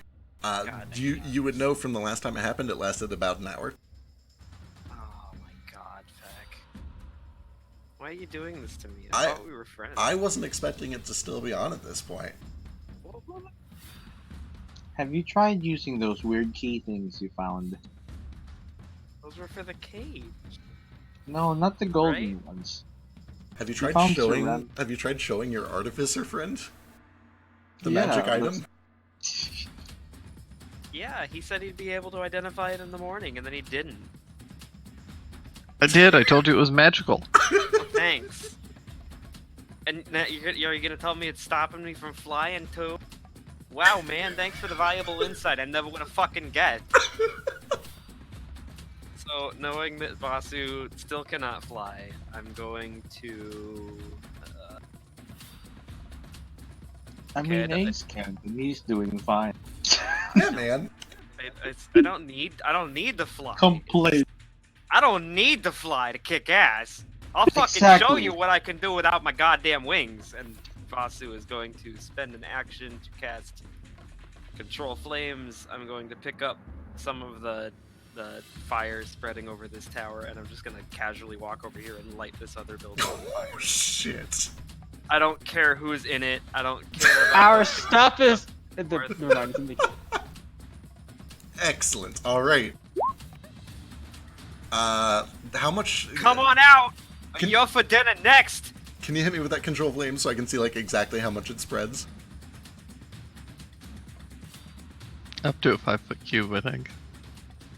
Yeah, it's pretty slow for like starting an arson, but All right, it's something though. Vasu is the turn. Oh, I'm really glad I picked a spell I picked. All right, excellent. It's a control water. Notably, because you have decent passive perception, as you're spreading the flame to the store, you do see that Ace has a bow pointed straight at you. Because you're standing in front of the door. I'll move out of the way. All right, Gale, what Can I shoot around him, or is he at opposed like difficulty? Shooting through creatures is half cover, +2 to AC. I thought friendlies was fine, or is Nah. that just for Zeke's campaign? That's for movement, and I think Zeke rules it like that, yeah. But fuck that shit. Movement. Situational. Gale shrieks, "My stuff!" Vasu, our things. burst through this door, running through the fire. Oh, is it in there? All right, give me. Where do you think our things are? Give me a The cave. Give me a dexterity saving throw. Something through in the cave. Right, the cave. You take half, so you only take 2 points of fire damage. You burst through this door, and you can see that there are several very surprised goblins that are all reaching down for their weapons and getting ready to like run out and see what's going on. Whoops. One of them's gone. And I'm going to point my bow at all of them and say, "Don't you fucking dare! Put down your weapons, or you all die." Excellent. I'll make sure to throw a talk round on here. So help me God, and just for emphasis, I'm gonna shoot the one that's grabbing the biggest weapon. All right, excellent. It's probably the lazy goblin right in front of you. Really? The lazy one's picking up the biggest weapon? No, it's totally that athletic one. He's got the biggest dagger. 9, unfortunately. The fire! It burns! I hear you're in shade, I think. Maybe The don't soot stand in my it. eye. All right, do you continue standing in the fire, or do you move in or out? Oh god, there's so many of them. I'm gonna move out. All right, sounds good. I do keep my bow still trained on them all. Did you find our stuff? I also do need to make a con save. Okay, I'm good. All right. Oh my god. Actually, okay. No, that's fine. That's fine. I'm good. All right. Holy shit, the goblins actually get to do something. These two goblins are going to teamwork on Moat and see what they can do. They can fucking die. 16 and then 13? Both miss. All right, and then they both bonus action disengage and run over towards the cave.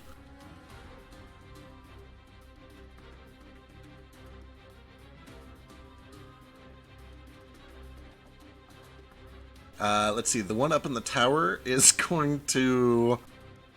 yeah, no, he's got to get the fuck out of that tower. First he needs to make a dex save.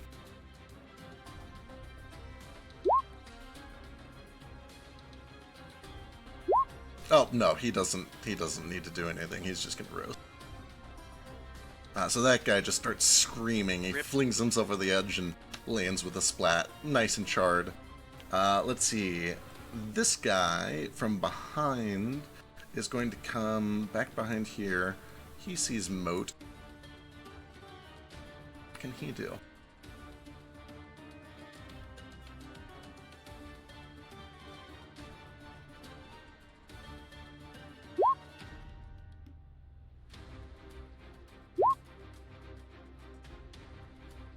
Ooh, excellent. Okay, yeah, actually, he is going to hold up this crystal orb, vaguely skull-shaped, and he looks at Moat, and he looks at Vasu, and he looks at Nordo, and begins uttering these awful curses in Goblin. And I need the three of you to give me charisma saving throws. Can he see Vasu? Yes, but this platform, or this building is suspended 5 feet off the ground. By stilts, kind of. Oh no. Okay, Vasu is baned, Nordo is fine, and Moat. Oh, it's just a bit. That's fine. I just need to kill him. Moto already used his. It's 14 as well. Oh, he did. Okay, so it is just Vasu. So Vasu, subtract a d4 from all your cool shit. Which one was this? That is the androgynous one who now scurries back into the cave. I Fuck that give guy in him particular. the stinkiest eye that I can muster as a free action. I say, I'm coming for you next!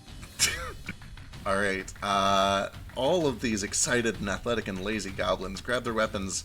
They jump out through the fire, taking some dexterity saves along The first way. one to jump out, I lodge an arrow into. Sure Who do. doesn't die from the fire? Yeah, so let me do some of these. Oh, that's not good. Oh, thank goodness, it's low damage. Okay, so they all survive, so go ahead and fire one.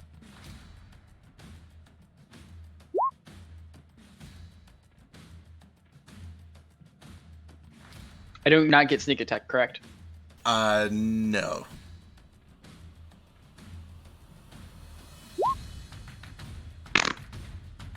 Yeah, that is a damn shame. Alright, and then they come running out with the daggers. This first one is on Vasu. 20 for 5. Oh, that hits. These two are on Ace. Surprisingly. It's a scimitar. Yeah, The you're 15 right. hits. They are totally scimitars, not daggers. Oh, they're bigger daggers than you thought. They're real big daggers. They're very large daggers. And then this one is on Gale. I warned you. Ooh! Crit for 6. Crit for 10. Oh, that's not double dicey. And then, calmly, coming out the back door, because she's not stupid, this goblin is going to look at Moat. You said not stupid goblin. She's not stupid. Are you sure? But she is out of her goddamn mind. And she reaches down and grabs this bright orange vial of liquid at her side, starts cackling, kind of like runs a flint and steel together in her thumb, lights the tip of it like a Molotov, and chucks it towards Moat. But it says she's calm. She's in a special happy place right now. This flask breaks all over you, Moat, and immediately goes up in flames. Unfortunately, she hasn't seen you start fires with your literal body yet, but you are on fire. And then she is going to move back. And then finally, the smart goblin at the back of the cave steps forward and shoots a bow at Moat. 18? Sorry, I literally just got back. What's going on? Oh shit! Hey, you're covered in napalm, and you've just been shot with an 18 by a short bow or a short bow. 18 hits. All right, so 7 piercing damage from the short bow, and you are covered in this flaming napalm that's sticking to you. Not that it's like a huge deal to you, but she doesn't know that. Got it. Also, I don't have like fire resistance. Wait, really? Oh yeah, that's right. I forgot you took that. Okay, excellent. Well, good. I'm immune to my own fire. All right, Elise. She's gonna come forward and over you, Gale, and she is going to stab at the closest goblin. Ooh, not good. Talk round. Gale, give me an intimidation check. I warned you, you fucks. Can I also roll an intimidate on the androgynous goblin? On that one specifically? Sure. Can I make a giant shadow noise? Sure. Go ahead. Ooh. Ooh. Minus 1d4. No, I don't think it applies to skill checks. I think it's just attacks and saves.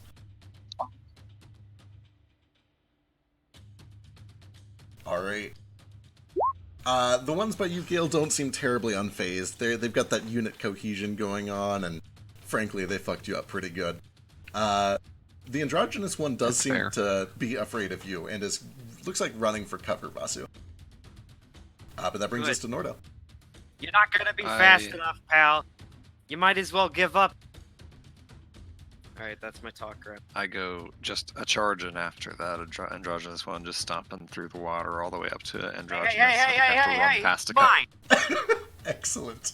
So I think Shrewd and Pierce could probably make the opportunities if they want. Yeah, they definitely will. And you can I see... want to kill that one. You can see once you get back here that there are a couple more tents. There are a bunch of crates and supplies, and you notice that a couple of them are shaped like instruments that look familiar to you, or, you know, familiar based on the descriptions of things that people have described. It looks like your stuff's over there. Wonderful. Hey, I didn't burn all of our shit. You're welcome. And just charging across this little creek here, I will bring down my quarterstaff on androgynous. Those both miss. All right.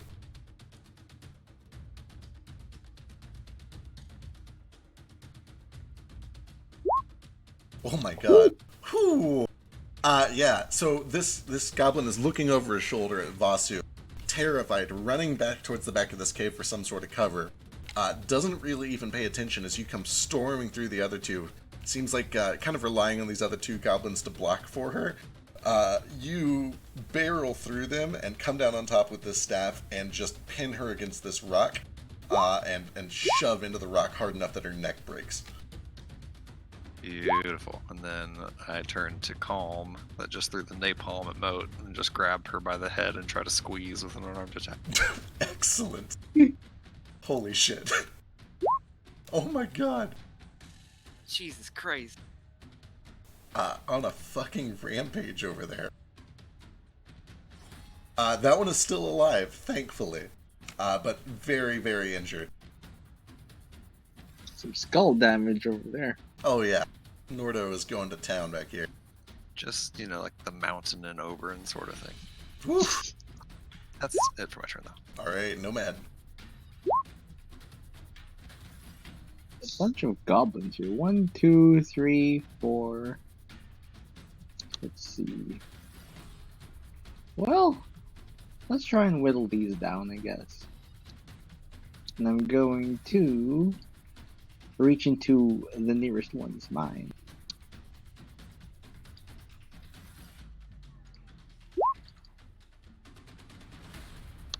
That would be this one, I think.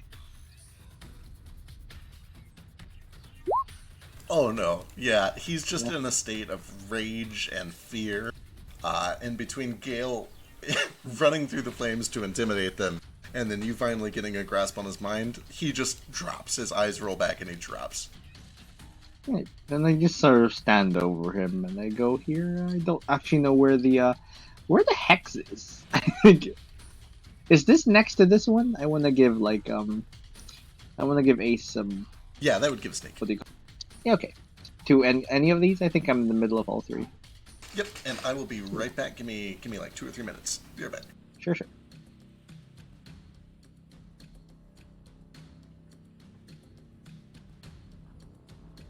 So this is fun. I'd like to apologize I for really the like last time playing I tried to Dungeons and bring all that Dragons. shit. I like this party so far. It's So much fun. everyone's really crazy in their own right, and I love it. I'm not crazy. I hope you guys enjoyed our TV show. It was great. How do Super you know awkward. what a TV I've is? never been on That's what TV I'm before. saying. I'm real honored. How No, else am I we- supposed to give news? I was supposed to give the weather too, and I forgot to give the weather. I'm so sorry. You I'll could do it pretend to be. tonight. You could pretend to be a little No. newsy. Here's the And thing. like you could have a newspaper, and you could Yeah, shout like the a marker. headlines. It I has don't to have be- my hats. I need all my Yeah. hats for that. Yeah, TV stands for television. That's telepathy and vision. I watch him and listen with my head. Okay, we'll go. And With then he visualizes it as if it were real. It is real, because you are real. you guys are gonna make Flick a drunk. He has to be drunk to deal with you. Well, you see, I have trouble expressing my emotions, and I need to learn it from Ace. The TV. Yesterday he learned about anger. Yes, I'm trying. I'm going to try and like express some. You know. Ah. Did that sound angry? Make sure to furrow your brow. Okay, No, not nearly angry enough, pal. Come I'm on. trying. Pretend like Gotta someone be- took your brain food away from you. Yeah, you gotta be assertive. Do not take my brain food away from me. Come on. Now You growl. gotta feed- Grrr. I'm so proud of you. Am I doing well? You did phenomenal. He looks proud. Maybe, as far as you can tell. I can He- tell. He mostly just says, I am proud of myself.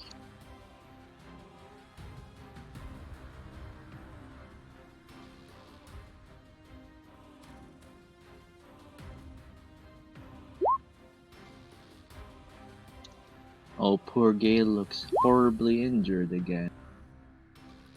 He is. That'll happen when you get crit By fire? by a shitty goblin. A goblin crit you? That is awful. You also did run through fire. It was only 2 damage. Yes, Yeah, As a part dragon, you should be immune to it. That's all I'm saying. I agree. let's work on that. There are so many goblins. Are you hungry? I'm hungry. Right now? Yeah. We got all these goblins just lying around. Most of them still have the heads intact.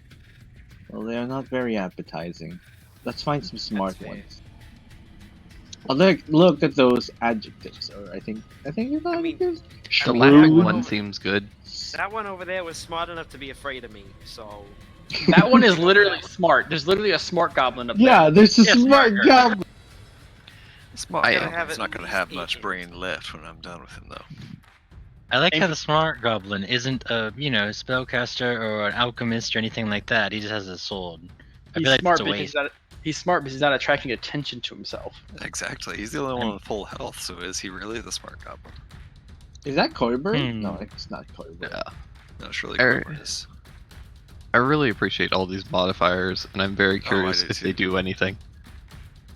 I'm assuming they're just randomly generated, but also I love them, and I feel like it is a fun, like, silly little RP opportunity. Yeah, I like kind of feel like it's modifying their stats slightly. I hope to God it is. I can confirm that Feck has been spending so much time. Every time going to the office, he has to like mute his computer. So I Yeah. think he spent all of his free time on this.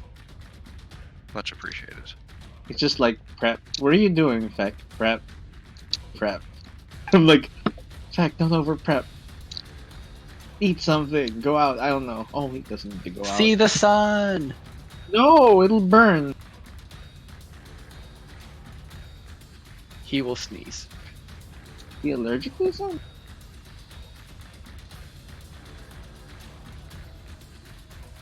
Doesn't he have the thing where if he looks at the sun, he sneezes? Yes, it's a Smith thing. We both have it. The sun just makes It's us. just you two, right? It's not Eli and Michaela don't have it?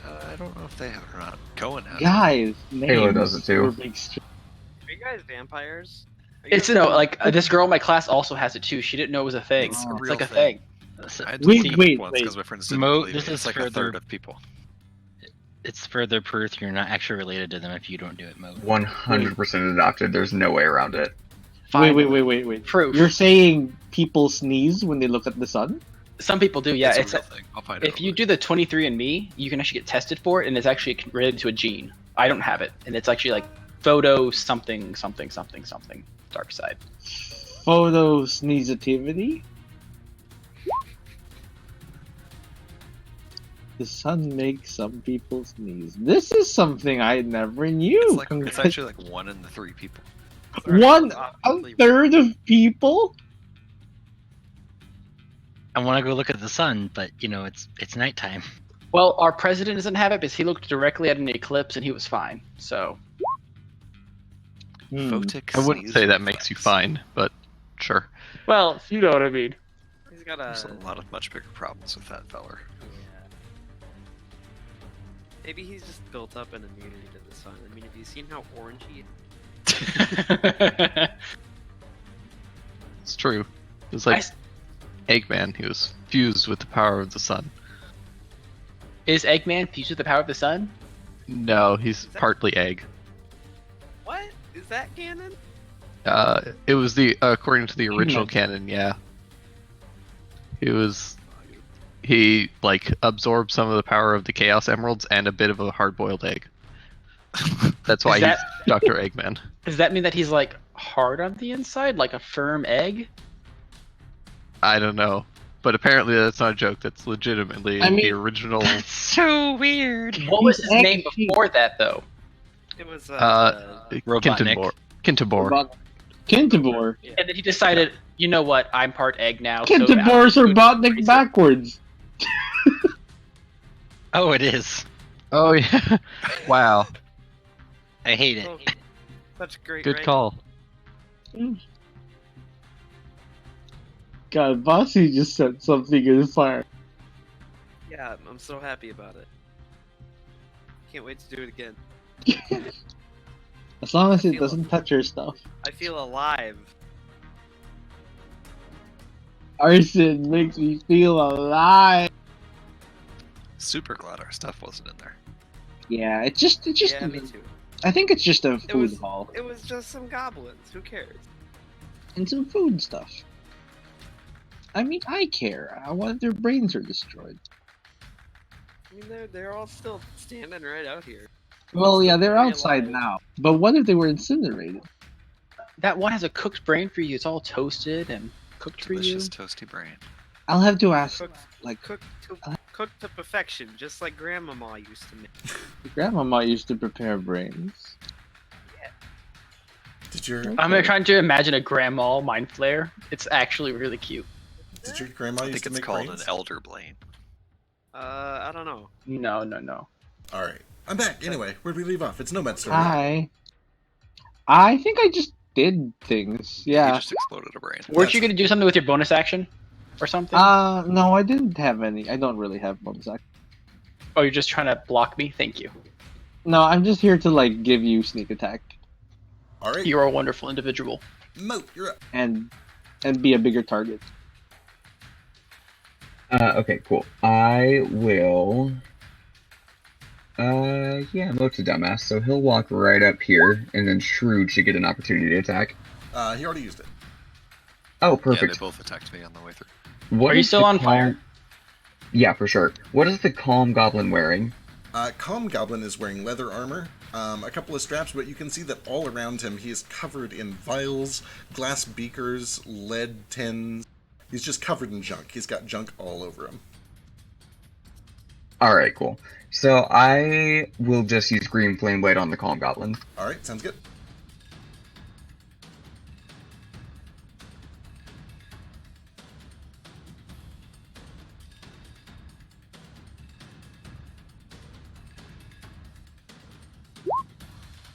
21 is good. 11 is plenty more than enough to finish this one off. And then it leaps over to that smart one. It sure does.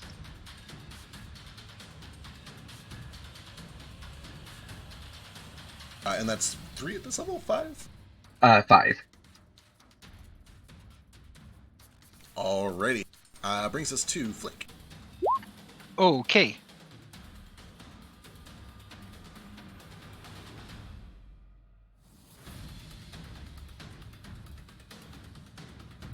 Are we doing flanking in this campaign or no? Negative. Okay. I'll just come over here because I have HP I need to burn and no one's hitting me. So here. Back. Athletic will take a swing at you. Okay. Big old miss. Then I'll attack. Is that greedy? I think it's greedy. I think it's greedy, yeah.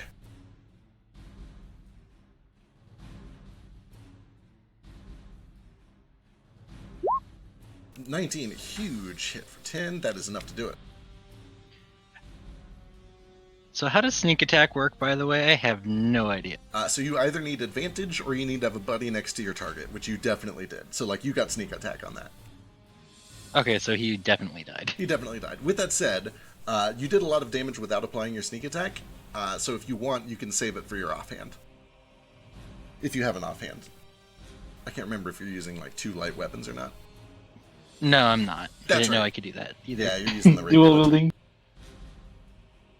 Alright, any bonus action or anything? Oh wait, I have a dagger. Could I use that as the offhanded? Is your main-handed weapon light? I think it's a reflavored rapier, right? Yes. Gotcha. In that case, no. You just get that one. Okay, that's fine. Alright, brings us to Ace. Alrighty, I'm going to shoot at this guy. Alright, you do have disadvantage because you have a goblin next to you. Oh no. That gives me disadvantage? Yeah, if you have any enemies within 5 feet of you, you have disadvantage on all I thought it was ranged just attacks. if you were attacking the person, like the person near you. No. Enemies within range give you disadvantage on ranged. Yeah, doesn't matter who you're targeting. If you have an enemy next to you, you have disadvantage. Oh, well, in that case, I'm just going to sheath that and pull up my rapier then. Alright. I'm not taking disadvantage on that. And I'm just going to rapier the guy next to me. Alright. Yeah. Stick that lazy guy. Ooh! That doubles everything, and that is way more than enough. 20 points of damage to finish him. Not putting up with any of that shit. I do like that golf clap. I'm genuinely proud. Alright. Anything else? Does it take extra movement to move across this, or can I just make it across there easily? Difficult terrain, water, yeah. It's not deep enough to require a stone speed, it's just difficult terrain. I ignore difficult terrain. And you just walk right on through? I imagine you like... Stay there. I'm going to stay here. Oh, I'm going to go here. Alright, Vazu, you are no longer baned. Woo! Okay, everyone else over here is dead except for that one guy. I'm going to, from this spot right here, is that half movement to just cross that, like, little 5-foot gap in the water for me to... Yeah, so, like, that little tile just counts as difficult terrain. So, like, this one right here takes double movement. Okay, and then probably this one right here, too. Yeah, that one too. Okay, I've got 50... Shit, I can't fly right. I'm so sorry. It's awful. Okay, right now I only have 35 feet walk, because I have to walk like some sort of plebeian, so that's 15 feet there. I think I can still get there with the remaining 20, right? Yeah, that should be fine. That's just... That looks okay, reasonable. So, that's just 10, 10 15, feet. 20, 25, yeah. 30. Yeah, you Would can be get the- there. It would be the very maximum of my movement speed to put me right here. Yep. And then I'm going to jab my spear at the Shrewd Goblin. Alright. That is a damn shame. You don't have advantage for any reason, do you? He believes in himself enough. That's why he has it. At 12, he is able Give to it to me, parry. give it- Nope. I'm gonna spin around and I'm gonna kick him instead. Then Alright. My bonus action. Actually, you know what? Just in case, I don't know if I need to like declare it before I do my first bonus action attack, but I'm gonna say this is a flip. All right, sounds good. There it is. Eat my ass! I kick his head clean off, and then I turn around. I'm gonna kick the beast too.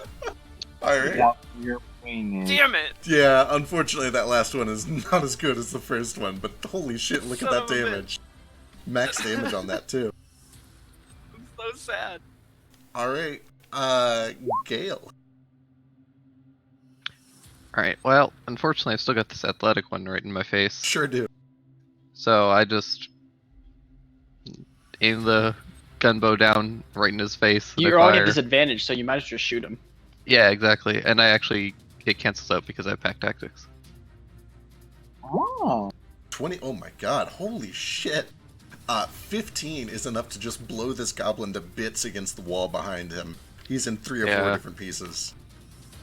Well, I shoot him in the face, and then I immediately regret it. I'm like, sorry, Nomad. It's okay. That one wasn't very smart.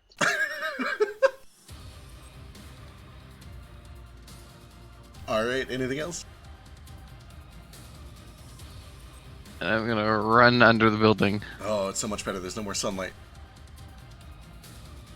There is fire chasing me, though. There is fire slowly spreading. Okay, gobos. There are not many gobos left. Pierced Goblin is going to try to eat your ass, Vasu. Try me. Hot. I think 13 misses, yeah. And then he is going to... I'm wearing no armor and I have 19 AC. Christ. Fucking fight me. Great. Yeah, you're only gonna hit me with a goddamn crit from a flying snake at this level. He's going to bonus action disengage. 10, 20, and 30. He is running for it. What a coward. Smart Goblin doesn't even waste time attacking. He just dashes and then bonus action disengages for 10, 20, 30, 40, 50, and 60. He's running for it. Elise looks to you, Nomad. She looks confused. She looks urgently confused, like she wants to know if she should go for him or not. I was like, sure. Non-lethal, maybe. She doesn't speak... Oh yeah, telepathy, that works. Okay. Hello. Alright, she runs over there and just tries to butt this thing on the back of the head with her spear handle. Yeah. She looks... it's It's a okay. little half-hearted. She's not really... Her heart's not in it. You did well. Yeah, he is running away. I understand. Alright, And any talking? because my turn is right after the talk round, can I combine my movement with some talk? Sure, that's fine. I just want to use my movement to run up, chasing after those goblins. Oh, are we getting a talk round? Yeah, talk rounds here. Alright. And as I walk Those up of to you both lucky them, enough to still have your lives, take them with you. However, leave the limbs you've lost. They belong to me now. Christ. as he finishes saying that, I step up behind these two goblins and I say, I hold my battle axe in one hand towards Pierce and my quarterstaff in the other hand towards the other one. And I say, one of you lives, one of you dies. The one that lives is the one who tells me where Koiburn is. I translate. Okay, you do translate for him? Okay, good. They both just keep running. They're like terrified. But then, you know, you yell something behind him and Vasu yells something behind him. And Nomad relays this to the two of them. And both of them instantly, like as fast as they can, point to the cave. And then they start like slapping, they start like catfighting each other. Like, no, I pointed first. In Goblin. And then as they're catfighting, unless anyone else has anything to do on the talk round. I will, as they're catfighting, I'll throw one of the churros at them. Excellent. Can I douse my flames, or is that too much? Right, sorry. So I keep meaning to get to this. Normally, all you would have to do is like jump in water or something like that. You get the feeling that would probably work for this too. The water here is real shallow though. Like you'd have to like roll around in it. It would definitely take your action. Mostly because this is like some sticky, like alchemist fire. It's like Right. Yeah. So as they both finish pointing towards the cave frantically and catfighting with each other, I say, much obliged, and then I'll go ahead and take one attack on Pierce. Alright. Assuming we're done with talk round. I think so. Oh, 10, we're good. I'm going to go ahead and use my... I crunch my piece of strawberry candy at the same time. Alright. On Pierce. Oh, that makes it a hit. for 8, and that is plenty. He's looking weak already. And then, oh man, I can't get to the other one. How sad. I guess that's it for me. You Alright. can throw your staff. I can only do an unarmed strike as a bonus action. Oh, I that's can do true. it from any kind of range. Yeah. I guess I could have done an unarmed strike for the first one and then a spear for the second one. Would you allow me to do that? Yeah, that's fine. Alright, cool. So unarmed strike on the first guy still would have done the same damage. He had 1 point of health. Perfect. And then huck my spear at the other one. Alright.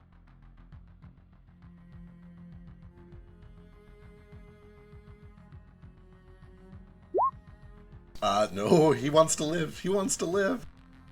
God Nomad. damn it, I'll use inspiration. I gave mine the mode. It didn't work well. You have inspiration, don't you, Noda? He's Oh, gonna you- live. sorry. He wants to live. Nomad. God. Yeah. So Nomad, he's like, he heard Nordo say, like, the guy can live, Oh, yeah, but he you- doesn't understand, like, You translated the deal. You definitely heard the deal. I was like, I do not understand. Is he not going to? Nah, he blew it. He said he didn't want to. No, he pointed at the cave. I do not understand this deal breaking. That's what we Yeah, And but I I- heard, call him, it true. I heard him say earlier that he was really tired of living. All the stress was just getting to him. Alright, what do you do, Nomad? Let me roll a morality check. Okay. He told me, he was like, yeah, I'm not suicidal, but like I kind of don't want to be alive anymore. You know? That doesn't make sense. You do not speak Goblin. What the who are you to say I don't speak Goblin? Speak Goblin to me right now. He's running unless you do anything, Nomad. No, I let him run. Alright, Mo. But here's the morality check just to make sure. Right. What is a morality? Just charisma? It's Flat charisma? it is a role-playing decision. There is no stat for morality. Then because Nomad is trying to, he's going to let the Goblin go. It's a long process. Alright, Mo. You are on fire. Oh, actually, you take this, that's right, you take this Still my immediately. action. Like, I still have my turn. Oh, that's true. What do you want to do? So, like, that one's going. I'm just gonna, like, move. And I, like, nod at Lise, and I go toward Mordo. I go here. Can I see any Goblin from here? Do you take a search action or just your passive? I'll do a search action. That's my action then. Alright, give me a perception check. Investigate? Oh, perception. Oh, that's not as good as investigation. Investigation would give you, like, signs of goblins nearby. You can do that if you want. Okay. What's your difference? Sure. That's just a +6 instead of a. Okay, yeah, taking a look at this campfire right here, you see 4 mess kits and 4 empty seats. You get the feeling all the goblins from that area are gone. I'm just gonna stand here for a bit and wait to see if people are coming. Alright, Moat, you take 1 whopping fire damage. You can either try to scrape the fire off, or you can use your action to roll around in the water. Either one would work. I need 2 turns of fire damage. I didn't take it last time either. It just got put on you between your last turn. Oh, sick. Never mind then. Yeah, I'll just put it out real quick. Alright. And then I assume it takes an action, but I will just head to the stuff. Get ready to look through it. Alright, Flick, do you let this last goblin run? What do you do? We said we'd let it go, so I don't really see a problem with it. It's just a goblin. Alright, Ace, you let it run?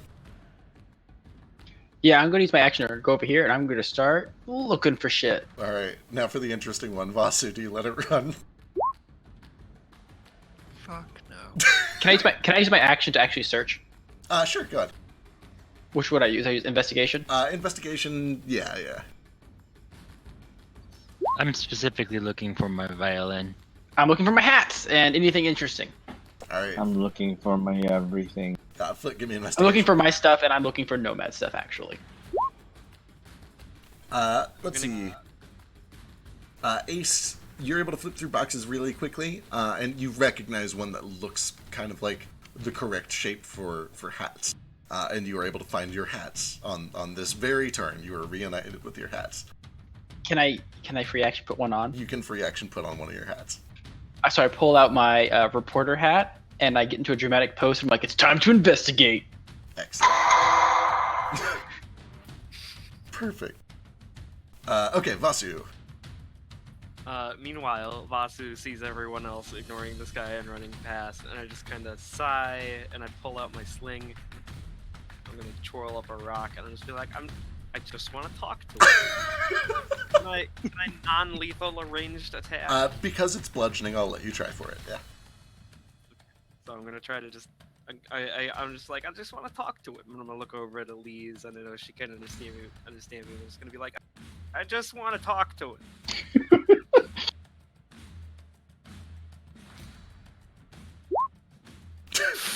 I think he died. You succeed. You critically succeed. You hit him right kind of at like the base of the side of the temple.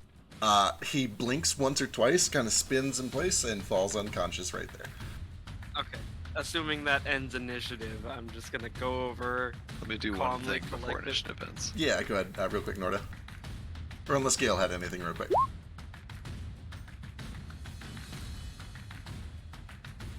I had a lot of things to do. Alright. If it changes anybody's plans, I'm just gonna go pick up this unconscious goblin and take him back into the cave with us while we find all of our Yeah, shit 13 is good enough. I don't go just murder the goblin that I thought Asu was just trying to knock out. Alright, cool. I just pick up my spear and go look for my stuff. Alright. But yeah, I'm bringing this guy with him, or with us, and if any of our stuff finds missing, I'm gonna threaten him about it. Alright, we're kind of out of initiative. What's the plan? With my investigation skill, did I find Nordo stuff or Nomad stuff as well? Give us our shit, Feck. That's the plan. So as you guys are going through everything, you take a good couple of minutes, and you do find all of your shit plus some additional shit. Oh. Let me get, from the first three of you to do it, a luck check. Flat d20. Patches. Patches. Can I do it? First three people to do it. I pick up my backpack and I hug it tightly, like it's my child. Aww. Thank God Ice was fourth. Wasu finds his guitar and immediately starts playing Freebird.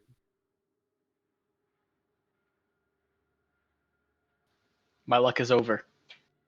Alright, all of you have all of your starting stuff back. Ace, as you're kind of like one of the first and most efficient to start digging through these things, one of these boxes, it kind of like rattles a little bit as you open it, like there's something alive inside.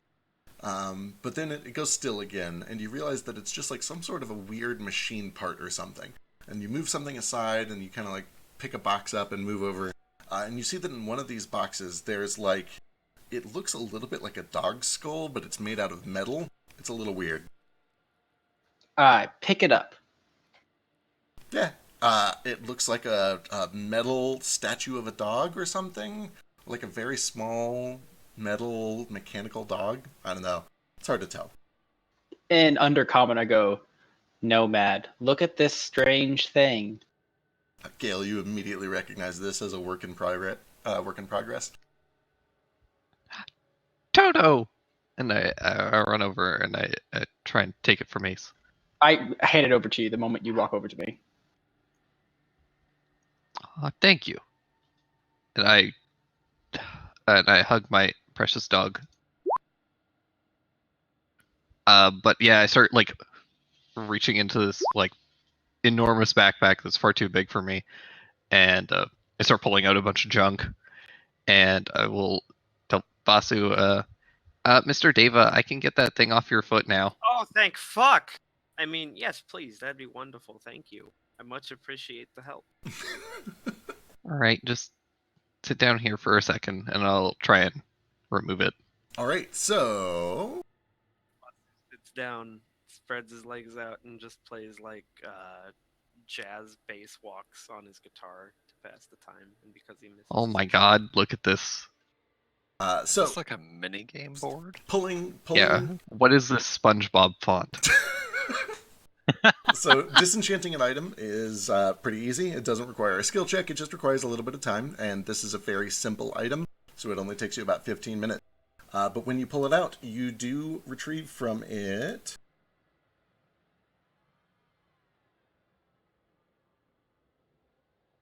a very weak and a very small brown magic stone.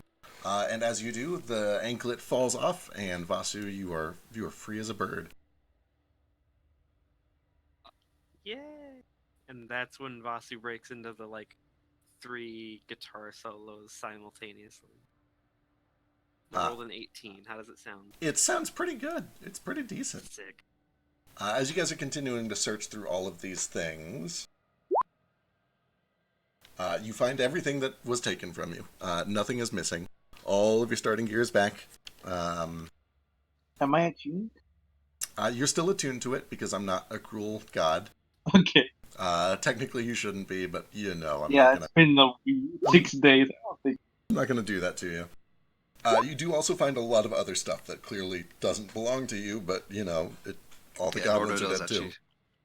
Nordo makes a point of being like, if it doesn't belong to us, we shouldn't take it. There could be people just like us that could be coming back here looking for their things. I don't Well, think they're probably dead, though. And they probably don't know where it's at. They might be, they might not. And if I came here and my stuff was missing because someone else was taken, I'd seek them out till I could find them and kill them.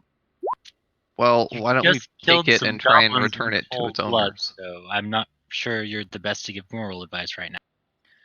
I'm not talking about moral advice, friend. I'm talking about practical advice. We take somebody else's things, they'll come after it. I mean, he's Not not if they wrong. do not You saw know. what we did. Yes, but we knew who took it. If they do not practically, then they have no way of finding. Besides, we can just, if they come looking for their stuff, we can just give it back to them. Y'all do what you want. That was just my 2 cents. Moat, you find your torch? Did I? It is present. I sure did. Do I find my deck of cards? It is present. I am very happy. He did say that all of our stuff was here just a second ago. I know. Whose tabard is this? Elise grabs a little coin purse, a shield, and a scimitar. She seems to recognize. She tests the weight of it. Good. Whose tabard is this I'm borrowing? That'd be mine. Right. Which one is this? Moat? Moat, sorry, yes. Okay, thanks, yeah. I need to get used to people's voice. For a moment there, I thought, who it is? It's all good. Yeah. In addition to all of your things, it's kind of up to you how much you guys want to take or leave. Depends on what there is. You find, I'll just start typing out a list because there's a bunch. Yeah.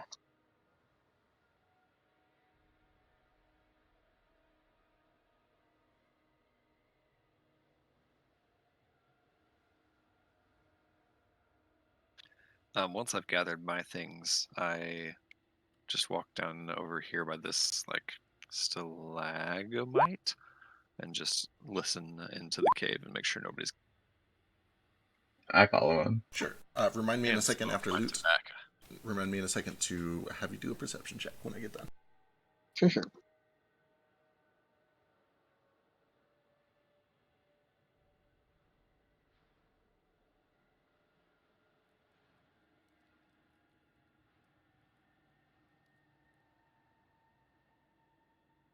All right. Updated party loot.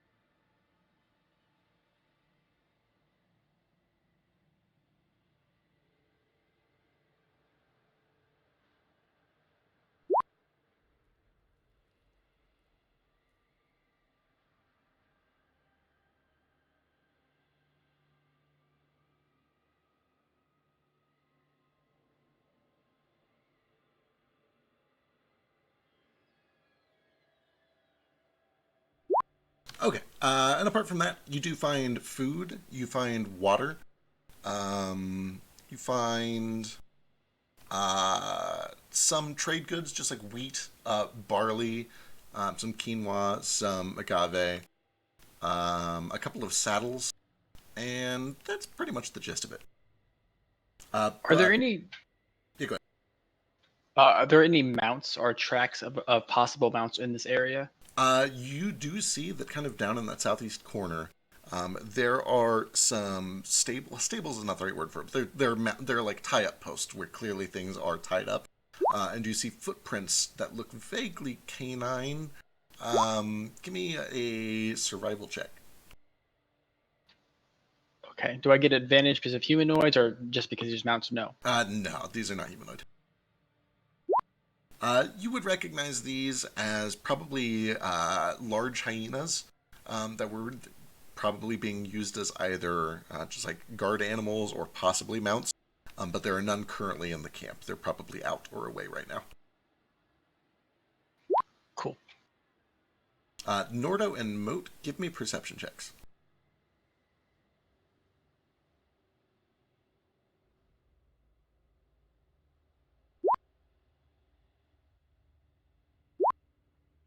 Nordo, as you're kind of keeping a very close eye out, and especially looking down this cave and listening for any signs of danger, something feels off to you. And at first you can't quite put your finger on it, but as you look and listen more carefully, you realize that this cave goes down at a slope slightly, but the water is flowing up towards you. Really? And you kind of like follow it past you and around the bend. And you can see that the water is slowly, it's just like a little babbling creek, but it is babbling in the wrong direction. Oh, that's curious. What's that? Well, water, it's, I mean, maybe I'm just going a little crazy from all this heat, but does it look to you like this water is flowing uphill?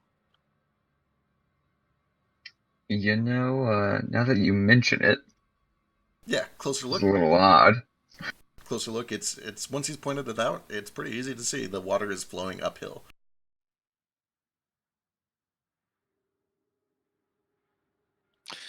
What do you make of a thing like that? You know, it's hard to say. Just, remember what I told you about, okay? Absolutely. You got my back, I got yours.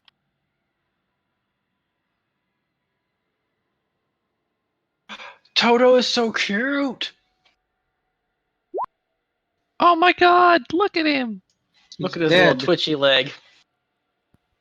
He's just Okay, so, just for the sake of getting kind of looting out of the way, I didn't add any of the weapons to the armor to the loot because I don't know if we want to really carry around a bunch of that stuff.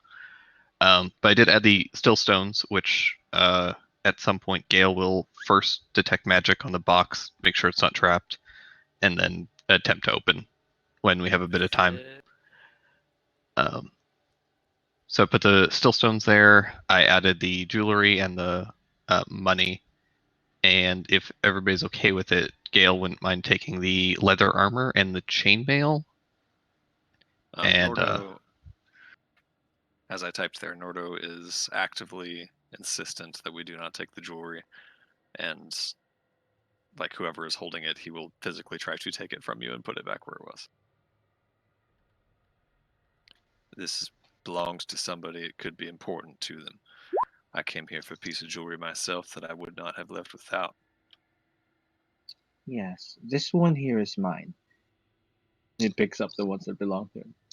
Take Nordo. the gold, take the silver, take the copper. That's just money. Those N- jewelry belongs to somebody. Nordo, give me an investigation check. As you're looking over it, it is very obvious to you that the box that Gale is playing with is not jewelry. It looks like a raw material of some sort, or like. No, I'm talking about actually the jewelry, not Okay, the still stones. just making sure that that didn't get. Good to know. Okay, cool. While Ace is looking through stuff, he like makes a really happy chirping. He's like, he starts whistling a little bit. Hello. And this is all telepathic, by the way, for everyone else. Be careful of Nordo. His moral compass seems a little shaky at times. He clearly said he would let someone live and then was going after them. So just be wary. He called it a trick. Yes, but there are some tricks that are very unhonorable. Gale, when you throw up your detect magic, you do see that the stones are very obviously magical. The box itself doesn't seem to be. It seems to be just a mundane lock. You can give me thieves' tools if you want to open it up. It doesn't look particularly complex. Okay. I will also check for mundane traps just in case. Sure. Give me an investigation. Just because they're valuable, and having them in a glass-faced display case seems strange. For sure. Yeah, looking it over, you actually get a really good look because it's open-faced. You've got a pretty clean shot at the unlocking mechanism. It looks cheap. It doesn't look rigged. Looks pretty standard. And with 18 is plenty more than enough. You were able to lift it open, and you find 3 stones, one of which is a little bit smaller than the other 2.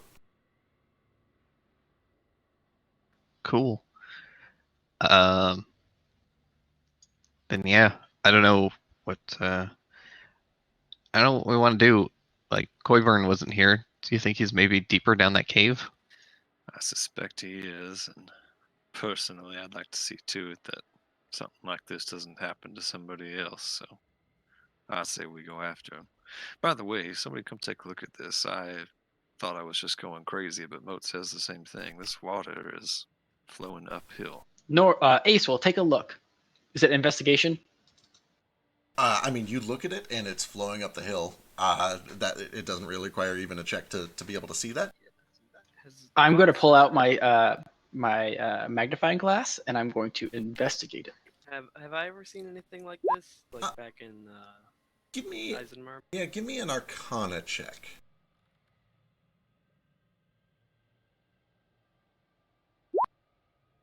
Whoa, that's crazy. You've seen land go against gravity.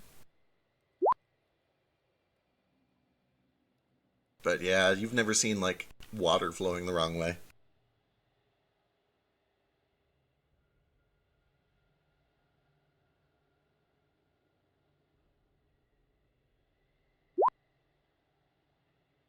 Just a heads up before we get into this, Coyburn's sword, it's got some kind of fiendish energy coming from it.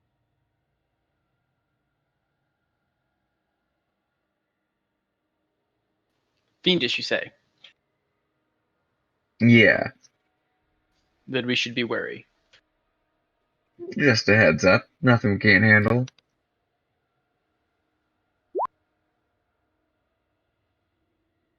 Alright. A good, 30, 40 minutes go by of just, like, getting all your stuff, looking through everything, taking a moment to kind of catch your breath. Gale, if you want to repair Toto in that time, all the parts are there. Yeah, if I can finish them up, I will do that. Excellent. Perhaps I can investigate the water. So, Feck, because of bed mass, or whatever the fuck you guys called it in America, do I add my int and Toto's con before multiplying or after? After. So you do 5 times the level. Are you sure? Because that seems real lame. Let me go check. I'm almost positive that this has been brought up by Crawford, so let me go check. Okay, well, Crawford's an asshole, so I'd prefer being able to add at least adding his con to his level. Like, that just seems weird not to, right? You add con to your level, sure, times your level on everything else. Let me go check. Let me go take a quick read.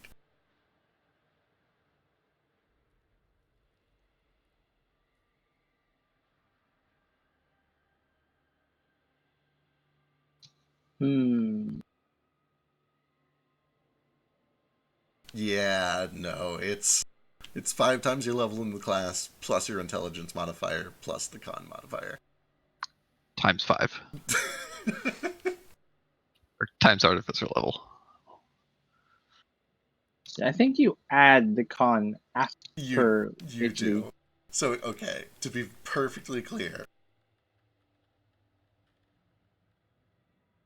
So his HP is currently accurate on that sheet. Yeah, it should be 20, I believe.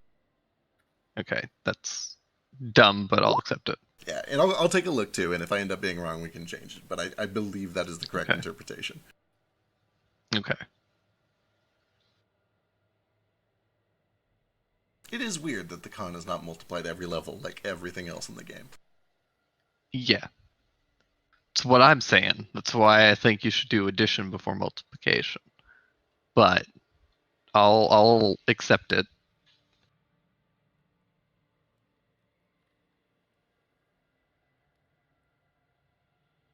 But either way, once you're able to get him patched up, he comes up with full health.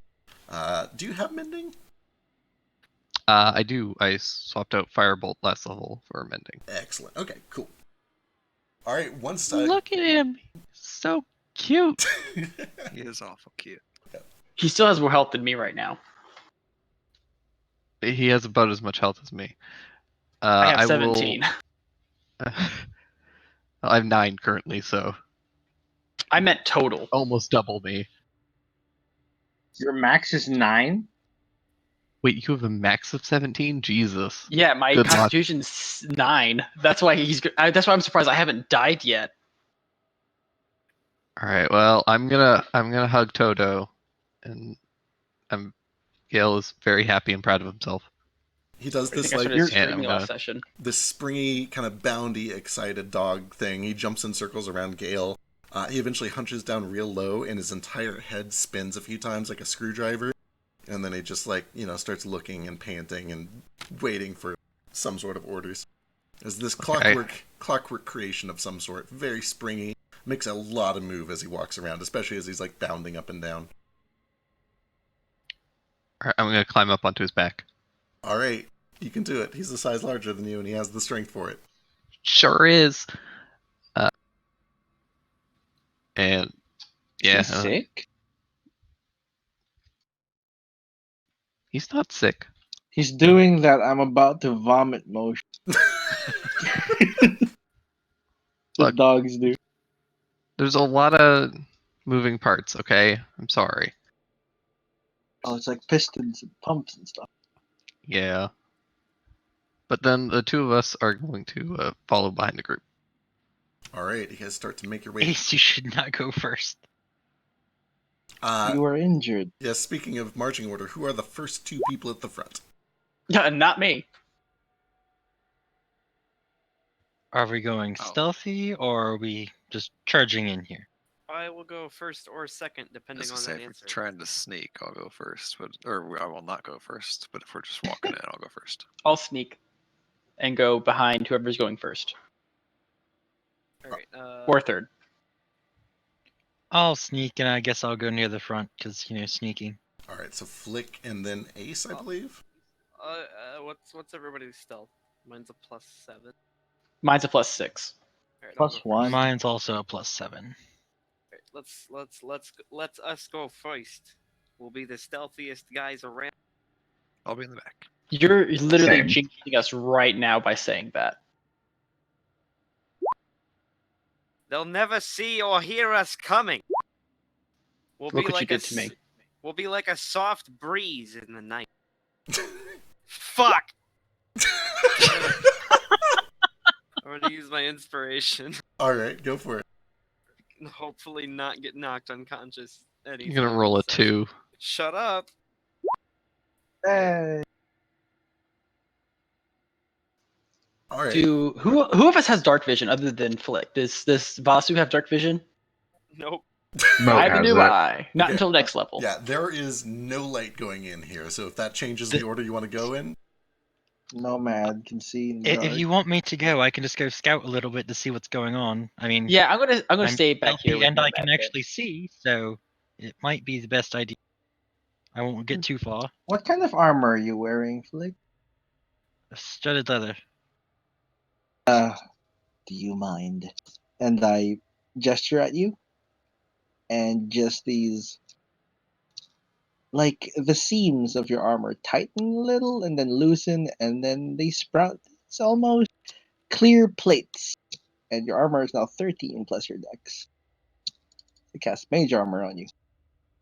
Oh, fancy. All right, so Flick is going a little ahead of the group to scout. Is that right? Yeah, because I can see and I'm stealthy. Yeah. All right. Yeah. Your stealth was good. Give me. I'm sorry. What is your passive perception?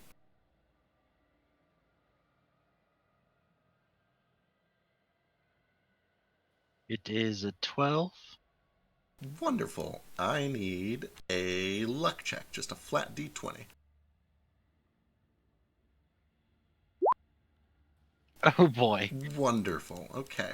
So as you kind of come around this bend, you can see that there's this little babbling creek of water coming up out of the darkness that leads down to a little passageway that clearly opens up into a big, dark expanse beyond it. And you start to just very quietly, very cautiously make your way down towards that opening so that you can peek in and see what you see. But as one of your feet kind of steps over this little babbling creek and looks for dry ground to take a step on, you hear a click and the sound of some stones being moved away. And it appears that you have accidentally stepped on something you didn't mean to step on. And you can hear from just around this corner, just around this little opening, a bell starts to ring loudly, echoing through the cave and out towards all of you. Oops. Well, I've done and fucked up there. I'm not like falling or anything, right? So I can hightail it out. Yeah, there's nothing happens immediately. You don't get snared or anything. It just seems that you've set off an alarm of some sort. I'm gonna grab my bow and I'm gonna just. I guess I can't see. Never mind. I'll walk back and sheepishly admit that I stepped on a trap and that he probably knows we're coming now. So we might as well just go in. Oh yeah, everyone hears it for the record. I'll move up to the front. We could stage an ambush, go hide behind the burning building. Also, lights would probably be good too, so you all can see. As you guys are kind of what to do and how to deal with all this, faintly you hear the flapping of bats' wings, but then there is this awful, horrible, high-pitched shrieking noise. And I need everyone up to Nomad. So Nomad, Ace, Moat, and Flick to give me a wisdom saving throw.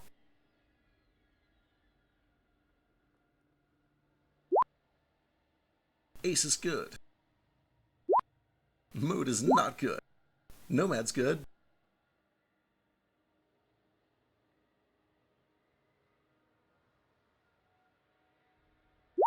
And okay, this is actually somewhat appropriate that the two people closest, as you guys hear all of these flapping noises and this stunning shriek coming from the depths, the dark, the cave, you watch as two figures jump out at you, startling you.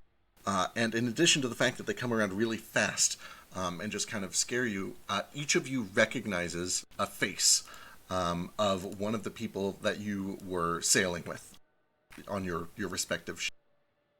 Faces are twisted and distorted. They've grown these long vampire-like teeth. Their eyes have grown bags under their heads, and their heads are completely disembodied, like they've been severed at the neck. And coming out from underneath the stump are these two bony, leathery wings that unfold into bat wings. And screaming, they run one. Will be initiative, and this is also probably where we should pick up next week. We've still got 20 minutes. We have plenty of time. Yeah, let's get around in. All right, let's get around in real quick. One round. Who has? Fucking...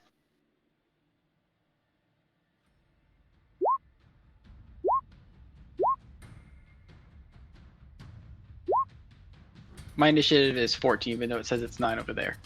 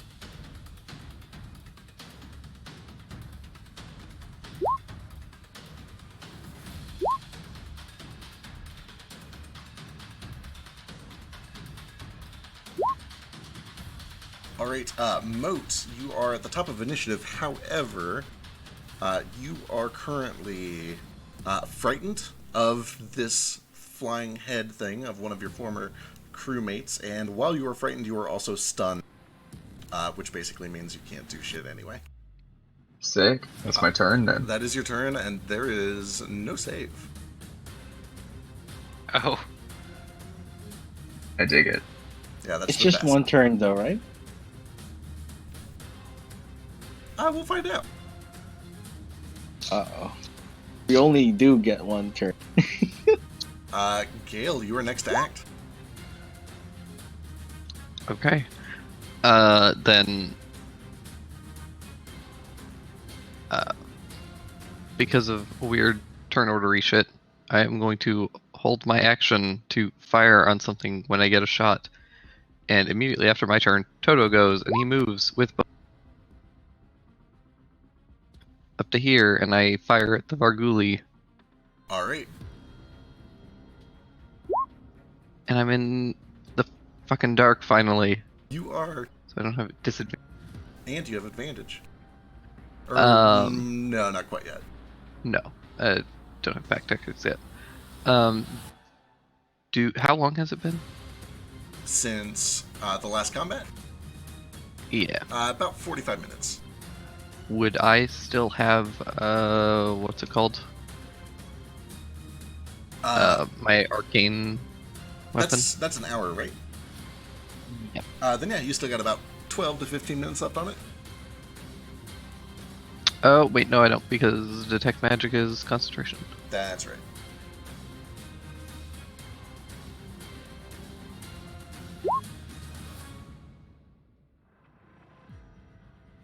Uh, 14 does hit, 6 piercing damage. Let me double check a thing.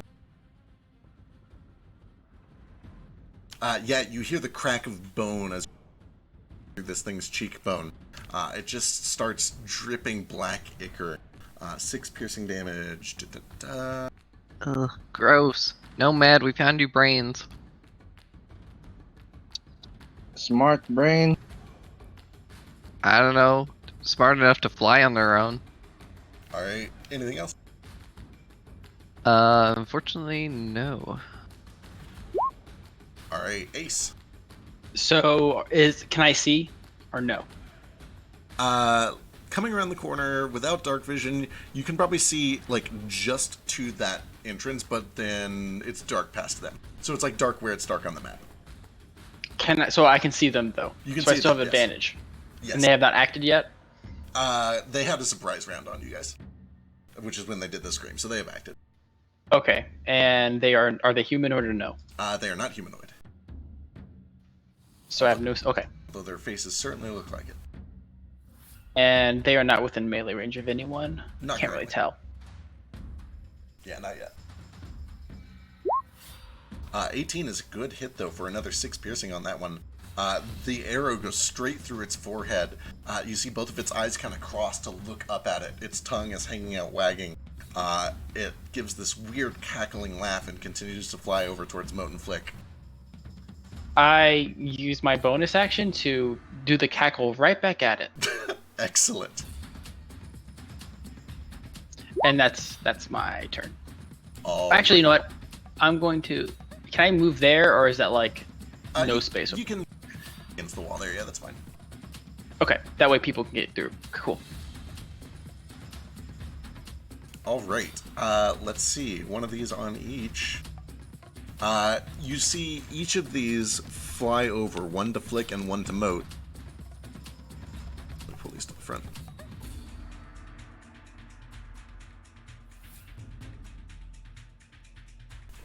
And they go straight up to their faces, latch on, and just begin. It looks like they're either biting or kissing or something to their faces. Each of you, stunned and shocked in horror, feels these tiny little probing tentacles go in through your nostrils and start feeling around like the inside of your eyes almost. And I need each of you guys to give me a charisma saving throw. Neither of these is an attack roll, right? They aren't, unfortunately. Who? Moat and Flick. Okay. to charisma saving throw. Charisma saving throw. Woohoo! Excellent. That's 2 crit fails in a row.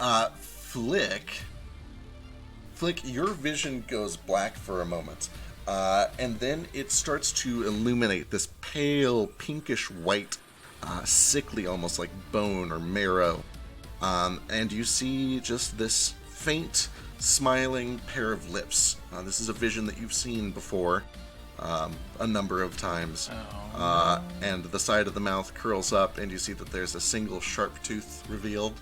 And then the vision comes back too, and you feel as this thing releases its latch onto you, that half of your face is drooping.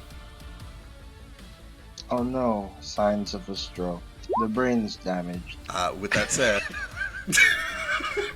said, it is your turn, and you are no longer afraid or stunned. Oh, okay. Well, it's still latched onto me. It has let go. It is no longer. It's in your space, but it's not like grappling you or anything like that. Well, fuck this thing. Is Moat technically next to me, so I could get sneak attack on it? Yeah, that would count. Oh, unfortunately, no advantage though, so 6 is still a miss. 3 crit fails in a row. That is honestly impressive. I'm not gonna lie. I'm sorry, D. I'm so sorry, Flick. Nordo. Seeing just the bare edge of what's happening in that darkness, and without dark vision, I just run up to Moat and try to just pull the thing off of him. All right. Give me an athletics check.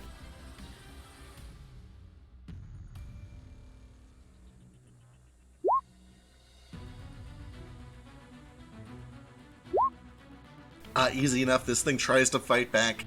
You hear this squelching noise as you pull back, and as you do see that there are these tiny, tiny shrunken knuckles, almost like an elongated finger that's been shrunken, that is pulled out of each of his nostrils as you yank this thing away from Moat. Okay. Does that qualify as an attack action, or is that like a grapple breaking action? That is an attack action, and it replaces your first attack. So if you have like an extra one, you can still use it. Okay, cool. I'll use my bonus action on arm strike, then just try to like crush the head in my hand. All right.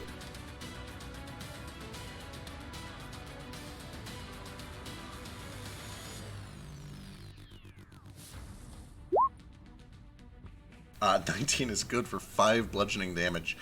Yeah, you just start beating and crushing this thing. You hear a little bit of bone snap around the base of the skull. That's it. Alright, Vasu. I'm not actually physically holding it, am I? You can be if you want to. You have it grappled. I would like to be, I'd like to walk like 20 feet back with it. Yeah, it's small enough that it's not even going to take extra movement, so you can just if you want. Cool, sweet. That's as far as I can go with my movement. Alright, you see Nordo grab this thing and start pulling it out into the light.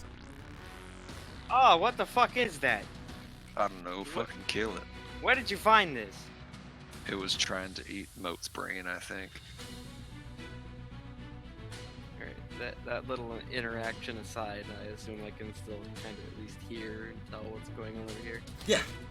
Yeah, there's dim light back in that back half. Okay, cool. Similarly to the other monk, I'm just gonna kind of run and try to jam my spear through this, so that it's not like latched onto Flick's face right now, it's just kind of... Yeah, it has let go at this point. It's hovering right in front of Flick's face.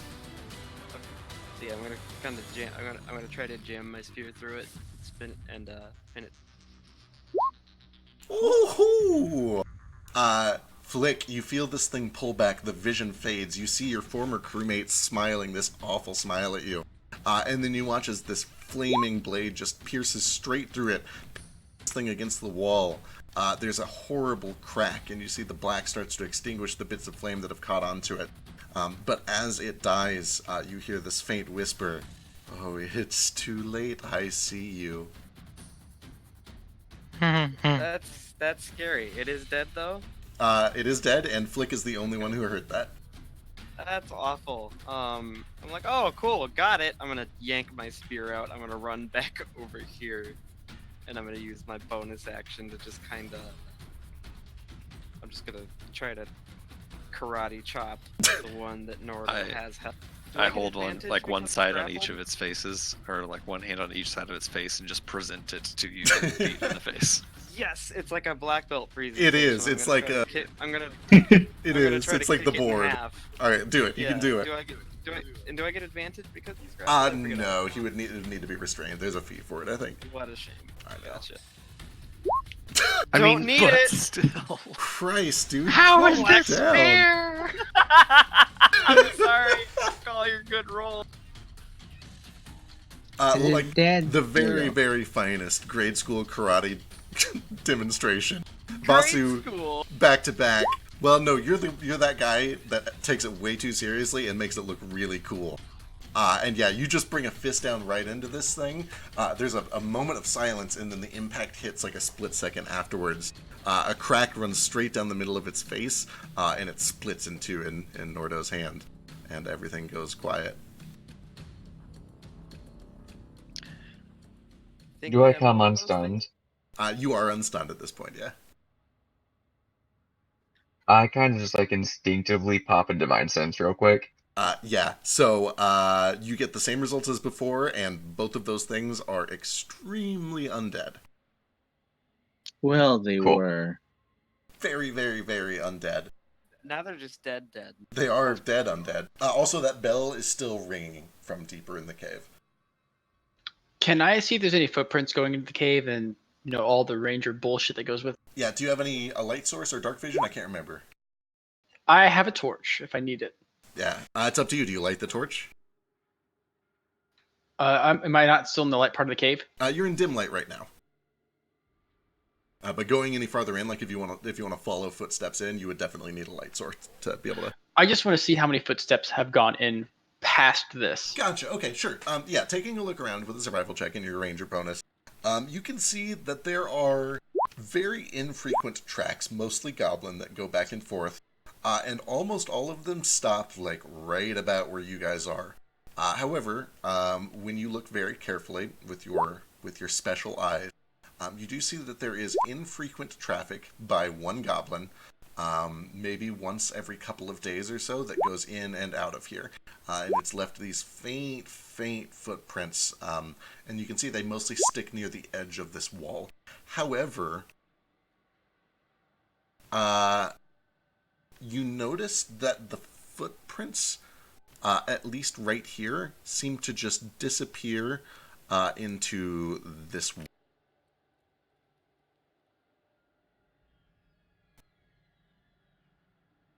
This wall? Yep, right about there. I go over here. Hey Flick. I can't really see very well, but look over here. The tracks seem to disappear over here. Is there something weird with this wall? On the ground going fuck. Oh yeah, Flick is freaking out. Can you ask Mo? I need a moment. I'll be okay. It's just I lost my accent even. Wow, fuck. Okay, I got you. Just do your thing. Moat. Yeah, what's up? Could you assist me, please? Of course. Also, does Nomad have dark vision? Yes. Oh, never mind. I asked Nomad then. Fuck you guys. Nomad. Look over here. I just start speaking undercommon to him. Look at this wall. Is there anything weird over here? The tracks just vanish over here. I approach. Very quick, I just flick a wrist and a little pebble flicks toward the wall there. Bounces off the wall. And then I'm gonna investigate it. Yeah. I'll help investigate it if it helps at all. You guys both look it over very carefully. Give me an investigation check, each of you. Can I give him advantage instead? Sure. And also, yeah, we do have to wrap up. It's like midnight. Yeah. But we'll end That's on this. quitter talk. We'll end on this based on what you get. 14. Looking it over, solid wall, no illusions that you can tell, nothing, no secret seams, no doors or anything. However, you can see that there is a spot on the wall that looks a little bit less dusty than the rest, like it's been touched or interacted with. I just gesture at this area, and then that's where we'll leave it off. It's time to go. Yeah, we'll pick up here next week. Good game, guys. Excellent. Yay, we did it. We didn't die. Yeah. No one died today. Yeah. That's great. It's beautiful. Well, let's not. I tried. Let's not rule Flick. You succeeded. I can't believe it only took 2 sessions to start intra-party fights. Yeah. I'm over here.